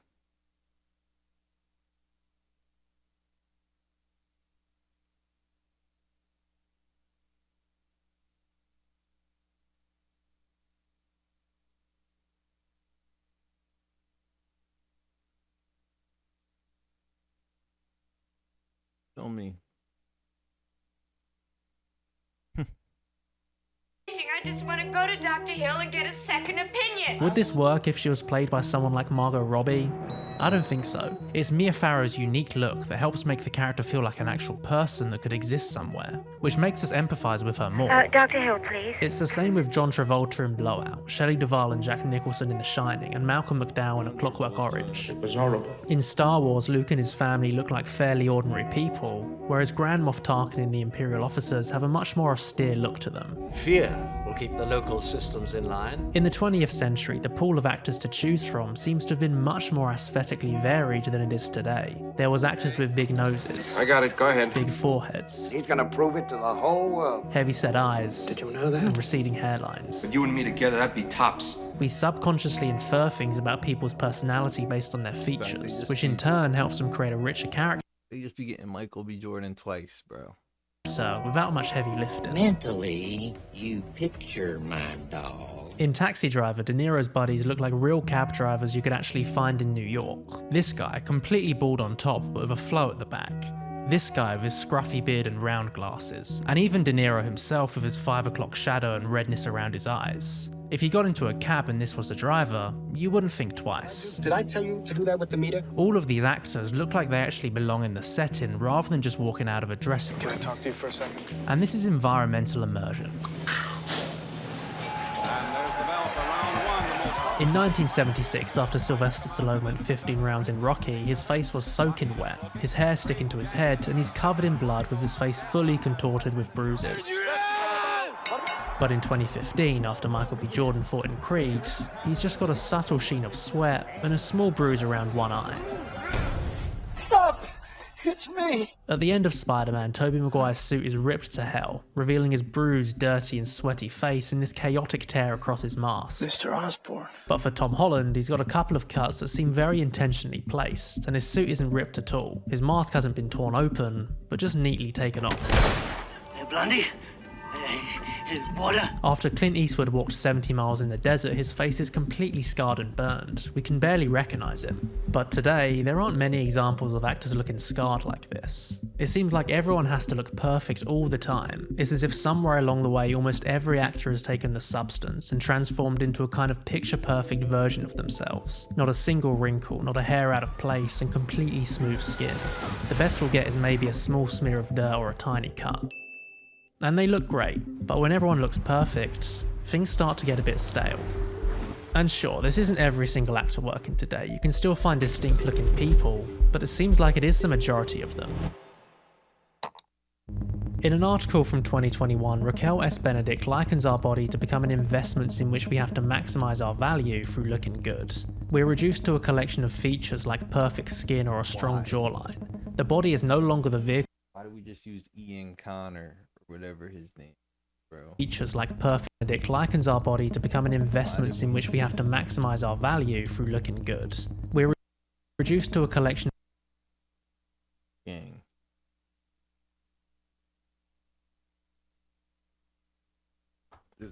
Who is this dude? Wrong person. Who the Ian Connor's black, bro. Forgettable.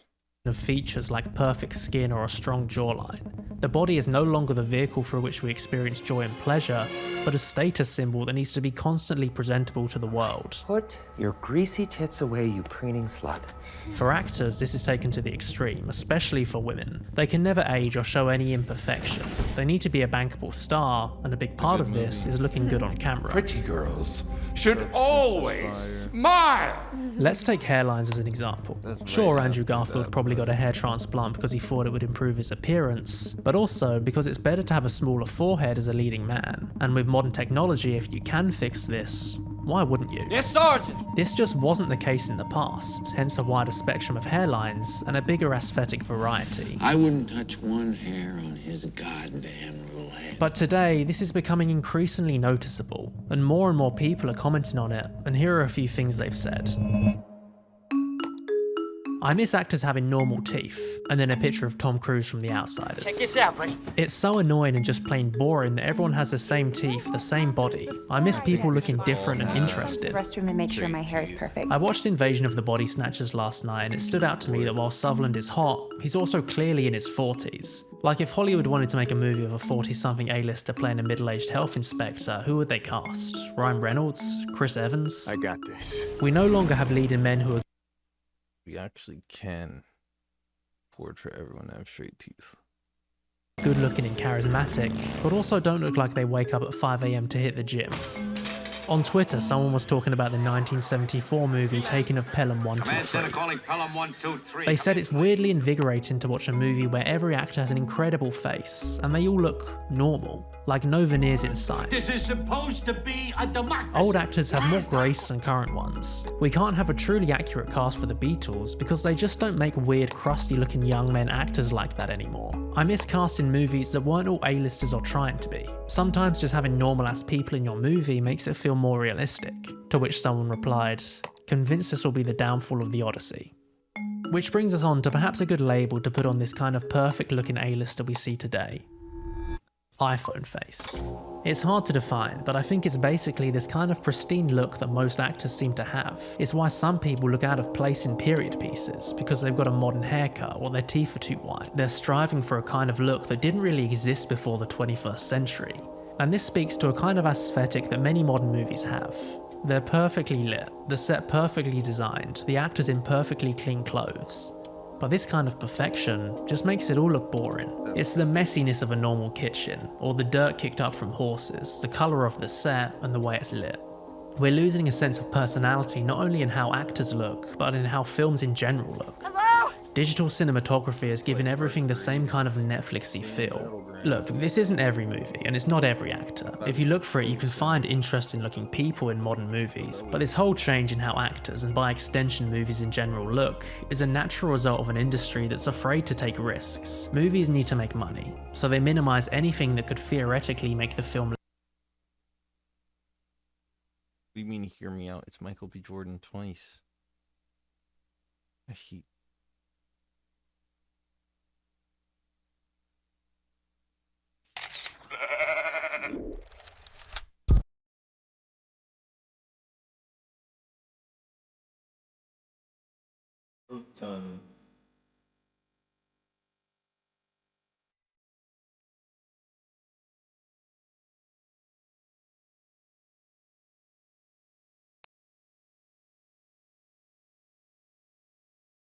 Waiting on me to smack. Yeah.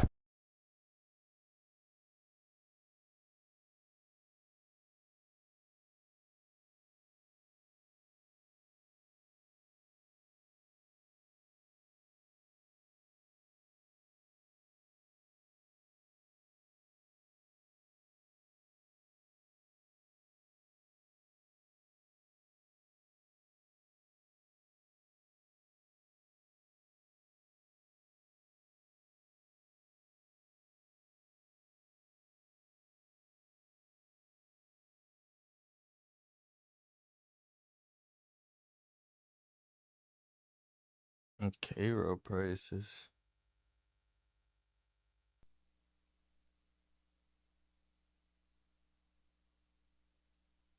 What's going on, y'all? It's your boy Zio. Ah! Big 365. We in the whip now. Last video, I was outside taking a walk. Now this video, y'all finna come with me. Well, we finna talk before I go and get some quesadillas to eat because I'm hungry as fuck and I'm craving some quesadillas, so I want to eat some beef quesadillas. Or should I get that, what's that hoe called? What's it called? What's that hoe called? The birria. The birria. I be fucking that birria up to it. Oh, nah, let me chill up. So I wanted to come and talk about what the title is. Impressive on his record. But nonetheless, Tana just got released. I was about to say unreleased. Tana just got released from Galactic Records and Lil Tecca has unfollowed him. So they basically cut ties. Now, I don't know if their relationship is solid, if there's beef or whatever, but as far as we know, in terms of a label relationship, it's over.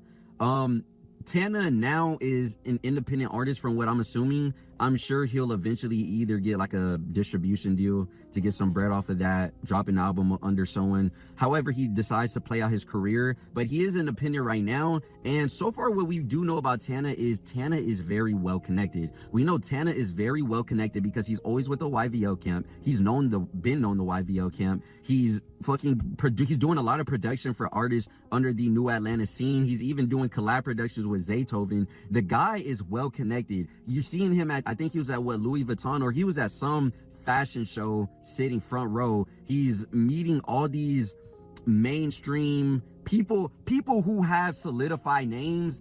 He is doing work with those people, yet Tana isn't the biggest name right now as a musician. So when his work does not reflect, the numbers don't reflect this nigga work. It really don't. Because I feel like Tana behind the scenes is way bigger than you guys, who is like, if you're a regular person just listening to Tana, then you don't understand how impactful he's been really behind the scenes, but it's just not showing. And I really wish it did show, because this guy is talented. I'm not gonna lie, the kid is talented. He knows how to make good music, but it's just not, it's not being the work ethic in terms of releasing music, being an artist, like being music first and then the artist second. That's what a lot of artists fuck up on, is they put the gimmick of who I am as an artist, my personality first, and not the music, even though the reason I even care about your personality is because of the music. You feel me? So the music is good, but why am I not getting enough music? Why is it like I'm having to chase you for some music, which is the issue with a lot of artists like these. And the fucked up thing is, Tana is one of the rare bred artists from that 2021 class, that 2021 underground, who actually knows what the fuck he's doing and knows how to make a sound that is good today. And not to say no one else from that time isn't making good music. I just think Tana not only has the connections, he has the talent. I feel like he's surrounded by people that can guide him in the right direction versus other artists who, for the most part, they either fell off and they don't really know anyone that can really put them on, or they're kind of just lost and them niggas don't know. Y'all niggas remember Lozzy? Motherfuckers was listening to Glow, Clippers, Lunchbox. Like, not saying that they're not on or no shit, but like, do we hear those names nowadays? No. I'm sure they probably make good music, but niggas are not talking about them and niggas are not anticipating a single drop. But that just goes to show a lot of people in that time got lost. And Tana is someone who, behind the scenes, he stayed very up to date. But in terms of the music, he is for sure lost. He hasn't been performing. He hasn't been touring. The last time he's been on a tour was under Lil Tecca. And I think that was for, I don't even think that was for the Dopamine tour, was it? I think, was it for the Tech? I can't remember, but why is your last tour with Lil Tecca? That's if I'm correct. I just know he doesn't perform a lot. He hasn't even performed at a Rolling Loud since 2024. And he's not on the listing for 2026. So, I mean, mind you, there's multiple Rolling Louds throughout the year, so he can potentially be on another Rolling Loud. But as to my knowledge at this moment, he's not. And so whenever time keeps passing, I'm starting to think, I think this nigga likes producing more. And maybe, I'm not saying he doesn't like making music. I don't know if it's like with producing is better, you could keep your connections, you could still be in love with the music and make music, and you don't have to deal with the pressures of an artist, and you don't have to be pressured into selling a certain amount. Why aren't you streaming and hitting these numbers and yada yada yada? Even though I'm sure he loves the process of making music, which is why he's a good producer, I don't know if he's in love with the artistry. If anything, bro, Tecca, how I see him at this point, it's like he's like in that ground of a Dev Stags, Pure Born. Like, I'm producing and I'ma drop music, you feel me? Y'all fucking with the music, I'ma drop the music. But it's like, damn, that's how it's feeling right now to me. Like, Like, what is next for Teka? Tana, my dumb ass. What the fuck am I talking about? I'm talking about Tana. I'm so sorry. I'm sorry. Don't. But what is next for Tana? I don't know. The guy's good though. I'm not gonna lie. I genuinely think he does have the talent. Don't get me wrong, and he does have the time. That's another thing I'll give him because he blew up. What, at 14?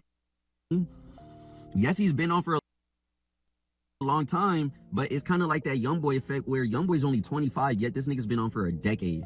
YoungBoy been on since I was in 6th grade. Since I was a little boy, I'm 22 now. That's how long YoungBoy been on. I damn near grew up with YoungBoy. So there's gonna be people who damn near grow up with Tana, but Tana right now, he's under 1 million monthly listeners. That's kind of crazy. Because even Summers and Autumn got over a fucking million. Summers and Autumn, who no one talks about nowadays. If anything, people joke on Autumn all the time. The fact, I mean, bro, being a predator is literally tied to this nigga Autumn name, and yet he still does more monthly. And Summers, niggas ain't had a good Summer songs, a good album from Summers they like since like 2022, bro. So like, bro, 2022, 2023. So like the fact that you dropped an album last year and you're still not, obviously I don't care about the numbers. Obviously I want the quality to be good. I like the quality of his music, so I'm not too disturbed. It's just like, come on, bro.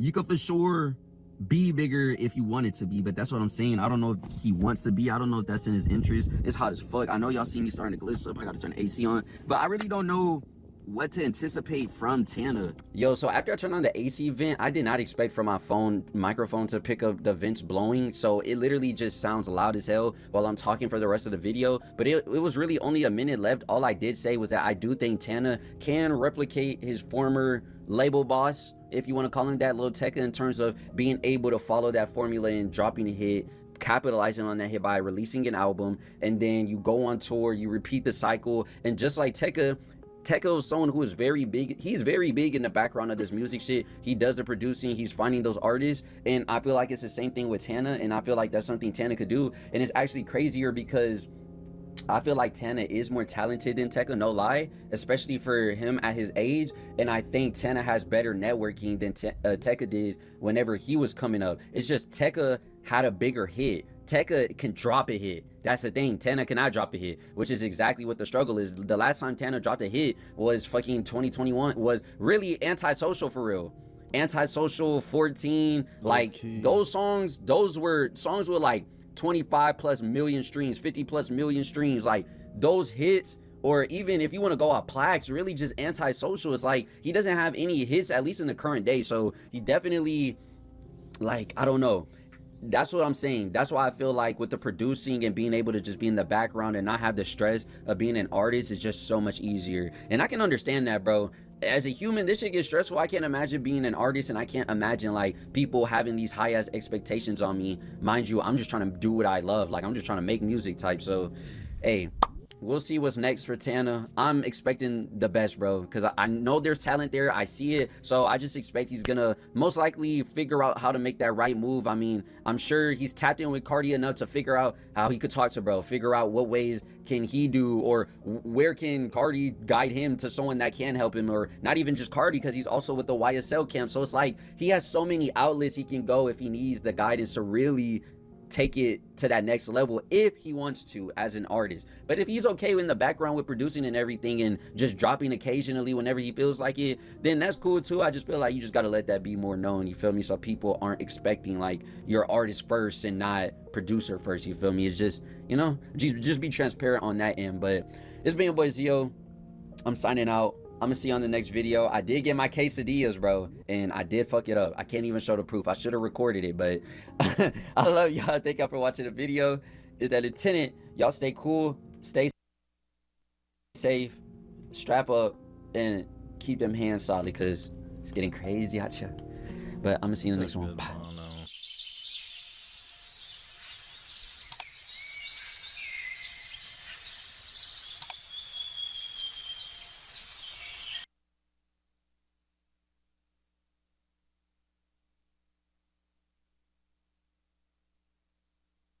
Sometimes people have children and they decide that they want to get out the picture. Okay, they want to abandon the children. My dad did it. Where's that picture? Where'd I put it? It's right here. Okay. What's going on, y'all? It's your boy Zio. Ah! Big 365. We in the whip now. Last Look at this swole ass nigga. He just want to work out. Nigga mad at hell. He don't want to smile so bad, bro. In terms of rapping, I think he's the best in the underground. Facts. All right, bro. All right, starting with Trim. You went crazy. I'm not gonna lie. Outside, go. Wait, Bruce. All right, look at this nigga. I hate when buff niggas dance. I hate when buff niggas dance. I hate it. Scuddy Boy's coming. Me and Diamond collab project in April. Early April. We ain't gonna make the people wait. It's gonna be the best project of the year. You know, we bringing real music back. That shit about to be trash, bro. That shit about to be trash. I'm gonna f your. Just know that. Listen, you know what always do. I ain't gonna speak on that. You know what always do, Nick. I'm gonna f your.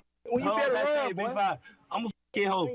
Man, look at this nigga Nick at night, man, bro. I hate this nigga with a passion, bro. Like, this nigga been giving low scores all stream, but as soon as some milk come on stream, this nigga acting like this, bro. I ain't never seen this nigga act like this, bro. Like, man, hear what this nigga saying.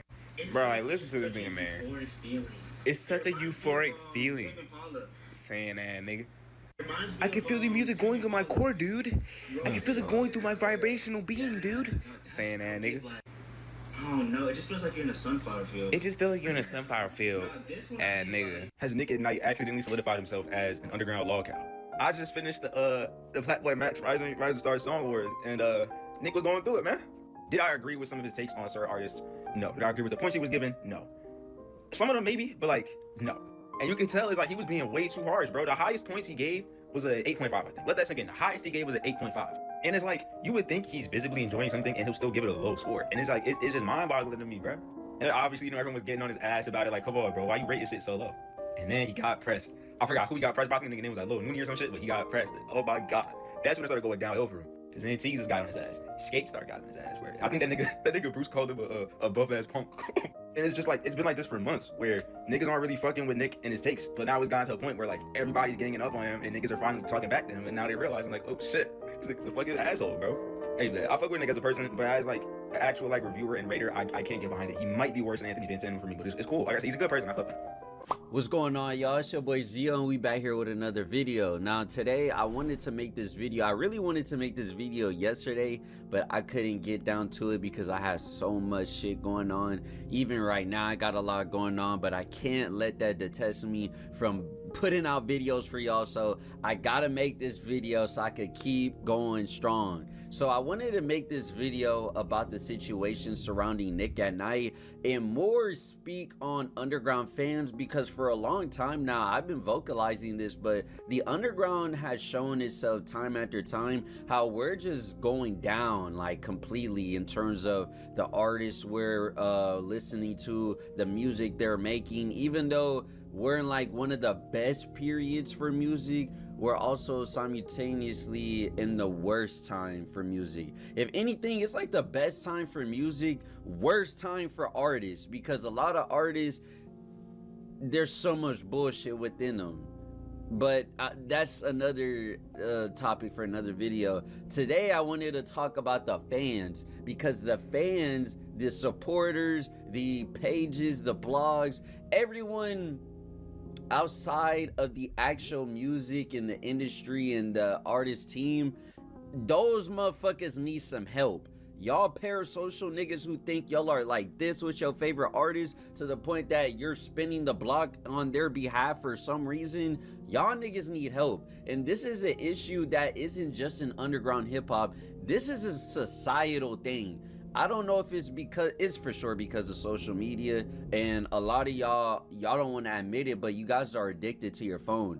Parasocial activity, this has to be a side effect of screen addiction. Not even that, but just the celebrity worship. There has to be a mental illness, because for you, if you don't know what's going on already, YouTuber Nick at Night, one of the most polarizing names in the underground hip-hop space, because he is known for giving some infamously dog shit takes on music, was after appearing on Blackboy Max Song Wars, and I'm not gonna lie, he kind of had everything like going at him in a negative way. Not only were the judges on this nigga ass because he was being very cutthroat with his scores, but he had the artists on his ass too, because we had Lil Nooney going back and forth with him, which I don't understand why an artist, like a lot of these artists are some fucking like emotional ass niggas that like there's a lot of emotional men who think they're not emotional, and then they don't even realize, like, nigga,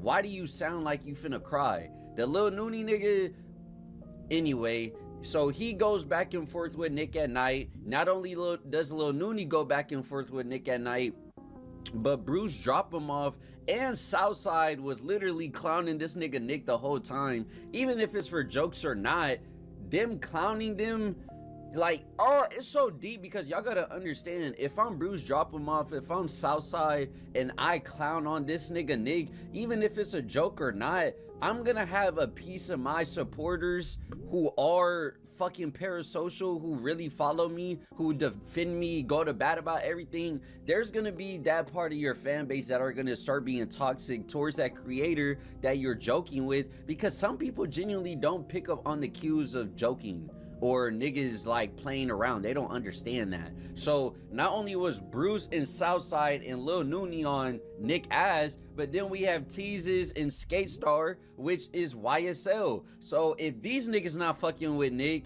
then it's gonna be a higher chance that the people around them don't fuck with Nick. And if those people not fucking with Nick, Teases, Skate Star not fucking with Nick, and their fans realize they not fucking with Nick, what do y'all think is then gonna happen?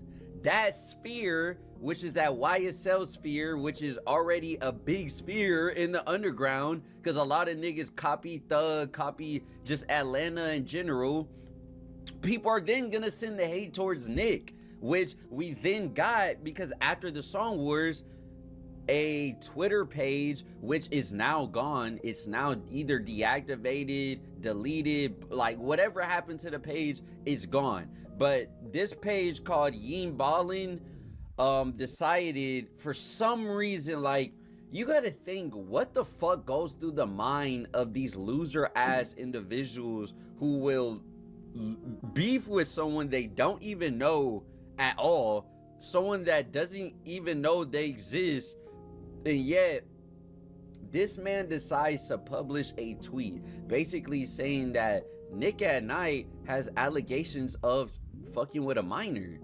And I'm not gonna lie, when I read that shit for sure had me in a doozy. I was for sure scratching my head. I'm like, what do I do here with this information? Because sure, I don't really give a fuck for Nick at Night as a creator personally. No beef or nothing. It's not that I don't like the dude. I understand the character he's playing. Like, nigga, this is the thing. This is social media. This is also what I wanted to say. This shit is social media.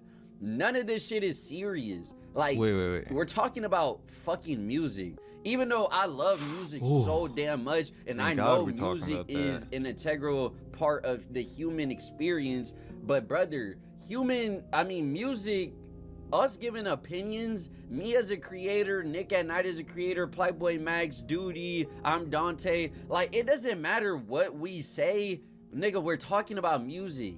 It doesn't need to invoke so much energy from, like, negative energy from someone because they don't like what another person says. So because Nick at Night gives horrible takes, because he says shit that people don't like to hear, we now have a nigga who runs an X account, a Twitter account, who gets paid to bullshit, and yet he makes a post bullshitting about another person. And it's crazy because you gotta think, on a human to human thing, you gotta think, bro, this nigga does not know who Nick at Night is. He knows of him, but he does not know him. He's never spoken to him. He's never hung out with him. He's never even been in the same room as this nigga. Yet he was so willing to ruin this man's life, all because we don't even know, because of his takes. And every single time I see people trying to defend this Yeen Ballin person, or defend the fact that Nick got exposed for fake allegations, niggas are saying, well, I mean, his takes though. What? His takes? Are you a fucking idiot? do niggas not understand when people are like playing a character or playing up something? Obviously, like, Nick at Night could be who he is. His takes could be 100% authentic to himself, but I'm 1000% sure that this nigga knows what he is doing. He knows he's trolling. He knows he's baiting. That's his content. That's okay. That's cool. I don't have an issue with that. But whenever you're a consumer of said content and you don't even fucking get that the person you're watching, like, they're benefiting from you feeling that way, it's so dumb. It's like a mental, like, do niggas not understand you are what's driving me up? Nick at Night is known for the worst takes in the scene, yet if his takes were so ass, why the fuck do you keep why do you keep entertaining it? You feel me? Like, if you don't like it, turn your fucking phone off. Stop watching this nigga.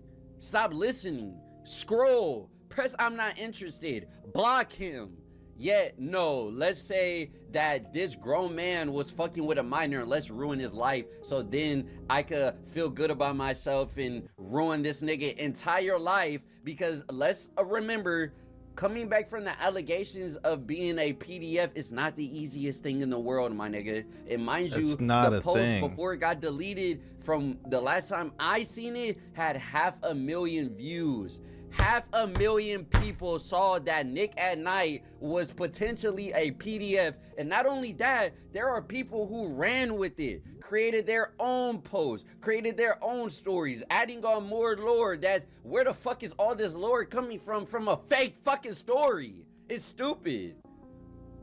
But we gotta do better, bro. Y'all niggas gotta start understanding, like, this fan base, this scene is so toxic, and yet niggas don't like to admit it. Whatever. It's whatever. This is like my fault, bro. I just lost my train of thought because nigga blowing up my fucking phone even though I'm recording, and it's like, it's making me lose everything that I'm thinking about right now. But anyway, I'm just gonna wrap this video up by saying this is just to put out there, like, we gotta have a real conversation. I don't know how we pivot this scene, but it's not good. It's dead. This is dead. This shit is not okay. It's not dead, obviously, but in terms of this spirit, the good energy that you used to feel in the underground, this like sense of we're all together, that shit died in, I want to say, like 2021. 22 the latest, but 21, bro, ever since then this underground shit has been so weird. It's been getting very fucked up fundamentally, and like all the rules that were set before had now been turned on his head, and like the young niggas are actually fucking this shit up. I hate to sound like an old head, but y'all young niggas are weird. Y'all niggas are fucking it up, and it's because this newer generation of niggas getting into the underground, y'all are some iPad niggas. Y'all are some always been on the net ass niggas. Y'all, a lot of people who are fans of the underground are losers, and we gotta start realizing that. And you gotta also start realizing it just looking at these Twitter pages. Start realizing who run these pages. Start realizing who's commenting on these pages. Start realizing a lot of these niggas are losers who get paid to drum up shit, rage bait, troll, do stupid shit, and they get paid from Elon, because Elon is creating a platform where toxicity pays. Like, we gotta lock in on this shit, bro. I've been telling y'all, I told you the promo pages are evil. I told y'all niggas these underground influencers are evil. Look at a nigga like Glow, who is fucking with minors himself. Look at like all of the underground shit. When you start to think about it, all these platforms and all of that shit, everything is fucked up right now. So a lot of change has to come, but we'll see, bro. We'll see. 2026 is starting off very interesting, I'll say that. But it's been your boy Zio. I love y'all. I appreciate you for watching this video. Nick at Night, bro, if you watch this video, I just want to tell you, bro, keep doing your thing. Do not let none of these niggas knock you off your pivot, bro. As a content creator, what happened to you is something I genuinely get scared for. just because I'm an opinionated person myself, and I know I'm gonna be saying a lot of shit people do not like throughout my career, and the last thing I would ever want on my name is some pedo allegations. So I really do send my condolences to you, bro, because that shit is weird as fuck, and I don't think any human should ever have no shit like that, ever. But keep doing your thing. The fans, y'all niggas need to lock the fuck in, but I love y'all. I'm gonna see you on the next one. I'm out of here. Bye.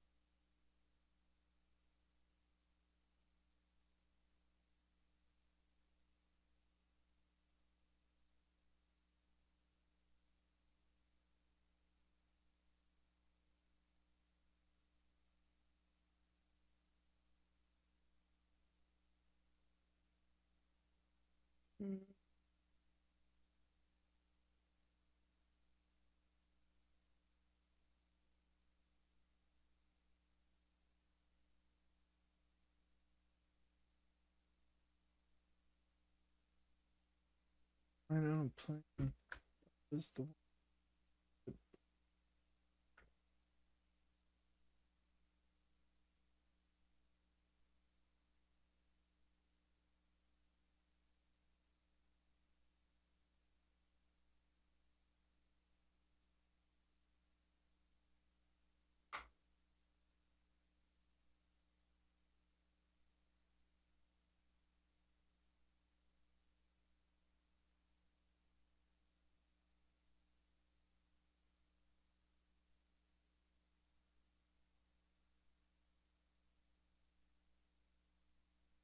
I'm one left hand blame.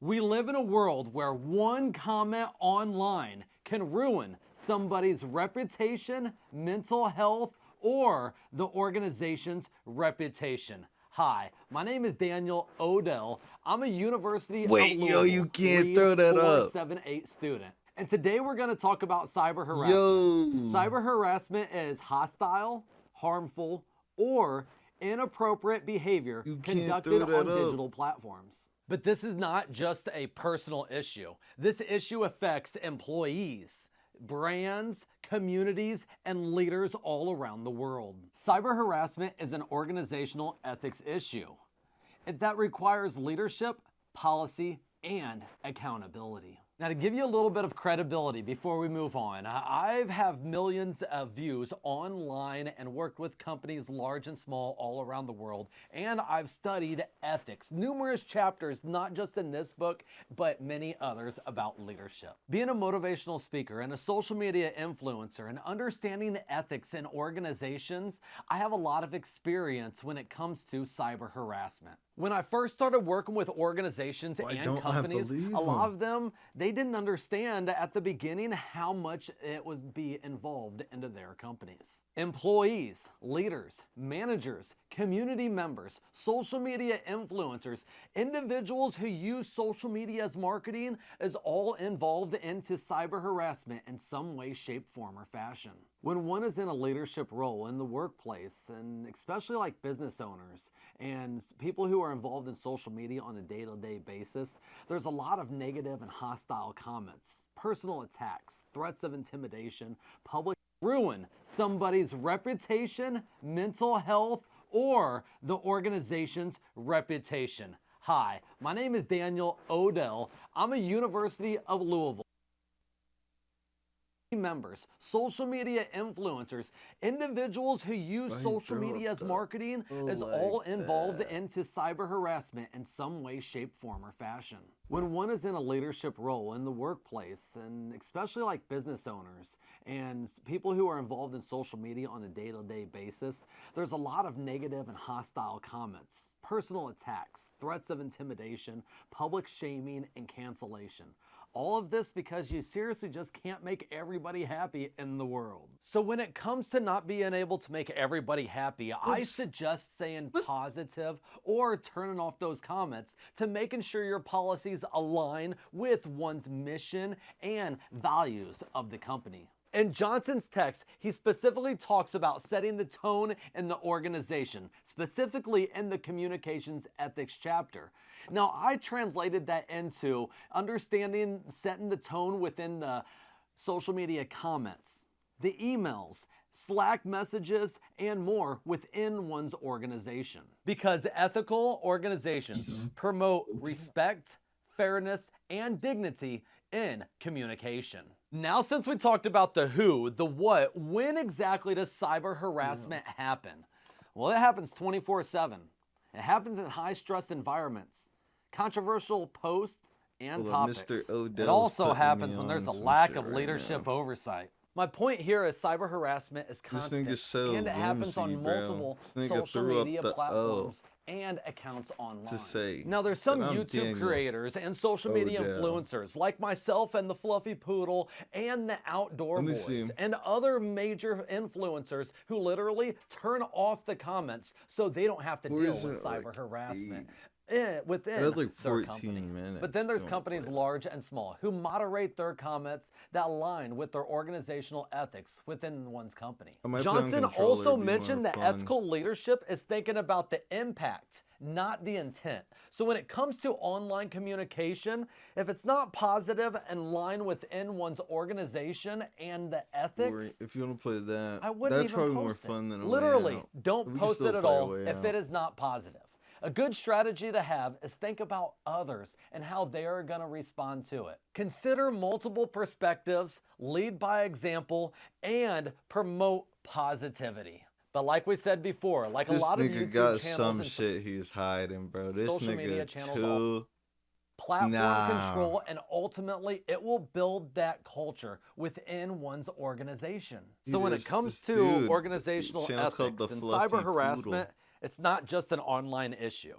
It reflects the Doing a cyber ethical harassment culture video. of an organization. But it's like at the end of the day, so, leadership like, in the digital world comes why down is to he one thing. looking at and me that's how we like treat that? people when no one is watching. Yo, this nigga's a psychopath. In this video, we referenced a few things. We referenced the Craig E. Johnson's 5th edition organizational ethics. Psychopaths always go into like some good field, like good for humanity, and they just like hide some shit, bro. This nigga got something now. Why the fuck? How old is this nigga? Why does he have a handkerchief in his coat, in his fucking blazer pocket, bro? He's hiding something. Yeah.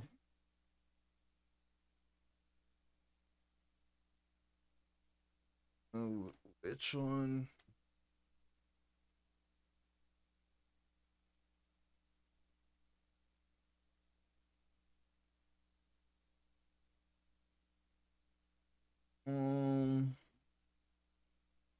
If I have them blocked, probably don't.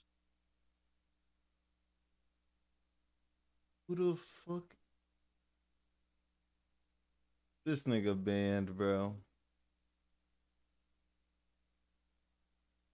This nigga banned, bro.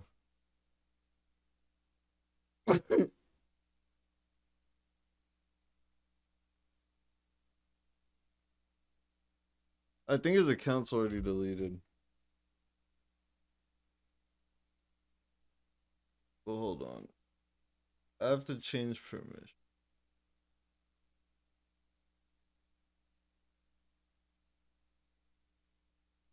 I don't feel like nuking that shit right now.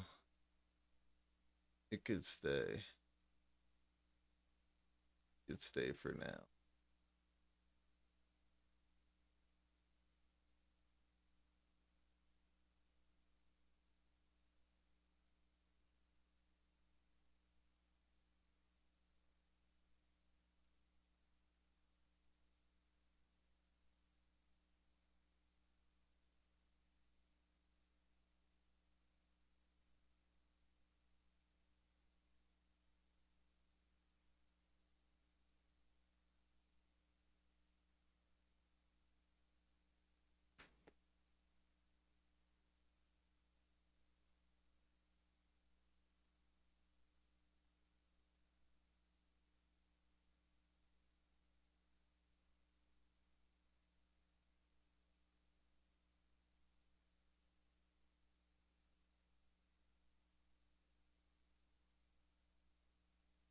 Yeah, he's already banned on Discord.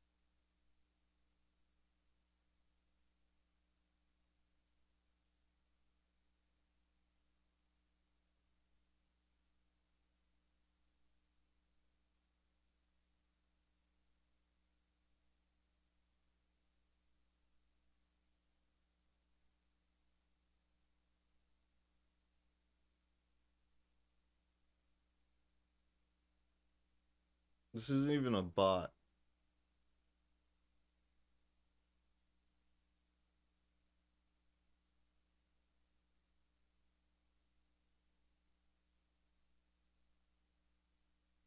I mean, that channel's new, so it didn't have the thing.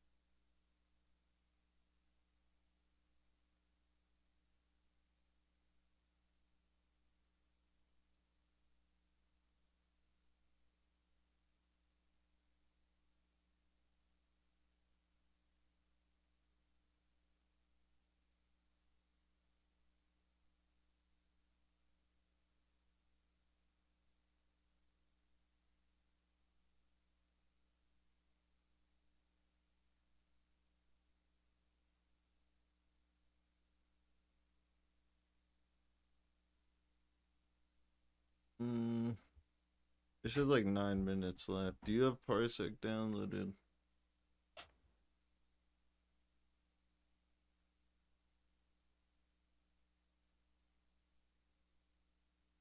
Technical approach textbook. We also reference my company, Motivate LLC. Oh my god, bro. The Fluffy Poodles social media platforms textbook. We also reference my company, Motivate LLC. Oh, this nigga's so damn.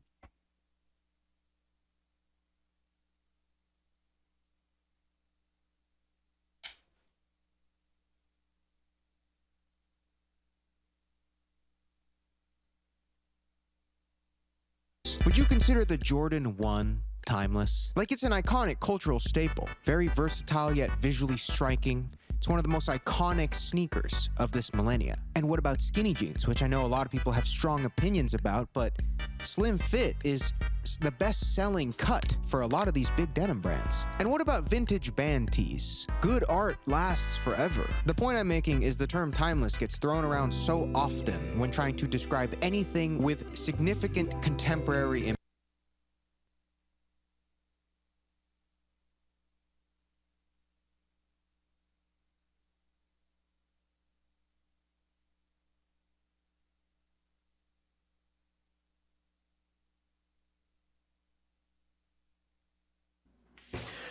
A man's capacity to receive another man's direct criticism without getting defensive or offended is a measure of his masculine.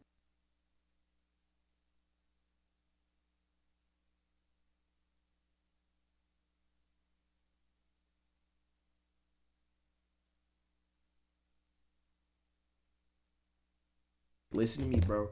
I got snuffed 3 days ago, gang. And I'm not capping, my nigga. Like, this is real shit. Basically, yeah, I asked Adam22 about security, right? He said, who? I said, gotta be 9 in his goons. My 3 days ago, bro, I step out my home. 3 days ago, I step out of my crib, right? I step out of my crib for 2 minutes, gang. 2 minutes. All I hear is, nah, bro, on my life, on baby goose, snuffed me in the back of my head, gang. I was with Nico. Nico said he seen it running up on me, gang, and didn't say, bro, this was so high, gang. He ran up on me, said, we lagging? No.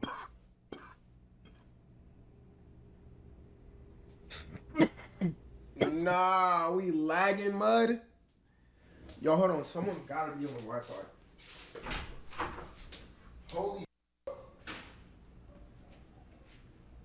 Yo, Colin. We got like 5 minutes.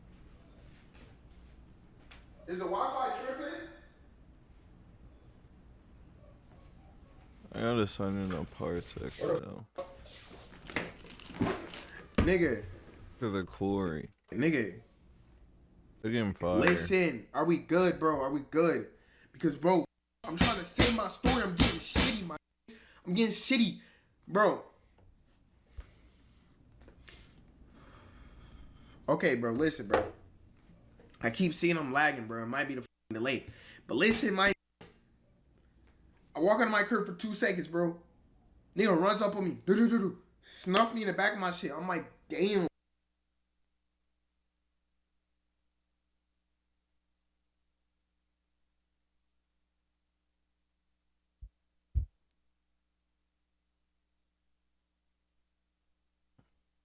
No, that game sucks.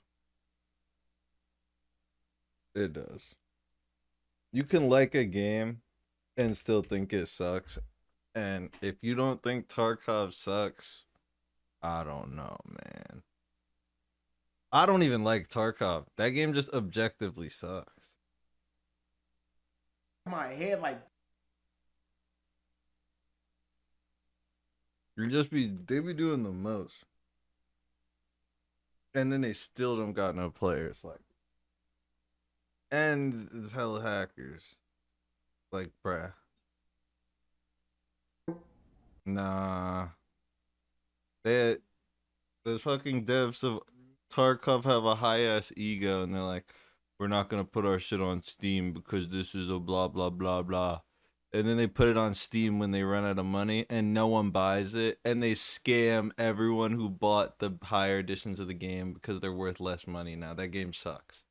Nigga runs up on me. Do. Snuff me in the back of my shit. I'm like, damn, bro, I'm high as. I don't even think I would play. I wouldn't even waste my money on it. I look. I'm like, who the? It'd have to be like $5, bro. It's a and they would never do that with dreads, bro. On God, on Baby Gucci, I thought it was Apollo Red because Apollo Red made a tweet about me. He don't fuck me on God. So, bro, it was a big play. I thought this nigga was Apollo Red. I'm high, but then it wasn't him because I got a better look. He was like, yeah, ass nigga, yeah, just popping it. I'm like, gang, what the? I'm just holding the back of my head like, damn, this really just snuffed me in the back of my shit. Like, he really just deemed If my. a nigga hits me in the back of my head, And then just starts going, yeah, yeah. I'm fearing Nico, for my life. I talked to Nico. I said, yo, gang, I'm like hella confused, bro, right? This No, you come up have on to me fear again for with a your camera life, out, or it's not try to snuff me self-defense. again, nigga. I weaved that shit because I was not finna get hit on camera on God, gang. So I tell Nico, I'm like, yo, gang, let's jump this right now. Come on. Like, nah, bro, you got it. You got it. What the fuck you mean I got it, gang? 6'5" with dreads. What the fuck? Bro, Nico was not trying to slide for me, gang. I'm gonna be so honest, bro. That was not sliding, bro. And he was there when I got slapped by 9 Vicious. Then let me get slapped, so then let me get snuffed by this random. I wasn't trying to jump him. He talking about you got it, bro. So I'm like, damn, all right, well, I gotta get up with this right now. Like, what the fuck? Like, I gotta get up with this nigga on my own. So, gang, I thought you was my slime. So, boom. We get up with the nigga. I'm like, all right, back, come on. He back up. He crossed the street. We yelling at each other from across the street. On my life, bro, I was so high. But, like, the whole next day, I was just scanning Twitter just to make sure nobody recording me getting snuffed. Because if they did, bro, it would have been bad. It would have been bad. And I'm not gonna lie, bro. My nigga, listen, bro. That shit didn't even hurt. But look, I swear to you, bro, when I told y'all 9 Vicious was posted upside of my crib, bro, he was trying to make a statement, gang. This is not on cool with me. It's either 9 Vicious and he sent somebody to me or Glow Diddy's. Because, bro, on God, I'm sitting there like, bro, damn, what did I do to make this nigga that mad that he wants to physically hurt me and camp outside of my building for me? You know what I'm saying? Like, bro, I'm thinking like, damn, what did I do to make that angry? I'm like, bro, I genuinely got ops. Like, bro, now when I be leaving, bro, I be looking over my shoulder every 0.5 seconds. Like, I be like, damn, somebody finna snuff me, bro. And then look, it be fans coming up to me when I'm walking outside, so I just get scared at every fan that approaches me, bro. Bro, a fan came up, was like, just yelled out his window. He had dreads. I thought it was him, nigga. I start running. On God, I start running. And then nigga like, bro, this nigga was still chasing me, though. And he was like, yo, Gio, bro, I just want to pick. This happened today, gang. I was so scared. Like, bro, I just hate going outside now, bro. This nigga literally ruined my life, bro. Whoever's doing this, I hate you. Now I got to get a gun license out here in LA. Because of you, bro. Like, bro, I thought I didn't have ops because I moved out the eye, gang. You know what I'm saying? I got to get, bro. He really snuck me, bro. He really hurt me, bro. Like, he dead put his hands on me for no reason, bro. I've never seen that nigga day in my life. You sliding for another grown man, you're gay. Like, on God, bro, I don't give a like, damn, bro. Like, what did I do to make that mad, though? You know what I'm saying? And just like, bro, I just went home and just smoked hella. I was low-key like, damn, I look like finished. But then I just went home and I just smoked. But like, my 9 Vicious had to send some after me, bro, or it was Glow Diddy, bro. But Glow Diddy never been in my new crib, though. Like, bro, I don't know, bro. Chat, what y'all think? Like, generally, I deadass got snuck in my shit. Now I got Cuddy from Kai Sinat on standby, bro. Gotta pay these 1,000 each a day. Like, nigga, this shit breaking my pockets. Bro, I'm not gonna lie, that was moving like he had bussy on him. Like, he was moving like he had a little knife on him or a Glock. Bro, this was like, he really approached us and just snuffed the shit out of me. And was standing on that. I'm like, damn, this nigga really want to get me going. So, like, when I was trying to get up with him, he kept leading me to an alley, bro. This nigga was really going to do it to me over 9 Vicious. Like, bro, oh my God, bro. He lucky I didn't have, you feel me? He lucky I didn't have that on me because I would have wasted the 1 bullet on him. On God, if I had my RPG, I would have wasted the 1 bullet on him. I don't get no that minute, bro. Come on, bro. The ass, bro. Sub up. You feel me?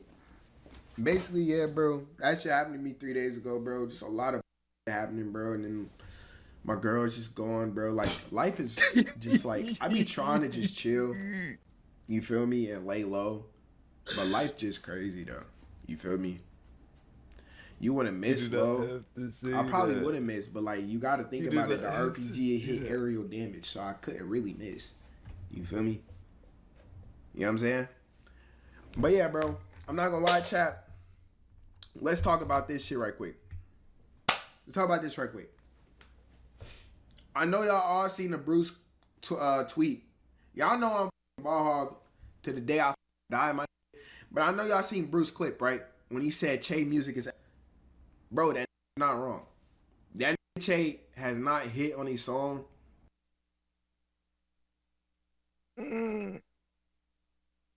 Dragged out beef and guys sneaked this and took a weird turn last year. And we seen things slow down, of course, going into this year, but let's just say that ain't last too long because niggas the underground. I love this scene, of course, but it's definitely a thing where somebody always got a problem with somebody. And for the past few months, there's a lot of new rappers who found their way into that convo. No matter if you like him or not, there's a rapper named Blood. Definitely not easy to get into, but this tone of rage that he brings to that distortion layer, shit really got a lot of people to even tap in with his music and really seem to enjoy what he's been releasing lately because, yeah, he made a spark for himself. Of course, I'm pretty sure it's a known thing that he's been around for a while. A lot of these rappers, they be around, you know, they just never had that full out spark just yet, but they was always around in some way, shape, or form, you know what I'm saying? And for him, in this situation, this is going all the way back to like 1C day. It's clear as day, everybody has their different times in which they might pop off, and it wasn't too long before he caught the eyes of a guy like Max. Threw him in the Song Wars with judges like me, I'm Dante, Southside, Nick, but let's just say everything was cool until you got to a guy like Bruce, because when Blood played his song,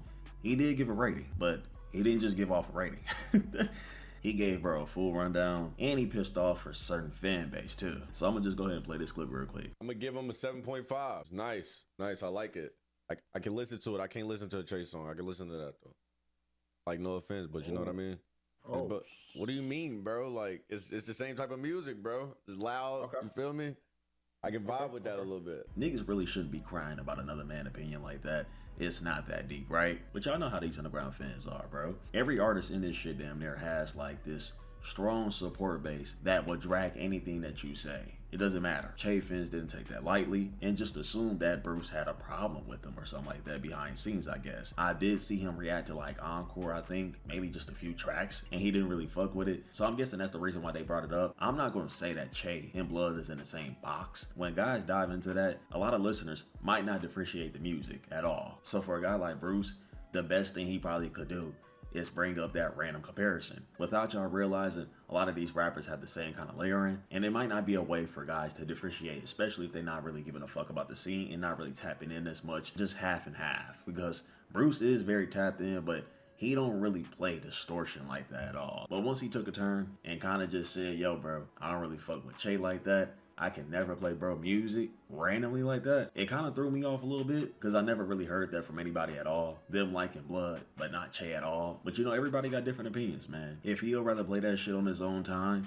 then he'll rather play that on his own time. Everybody in different headspaces when it comes to music, especially with the underground. So, and y'all pretty much know that Bruce has a strong voice in the scene when it comes to anything dealing with the underground, especially just this scene in particular. Every Che fan out there was pissed off. Unnecessary comparisons between ball hog artists and Che started happening. People thought it was the wildest shit ever when he said that he would rather play Blood and doesn't like Che at all and could never listen to him. A lot of people assumed that Bruce actually had a problem with Che the whole time.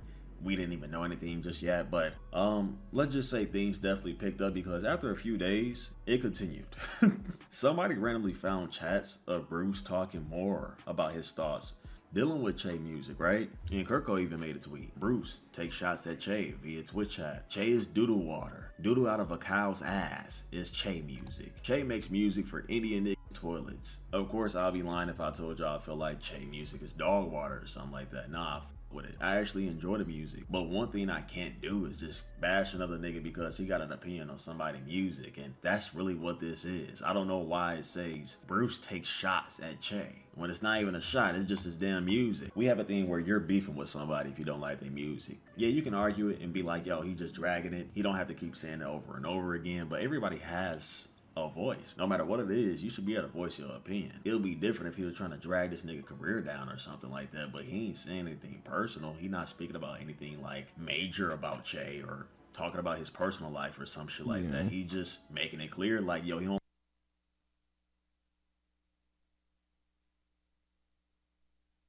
If you want to run the core, I just gotta add you on Parsec. I think, actually, I didn't add you.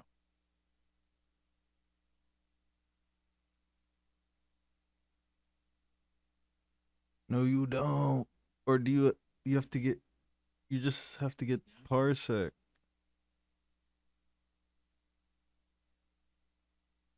Yeah, it downloaded like 10 minutes ago.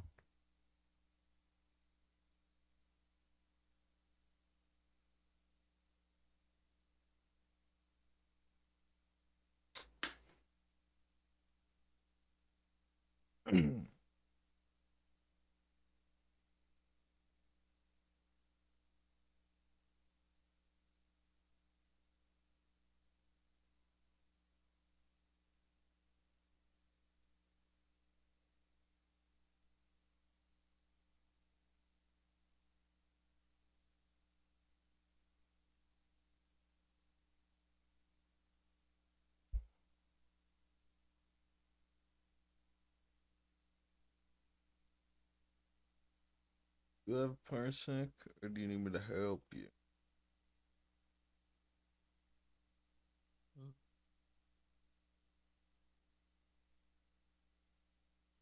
Virtual USB driver, virtual display driver.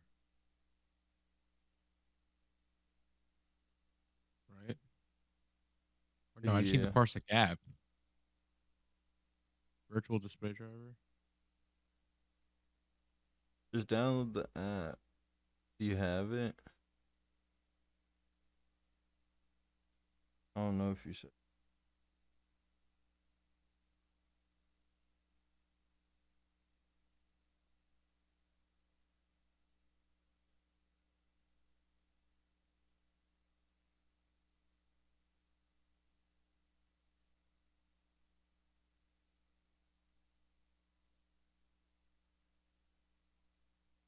Don't like this nigga music, but let's just say it might just be something going on though, because right after this nigga Blood the nigga Blood made a tweet himself and he said this: niggas mad at Bruce speaking the truth. And a lot of people are just confused now because it's like, okay, it went from one thing where this was between two people, just Bruce and Che, right? Out of nowhere, Blood just jumped in, and of course we know he was a part of the Song Wars, but it kind of just randomly happened. And for a guy like Blood who is signed to the old manager of Che's, it's kind of just throwing me off just a little bit, and it kind of seems like maybe this is manufactured or something, or he might just be overly confident or something. You know, that's just how Blood is. He just talking his shit, right? And I feel like a big reason why the whole Che Blood comparisons kind of come in sometimes is because, you know, they both were signed to the same people at one point, or not signed to the same people. Let's just say they had the same kind of management going on, right? White Collar Will, he's on both ends, and I wouldn't be surprised if he plays a role into these guys being somewhat creative with their image and their aesthetic that they're going for, or anything dealing with world building. You see what I'm saying? And if you look at the photos of Blood, yes, it takes a whole different turn. It dives into something like completely different, a little more edgier. With some gore shit and all that, right? But if you compare it to like different eras of what Che was going for, I mean, it's not too far off. Yeah, they have different spins that they're going for, but you could definitely tell that there was somebody that was involved on both ends, a small connection there. And at one point, I actually thought myself that, you know, Blood had messed with Che. And I'm not saying that he don't. I don't want to take this tweet out of context, but he said niggas mad that Bruce speaking the truth. So he's kind of just gassing up what Bruce was just saying about Che's music and saying his water his ass. And I have no problem with rappers speaking their mind, but taking a shot at a nigga that you was just performing with, or not performing with, you were opening for him not too long ago. I think that was last year. You opened for his tour or his show randomly in New York City, right? And now you kind of retracting that because whole time you ain't even fuck with bro music like that at all, and you genuinely think that you're better than him. It's not a problem to think that way, but like, I didn't think this was something that Blood would even voice. I didn't even think this was something that Will let Blood voice. A lot of people are going to take this and drag it out, spin this narrative, right? Because I'm already seeing Che fans even tag Will and be like, yo, bro, what the fuck is going on? This has to be because of you. This is very pointless. Of course, I never thought it was going to happen, but even people want to collabs out of them. So now that this is happening, I'm not saying that this over with. We can't expect anything no time soon, but this is a whole different ball game we talking about. You're not only signed to the same older management that Che used to have, but you're sending shots at this guy music when you were just surrounded with him. And your older manager was still supporting him and showing him love too. So it just doesn't correlate at all. It just kind of seems forced. It kind of seems like it came out of nowhere. Maybe it's a thing where he's just trying to be confident. I get it. This kind of seems like a jump, and it also seems like an ego thing. And it's just so random. It's just out of place. Blood has been cool with 9 for a while. You know, he's been hanging around with him here and there. People keep talking about collabs and stuff like that between 9 and Blood. So maybe it's a thing where he just don't want to surround himself with Che, or he don't really fuck with him like that. But like voicing that randomly, and I honestly feel like Che music is far from water. He got different ranges. He's very versatile. He get out the box. He has the loudness with his music, the intense distortion, but he also has a nice prod group around him that adapt to his sound, and they experiment with their highs and lows. And he always finds some way to kind of switch it up every album. Not trying to gas him up. I'm just saying I think he's far from that. So this kind of just seems a little bit forced. It's one thing to have an opinion, but coming out of nowhere, voicing that when you're a rapper that's also signed to the older management of this guy, it's like, what the okay, that just came out of nowhere. That was random, you know what I'm saying? But if that's how you feel, that's how you feel. He always find himself in some situation where somebody's calling him out. And I've heard his recent snippet, right? And you can hear little things in there where he say, oh yeah, fuck them niggas, or I might do something for a nigga dissing, blah, blah, blah. You know, little small shit here and there. So some cap rap and shit. But maybe it's a thing where he actually calling people out. We got people that's cloning Che, and we got people that's randomly calling his music out, even while you growing. But people should also be able to have opinions. Strong opinions. There's nothing wrong with that. But all I'm saying is like last year, and definitely this year, we seen like random shit happen here and there where Che is just being called out for random reasons. Shit that we don't even know about. We'll probably never know about behind scenes. And I just seen this thing on Twitter where Bruce had like this tweet that say, underground rappers swear every nigga hate on them. When the whole time, niggas just think your music suck. And I was just saying this too. I don't even think it's a thing where he actually hates the nigga, bro. He just voicing his opinion. And a lot of people don't know for some reason, but yeah, Bruce is a troll. Cause I be doing this myself, bro. If niggas already think that I'm hating on some shit just because I'm voicing my opinion, nigga, I'll just start hating just to see how a nigga gonna react. You see what I'm saying? Like, I'm one of those niggas. I ain't gonna lie, I'm an asshole. Most of y'all watching the video know that I actually give a reason behind my takes and how I feel about music and shit like that. I don't just randomly call something ass or be like, oh, this is hard and that be it. No, I would actually give you a full out breakdown, layer for layer, on why the music wasn't good or why it was somewhat decent. Even Slayer had randomly popped in and said this, let's get positive once in a while. And he also said, laugh out loud, my bad for trying to hit one of these. One thing I do gotta say about Blood music, I know this is random as fuck. I don't think it's for everybody at all. I don't have a playlist just yet. My chat be bugging the shit out of me and they send me songs here and there of his music, chiller tone, or that hyper shit, that rage shit, that dark tone kind of music that he makes too, the evil shit. And there's some songs where he's not doing too much vocally. It's like a simple flow, or maybe it's a little monotone or something where he's whispering. And I'm like, okay, hold on. I could actually get along with this. But overall, I'm not really like a big fan of Blood. I'm not gonna act like I am, but there's no doubt he's definitely doing his thing. I actually gave him a decent rating on the Song Wars, so that tells you a lot. And before we end this vid, I gotta address this, of course. Y'all, I just want to say I love y'all and I'm sorry. Now, what am I sorry for? I'm really sorry for taking a leave from the channel here and there just to work on my brand and me. This dude's going crazy. Doesn't matter.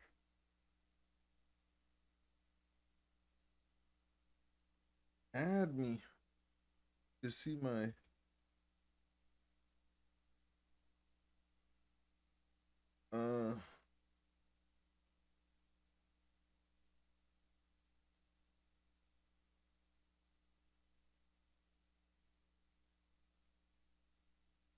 yeah, connect.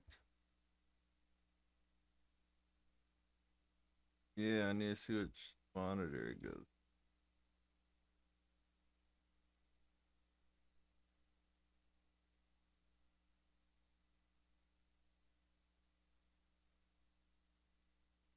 What are you seeing?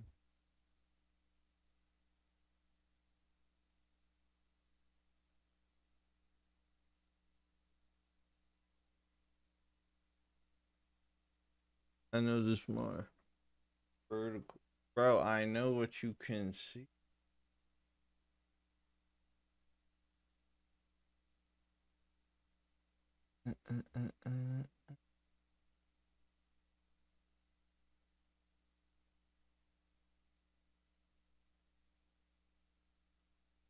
I just gotta make this my in display. Tell me if it switches.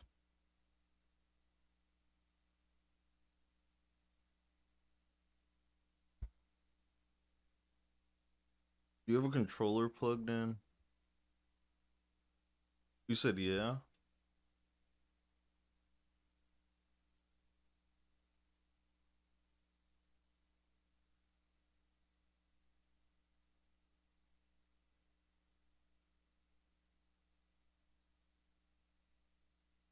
That's good.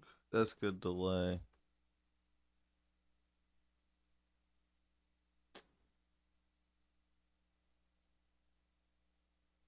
No, I didn't give you mouse controls. Cause it'll just be annoying. There's a button. There's a parsec button. And there's a shortcut. Just press Alt Tab.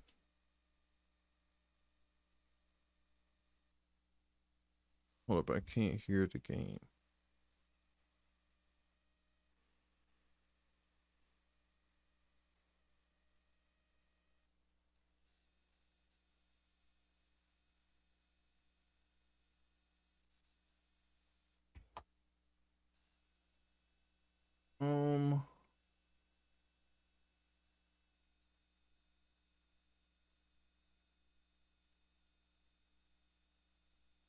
Oh, good. I think it deleted my shit.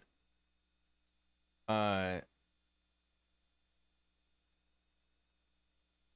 What character do you want? You can still see. This me. That me. Wait, let me get Caitlyn. You could pick 2 off rip, because I get Caitlyn.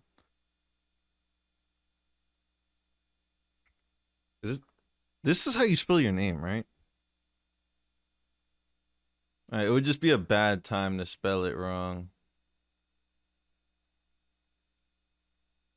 I mean, no, I usually just go, when I hear someone's name, I just go off what I think it is, and then if they, like, tell me it's wrong, then, like, I don't know. I'll be like, my fault. I don't really give a shit, to be honest.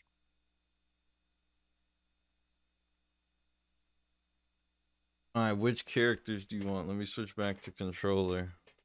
Could you press something on controller? Press like RB real quick or something. It might not work. Like, oh, it's not working. Let me make sure my 2K account's linked. That's sus. I'm gonna give you Laura.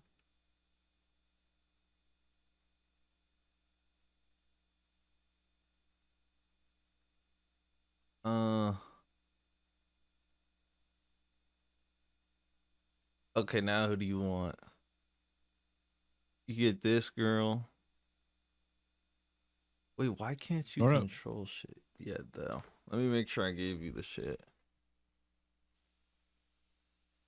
I need to close all this shit.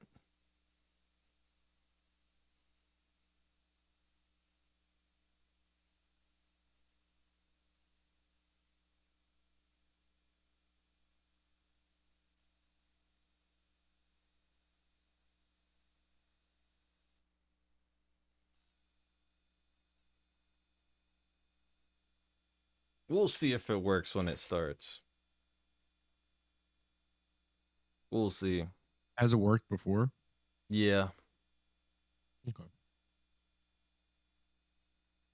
Should I just give you characters? You give me Jacob. He can run fast, right? Yeah, athletic. That's a good thing to have. I'm assuming this is a scary game.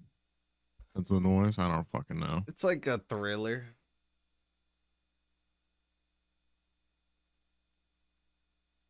Let me get her. You want Ryan or Dylan? There's 8 of them? Who are we missing? You want Ryan or Dylan or both? There's Nick. Nick, Ryan, and Dylan are left. Just give me Nick. Give me Nick. I'll take Nick.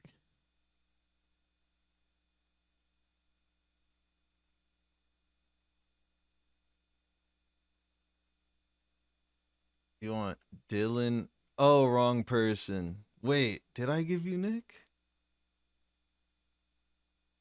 Okay, Ryan or Dylan? Actually, wait, let me get Ryan. Let me get Ryan. Okay. Nigga said it said he's stoic. Yeah. Hopefully, we'll see if we shouldn't be I can doing still shit see my at the mouse. same time. I mean, I can give you Like I can mouse see my mouse. control, too. My mouse can move. I'll give you. Stop.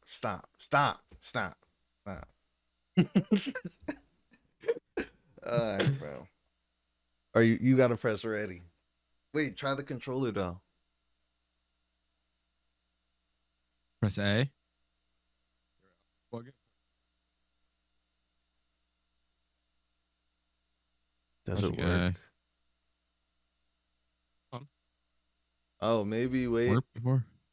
Wait, did you just press A or did I just press A? You just spammed a whole bunch of buttons.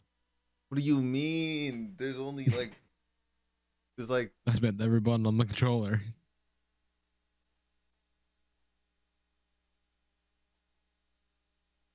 there's rather be like a what the fuck? Why is this? Where is my audio going? Hold on.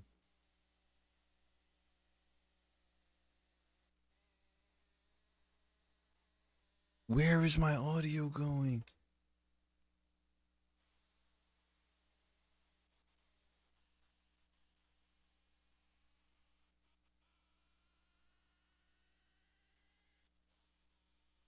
Oh, you can't even hear it. I can hear it. How? I can hear it. I can hear it perfectly fine. It's fucking. I think it's like Ariana Grande or some shit. It probably Kind is. of laggy though. Is it still laggy? It's definitely like stuttering. Yeah. Like I hear like double. Unless that's how it's supposed to be. Yeah, but I see the thing hunting the guy in the fucking bus, wherever the fuck. Is it still double? Yeah. I'm getting the fucking the Wi-Fi symbol every like 10 seconds.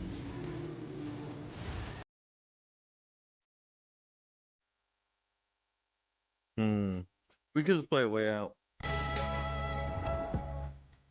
There is quick action. Like, let's see if like it works at least. Like it's. I want to see like maybe like once we end the game maybe. This is the longest fucking cutscene of my life though. It's not over.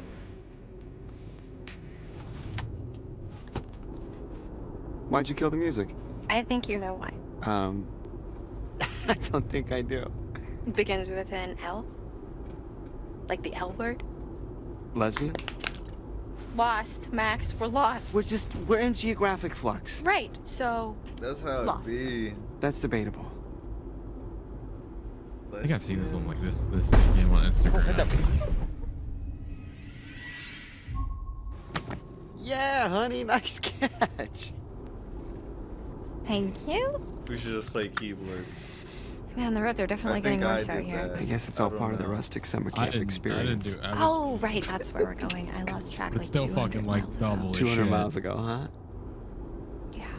You probably Hold on, I'm listened gonna to try to it. fix it. Max, it's okay. It doesn't make you any less of a man. You know, if Columbus hadn't got lost and landed on these golden shores, there would be no United States of America. Goodbye hot dogs. See you later, apple pie. Columbus never actually landed in North America. What are you talking about? Oh wait. Didn't even know he wasn't in Asia. Are you serious? Oh, that's it. It's good. Just in. He's got a whole day named after him, so put that in your pipe and smoke it. Oh my god. Okay, just get us to camp already before I roll my eyes out of my head, please. I'm working on it. I'm working on it.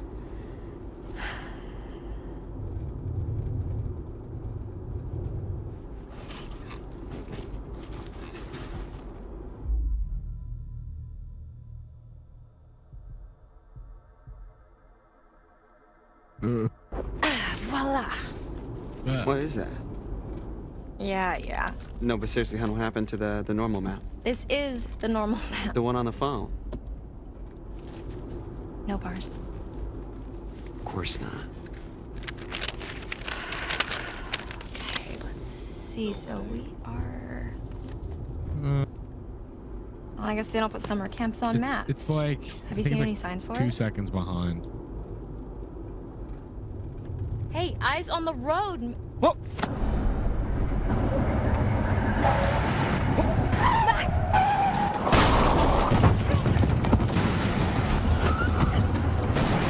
What the fuck was that in the back seat?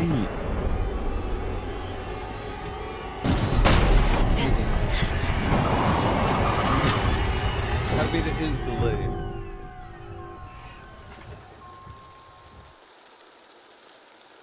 We're cooked. We're gonna get the worst ending. Are you okay? Oh, there's different endings. Yeah. I mean, still Yeah. in one piece. Jesus Christ, what do you think that was? A bear? What?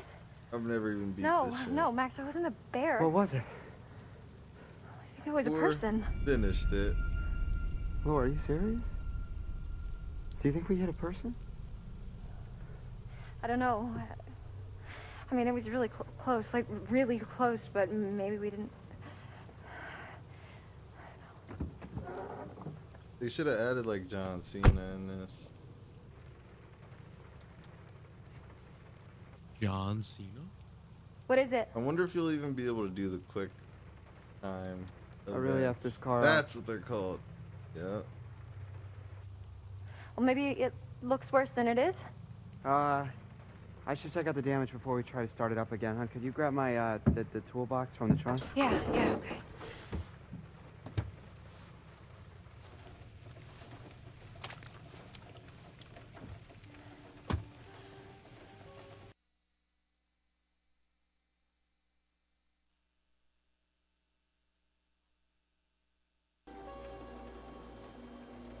That you walking or me? You. Oh. You're the girl. That dude, we can't even play him. He probably about to die. It's not so bad. My mom's gonna kill me.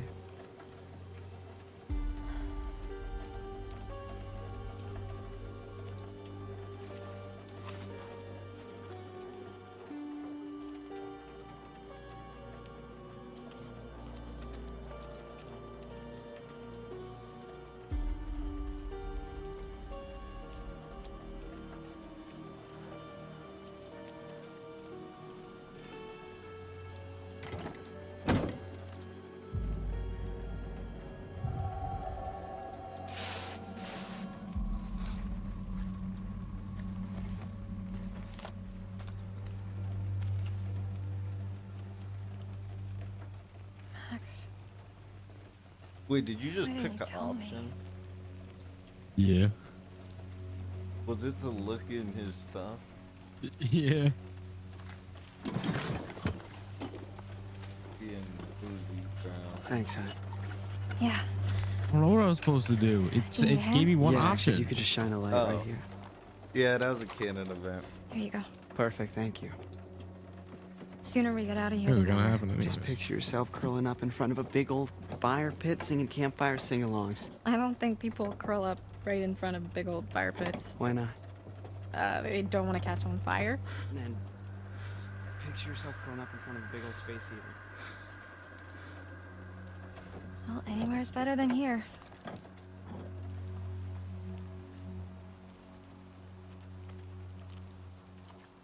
Wait, so what the fuck do I do then? I press this again? Wait, walk towards the camera? Oh. Can't go. Wait. Ooh. What the? Okay.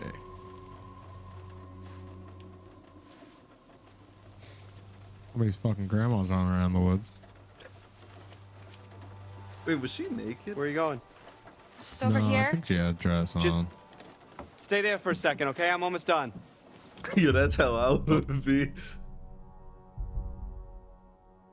Yeah, I'll be like, yeah, that's how. Nah, just leave, bro. 'Cause that's how it would be.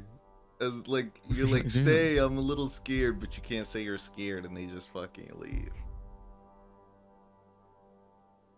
Wait, which one should I pick? God, Max, hurry up. What's going on?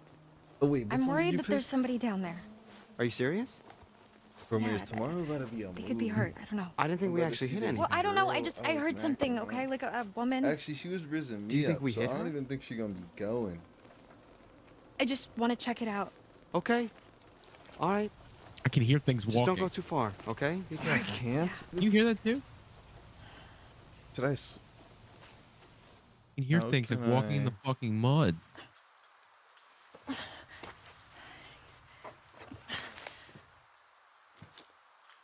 Okay. Luck with the car. Hold up. Can I see if I can fix the echo in a different way? If it doesn't work, I'm gonna go back. I don't even remember what I did actually. Ooh.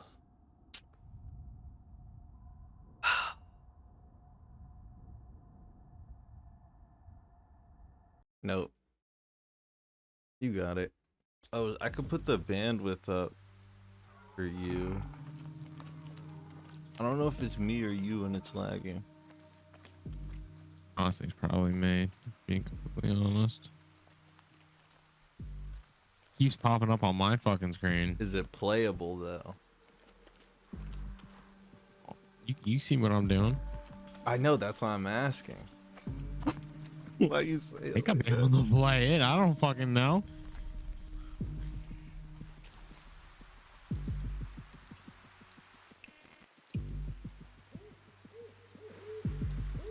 Did you view?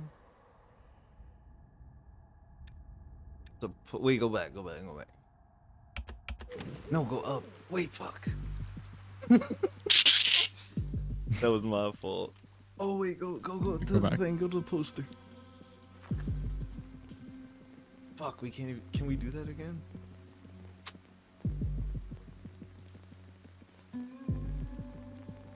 You think there's Friday the 13th private servers? I want to play that. No. I fucking love that game. There's only private servers on PlayStation, and they patched that, and then in one of the PS5 updates.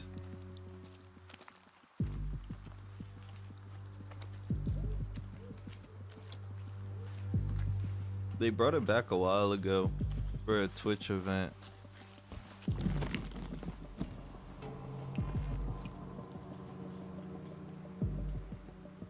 I actually don't. I don't know if you can. You're doing good. I don't think it guides you to all these clues. I could be wrong.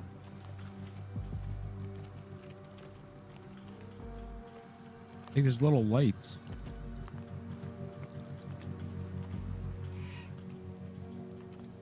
It's like hard Like because like lanterns? my keyboard isn't like 100% with like what I'm seeing. Oh yeah, it's like the light.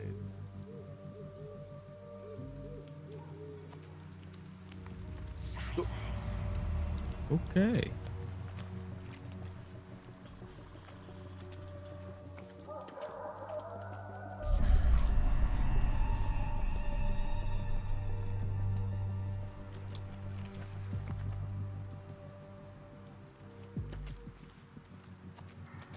That was a person.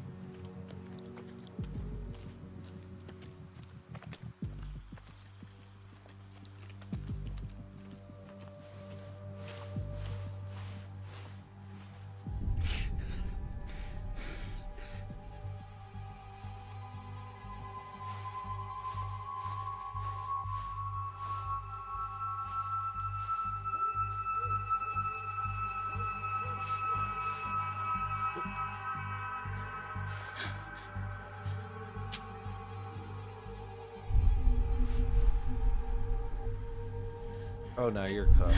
She's about. You might be. Where are you? No, I think they give you enough time for these events, bro. I think, girl, you got it. Can I, like, She escape? looks like she's about to start running. I would run too.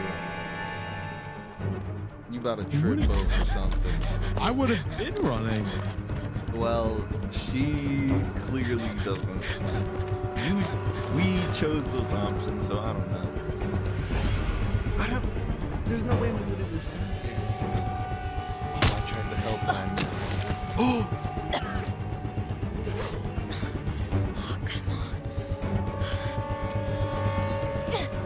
Oh, nah.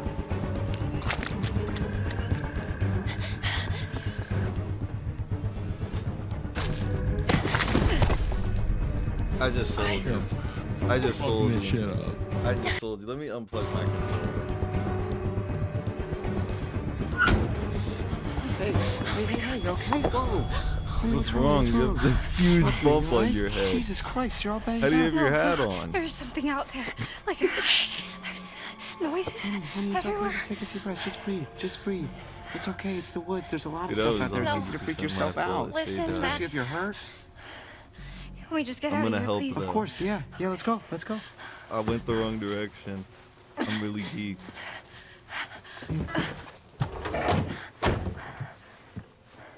She's about to just start. Never mind. Yes, there we go. Purring like a kid. Max, come on! Here we go. Here we go. We're getting out of here. Are you kidding me? Max! Okay, give me a minute. Give me a minute. We've got to go, All Max! right, you're not helping right now. Can you just... I am trying to get us out of here. All right, enough! Shit, I'm sorry. I am trying to get us out of here. I'm sorry. What did she do? He's the one who fixed the fucking I truck. thought he said that. We're okay. Wait, We're safe she in the said car, that? really. We're gonna be okay. Ooh. Jeez! Oh, fuck! Oh my god, my heart just exploded. Roll it down. I was just about to say that. Hi, officer. How are you doing this evening? He was getting freaky. Are either of you injured? No. Well, she bumped her head. Well, barely bumped it. I mean, I can't even feel it. My She well, definitely not feels my it. head. I'm That's fine. my fault. Really, we're fine. We're just a little shaken up.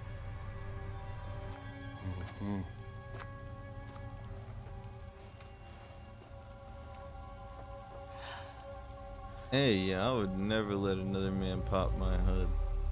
Well, you folks want to tell me what happened here? Oh, never mind.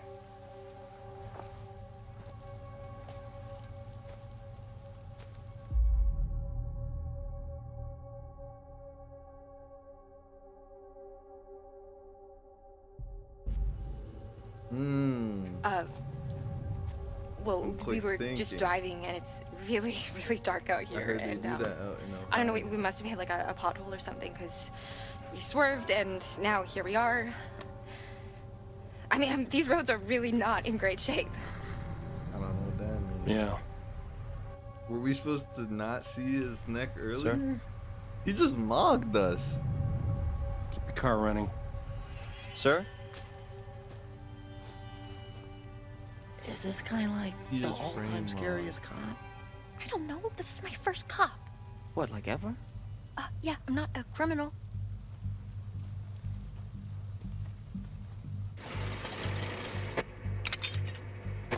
First cop ever.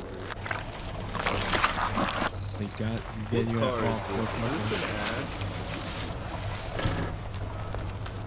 ad? Like, I've just been really on it with the ads recently. That's a dodge. That wasn't an ad. Now, you folks want to tell me just what in the hell you are doing all the way out here this late at night? What?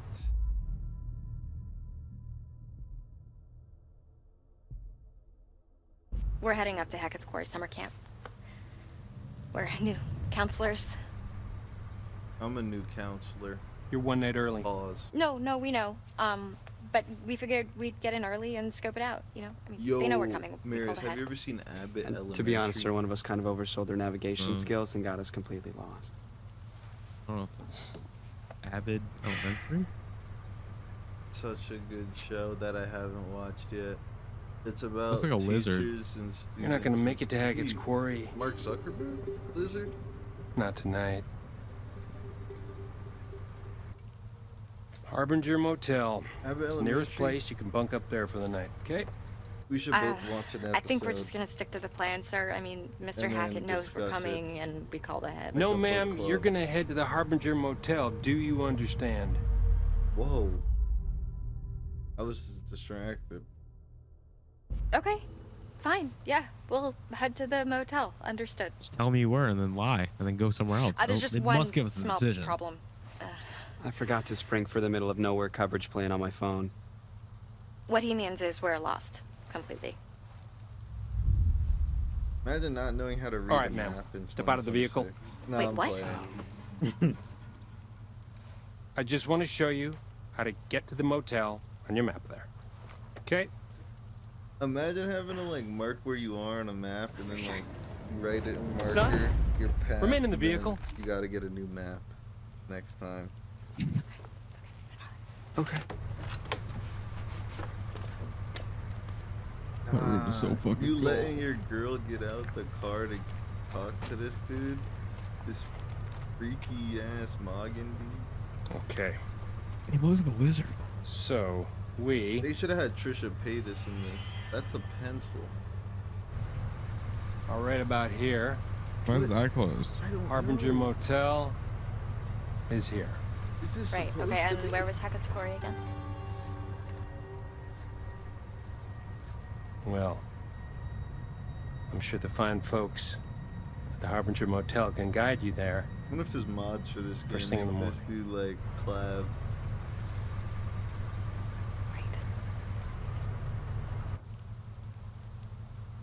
Yo, he did Weird mog fucking eat guy. us though.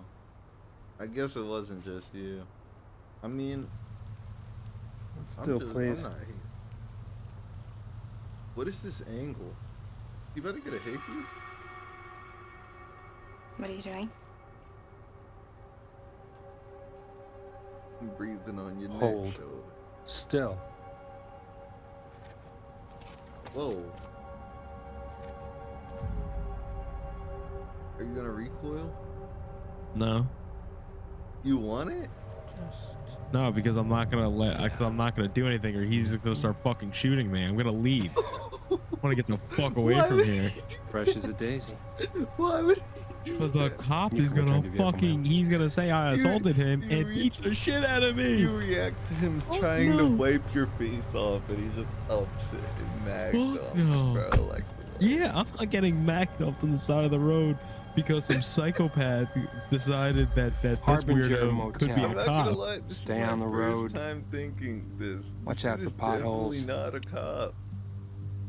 Yeah, Oh, you need, like, a this is statement? some random Definitely fucking not redneck a on the side of the road. Where did he get the whip? He probably, He's probably like made a it. mall cop. First said he made it. They were doing that. Oh, look at the lights on top. Max, that's not even RGB. Nah. That one Chief Keef clip, be like, this ain't rainbow, this ain't gay. Why is this guy It's just sitting RGB, there? red, green, blue. Wait. That dude was trying to kiss you, bruh. He's giving me major weirdo The vibes. dude needed like at least a dozen showers. Oh my god, I know. What was up with the thing? Did you see that? Was it blood? Nice to meet you. Oh man.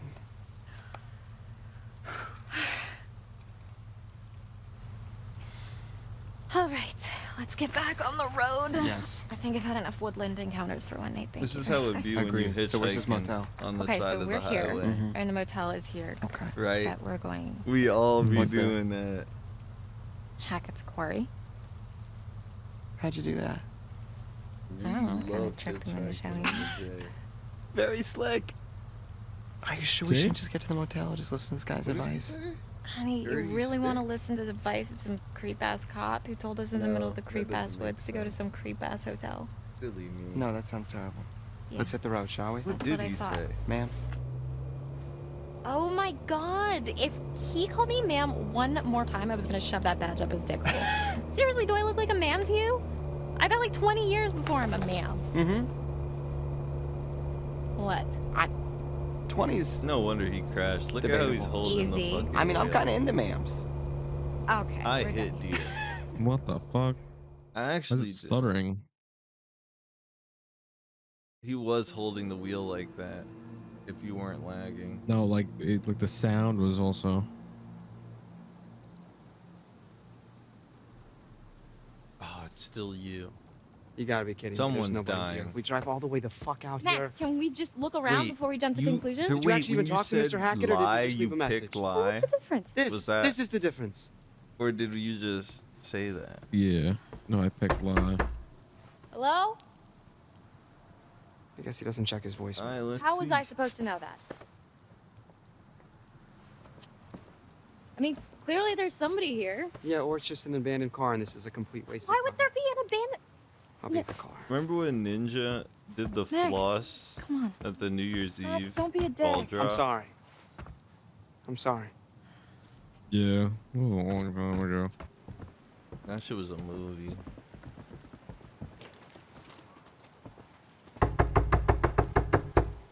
Is anybody home?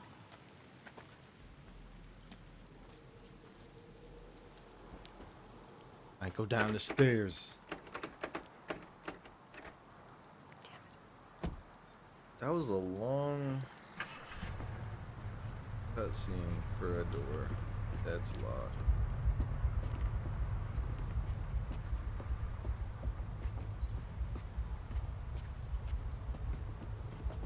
This is a nice summer camp for a bunch of kids to get murdered at in the game. Well, yeah, in the game. I can run too. Can you? Yeah.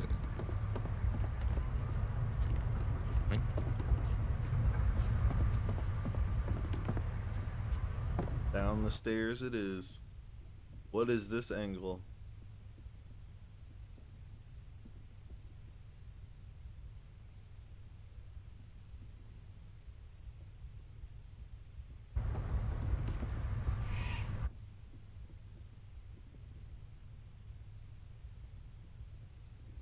I don't know. I'm confused.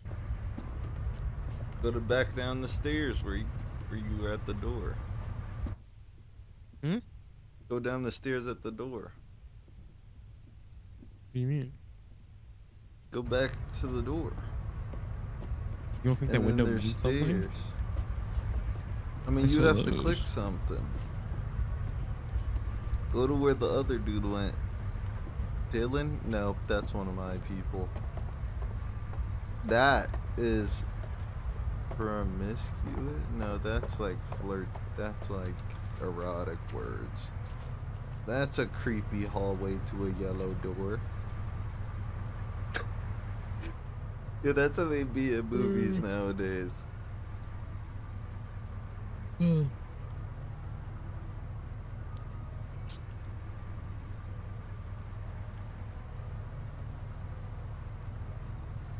Fun. What doesn't kill you will make you stronger. Isn't that a Lady Gaga song? Lord, there's no one here. Come on. Just give me one more minute, okay? Katy Perry. Go to the yellow door. I know you see There you it. go. Why is there so much open space under here? You can't really like put a fire under here. Generator.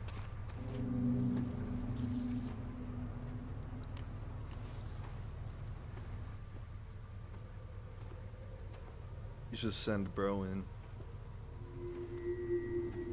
He is locked.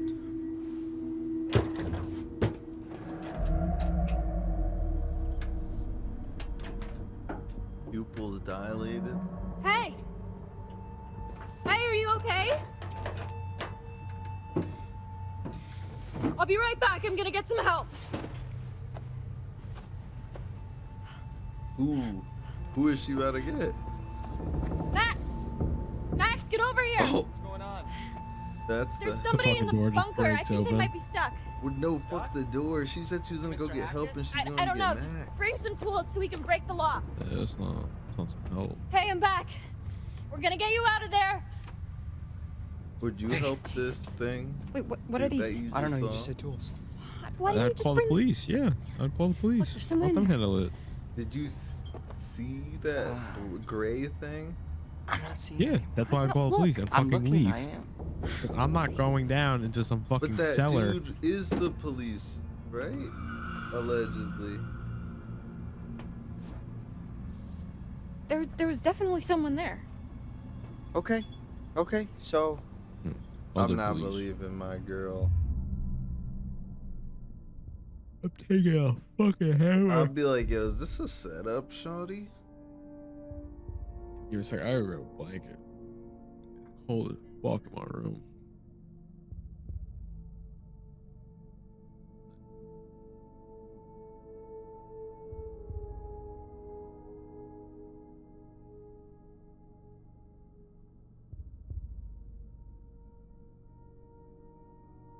Oh, there's a spring sale on Steam.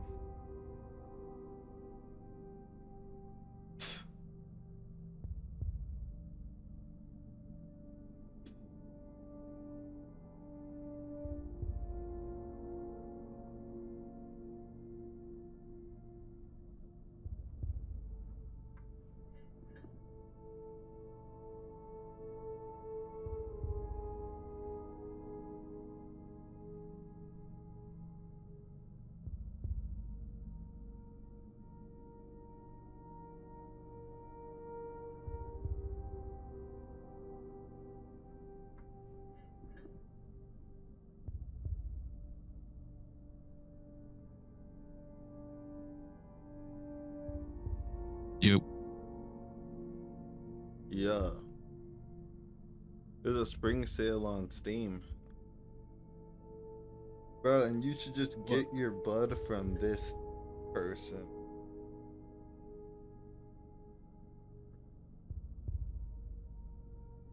I'll send you it.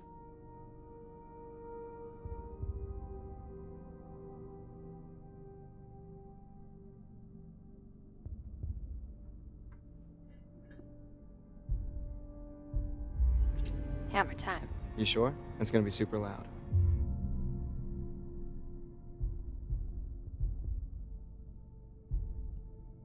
So, someone's trapped.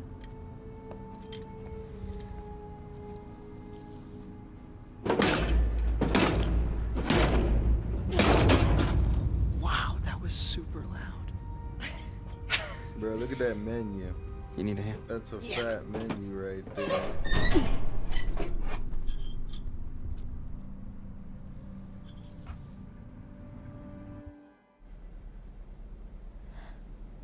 Wait, I What the forgot. fuck did you just send me? You just went in. That's the menu from the guy. You've seen The Evil Dead, right? Give me a link? Hello? What the fuck is this? I've never seen a No, message just- like this. It's just like a lot of words, so it just goes to the thing. I just copy pasted it. Are you hurt? Do you exist? I'm about to cop the heady heads and a hat. But how do you get it though? Hey, be careful. Ways.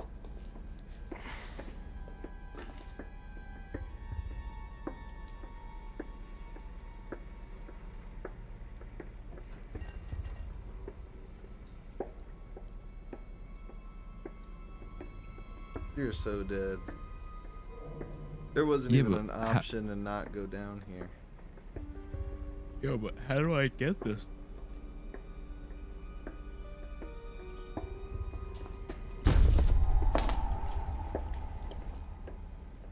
Yeah.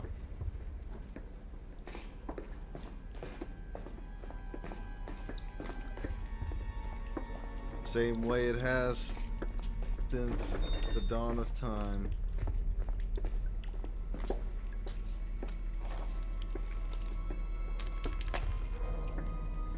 No, it'd just be the mailman.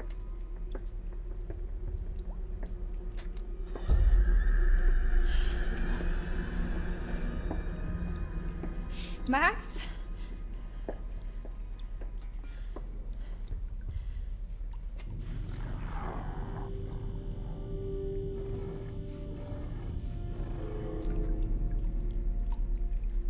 You walking towards that? I think it's to the left.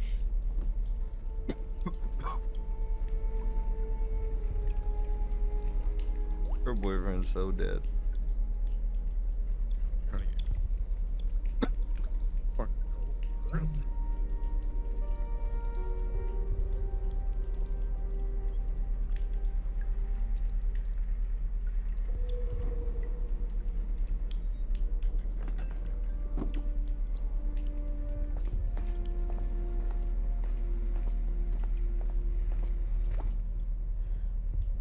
Hun, maybe it was a possum or something. No, there was someone here, I swear.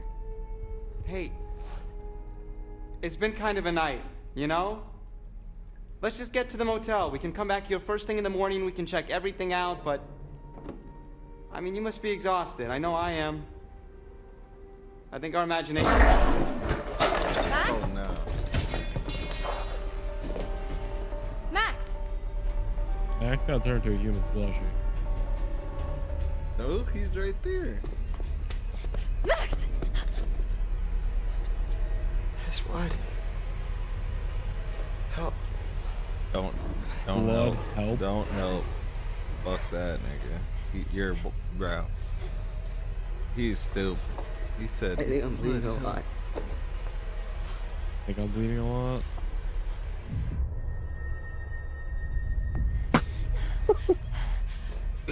That's the quickest I've seen you press it. Option. Why'd you say she's sorry? They always say that. See, that's why it's DTV.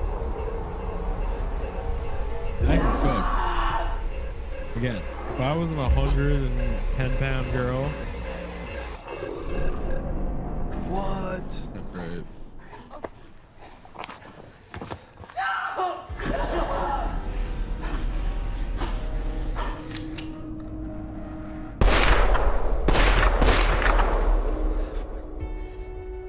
Does this look like the goddamn Harbinger Motel to you? I don't. Who's he talking to? I guess us.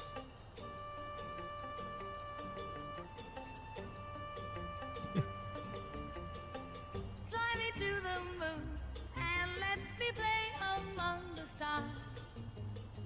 Let me know what spring is like on Jupiter and Mars. In other words, hold my hand. In You other pulled up with the lights on. darling, kiss me. Fill my heart with song and let me sing forevermore. You all I long I think that girl. I forget her name. and adore. In other The girl who plays London Tipton. I picked her.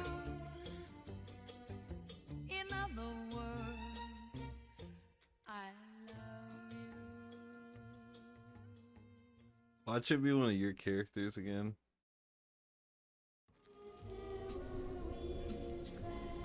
We played at the same time.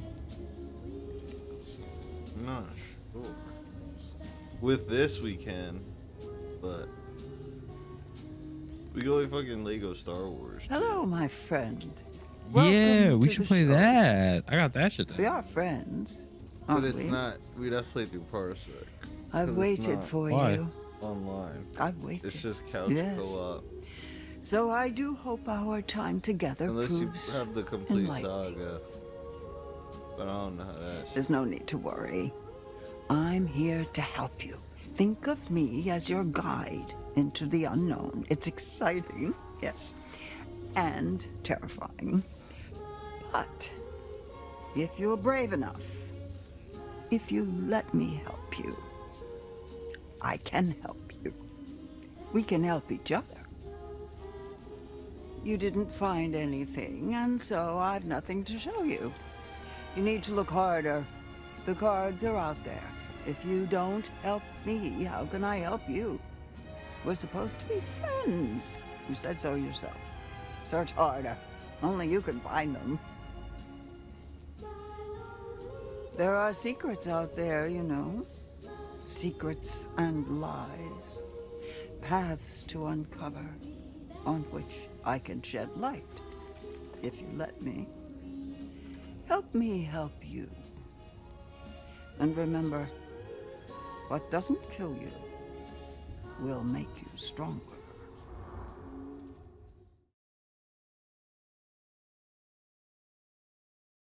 What doesn't kill you makes you strong. I don't know who made that song, bro. Probably Katy Perry. You want to play this character now? What's the point of like doing of? I'm confused. What's the point of having different characters if you can only play on? If only one person can play at a time. I mean, we have the same amount of characters. Well, no, but like you played next. I could have played press random on it, and then probably like you play for 20 minutes. I play for 20 minutes. You play for 20 minutes. Like why the fuck you mean just play together?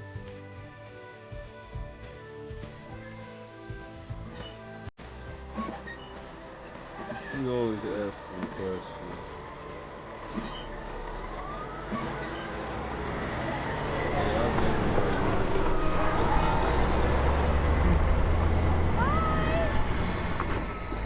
Ladies, peace and love. See you later, kids. But this dude looks like that chud, though. I didn't want to be him. I think I'm her. You know how many hearts are broken on the last day of summer camp? It's like a Wait, romance I'm gonna apocalypse. just look up how long this section is.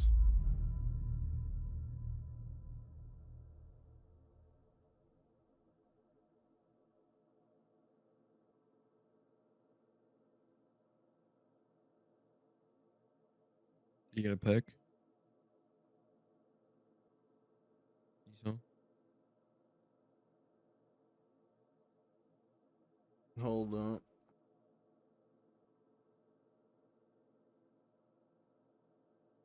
What is this nigga's name?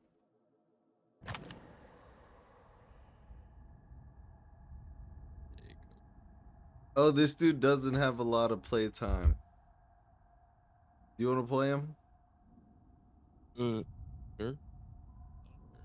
Or wait, can I change it? Well, like, the thing is that like you no, you play him, because like low key, like I'm not staying up that much later. So if you want to play some with him.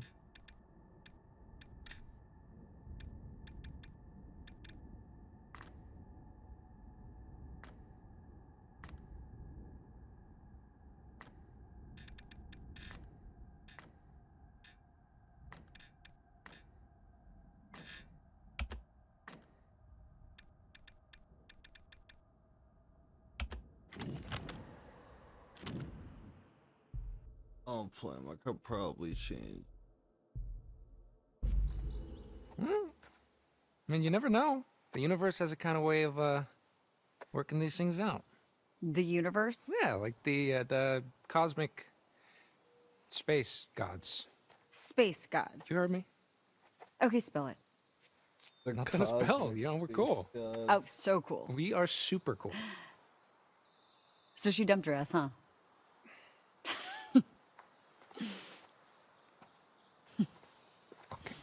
Quit it. Hi, Emma. Hey. Okay, this is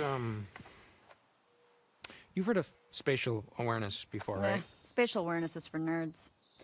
Be a lamb and grab the last couple of bags, will you? Yes, boss. Say hi to Emma for me. You're a bad person. Yes, I am.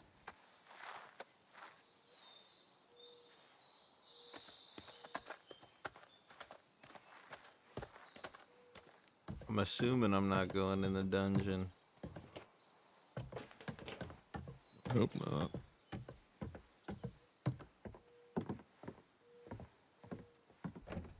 Jesus Christ. Hi. Hey, are you guys gonna help with the bags or what? Oh, you know, I was actually just working on fixing the door. Dylan, come on. Broken. Dylan, please. I can't. It's. I gotta get the last bags What's in there. Come wrong on. with this thing? It's just. Dylan, frozen. please. Sorry, bro. Cool. Thanks, guys. What are they doing? They not trying to help.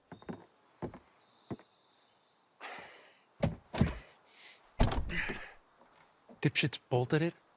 Really?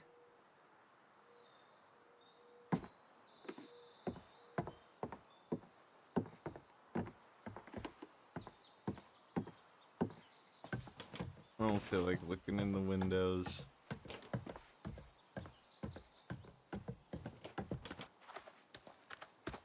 I was about to say I wonder who dies first, but I think that's up to us. They locked me There out. are choices. Who? Who do you think? Ugh, we'll find another way in. Oh, we Use probably your big boy already brain. chose who's gonna die first. You have already? I don't know. We got a path chosen earlier. Oh. No, that's probably just the boyfriend dying. That was that path. Well, they both died. Look, she probably got kidnapped. Bro, he roofied her with a syringe.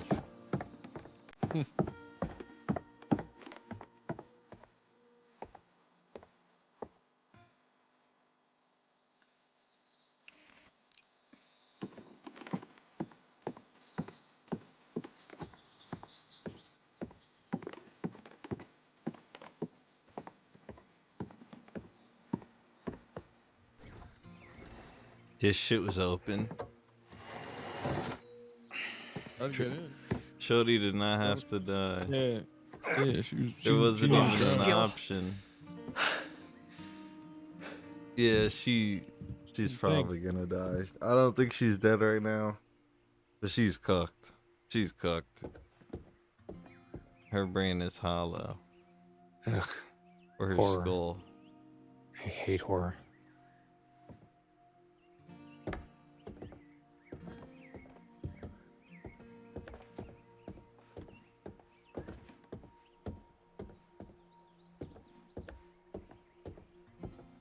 Do we got a baddie over here? Or a choppy?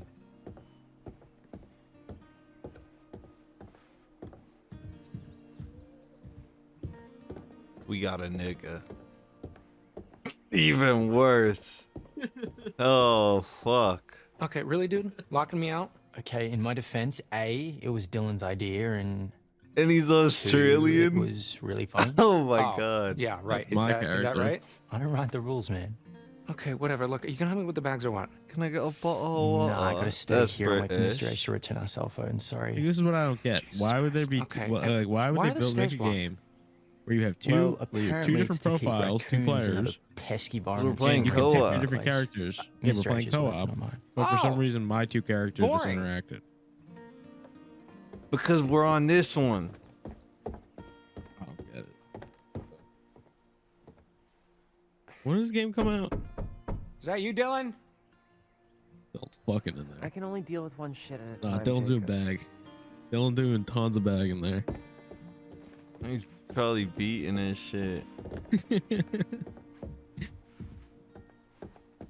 This nigga's not even helping with the girls' backs. Just fucking I'm just walking around. The fuck? You walk into like the dark. It's just out of vista that whole way. Fuck? Yeah, no, literally. You just all went black. So is that door too? It's No, nothing. there's like it's like some No, there's nothing. mahogany. It's some mahogany wood. Where's the okay? Where's the door handle? Where's the door frame? It's like a push door, like in the kitchen. You know, Just pop open. yeah, you just push it because when you have dishes in your hand and shit. Yeah, yep.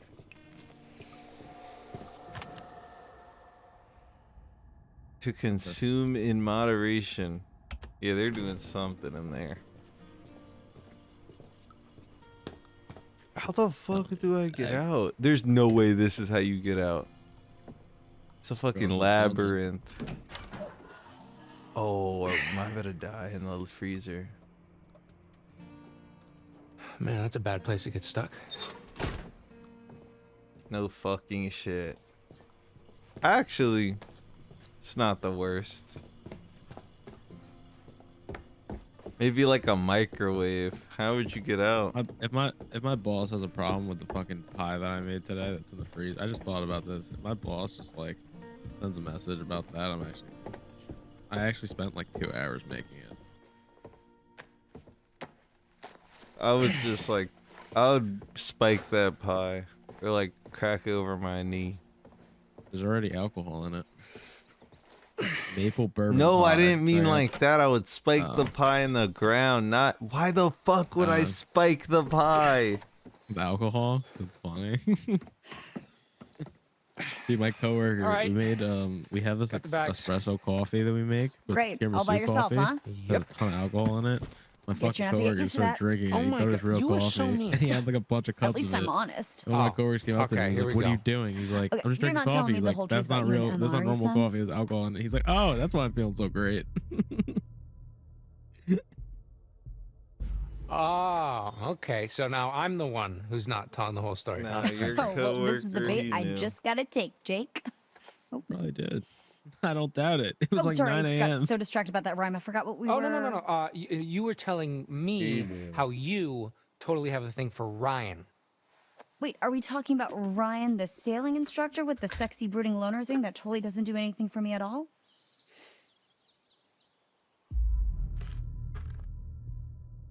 Ah, sexy, huh? Hottest at camp I'm by far. not really listening sure. to what they're Look, saying. it was all settled by the girls in bunk 7, like second day of camp. It goes Ryan, me of course, then Dylan, Emma, Abby, Okay. Nick, and then Mr. H, and... Okay, are you almost finished? Please? Yep, that's it. That's everyone. Mr. Hackett. So she really just dumped her ass, huh? I don't... Okay. Her whole thing is like, how are we going to make this work? Different schools, blah, blah, blah. My whole thing is like, maybe long distance, blah, blah, blah, blah, blah. And she was just like, Jacob. She gave you the look, huh? Yeah, do not pass go. Man, she just got you wrapped all the way around that dainty little finger of hers. How does she do it?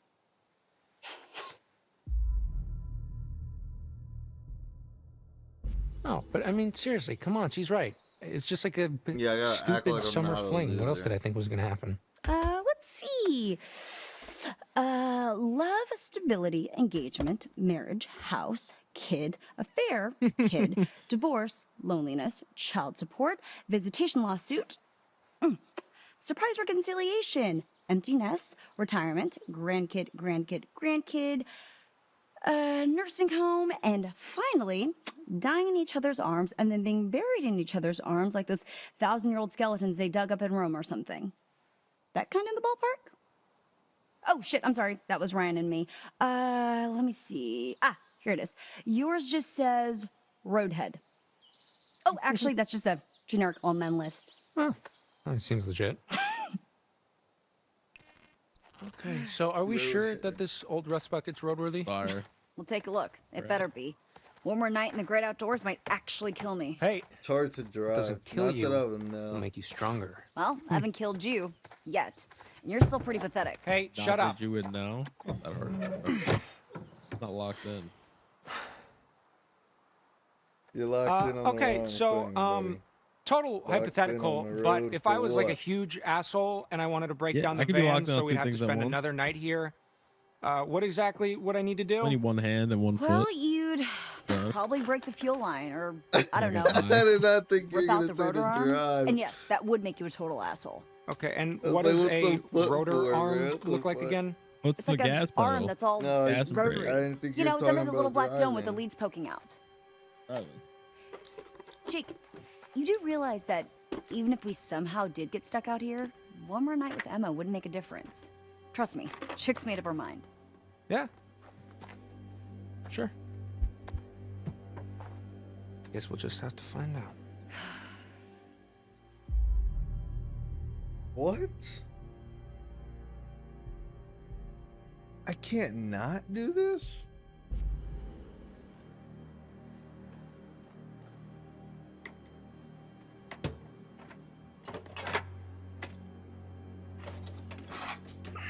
This some shit you would do. Come on with me. It's like, yeah, I'm gonna steal her Put you spark right back plug tomorrow. so she can't go home. No harm, no Perfect idea. Like, oh my god. Up here, my dudes. Why do they look like they're up to something? Hey, Jacob. What? No, dude, It please. low-key Don't, looks like that's what he just did, Nick! but. Oh shit.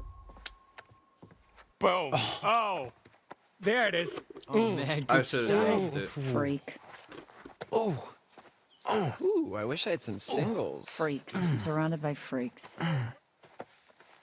Oh, thank God. I'm gonna get the whole no technology thing, but take me back, world. You would have thought Mr. H could have, like, charged up our phones, like, a little bit. Nothing's ever your fault, is it? You know, you should really just save it for emergencies only. Unless, of course, is being dumped an emergency? Oh, Ben. Low key. Back off, dipshit. I'm sorry. Yeah, she's mine. Peace and I love, stole man. her I rotary didn't arm. mean to hurt your feelings. Pussy. Y'all ready to bounce? I'm gonna do that. Where's everybody bro. else? He put me on. Why would I know that? Sometimes you know stuff I don't. Look, I don't even know how to respond to that. You say, Nick, you're way smarter than me, and you're a super hot stud who gets any chick he wants. Okay, yeah. Keep dreaming, Junior. Junior. This dude gets stumped. He's just gonna be like, "Well, you're gay." Like, you look like one of those. Redhead. I low-key might go to bed. I'm actually so fucking tired, bro. I'm about to go to bed soon too.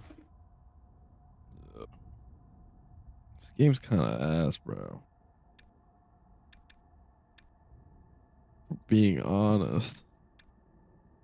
Bro, you over here talking about the fucking how they're in the two characters are interacting with each other, bro.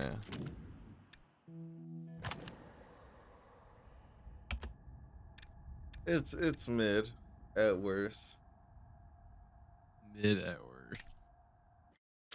Bro, you asked me if I had tar comp, bro. Yeah. Cause better than that.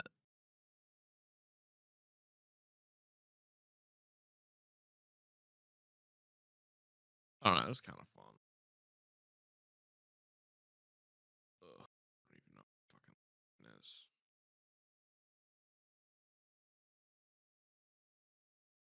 is.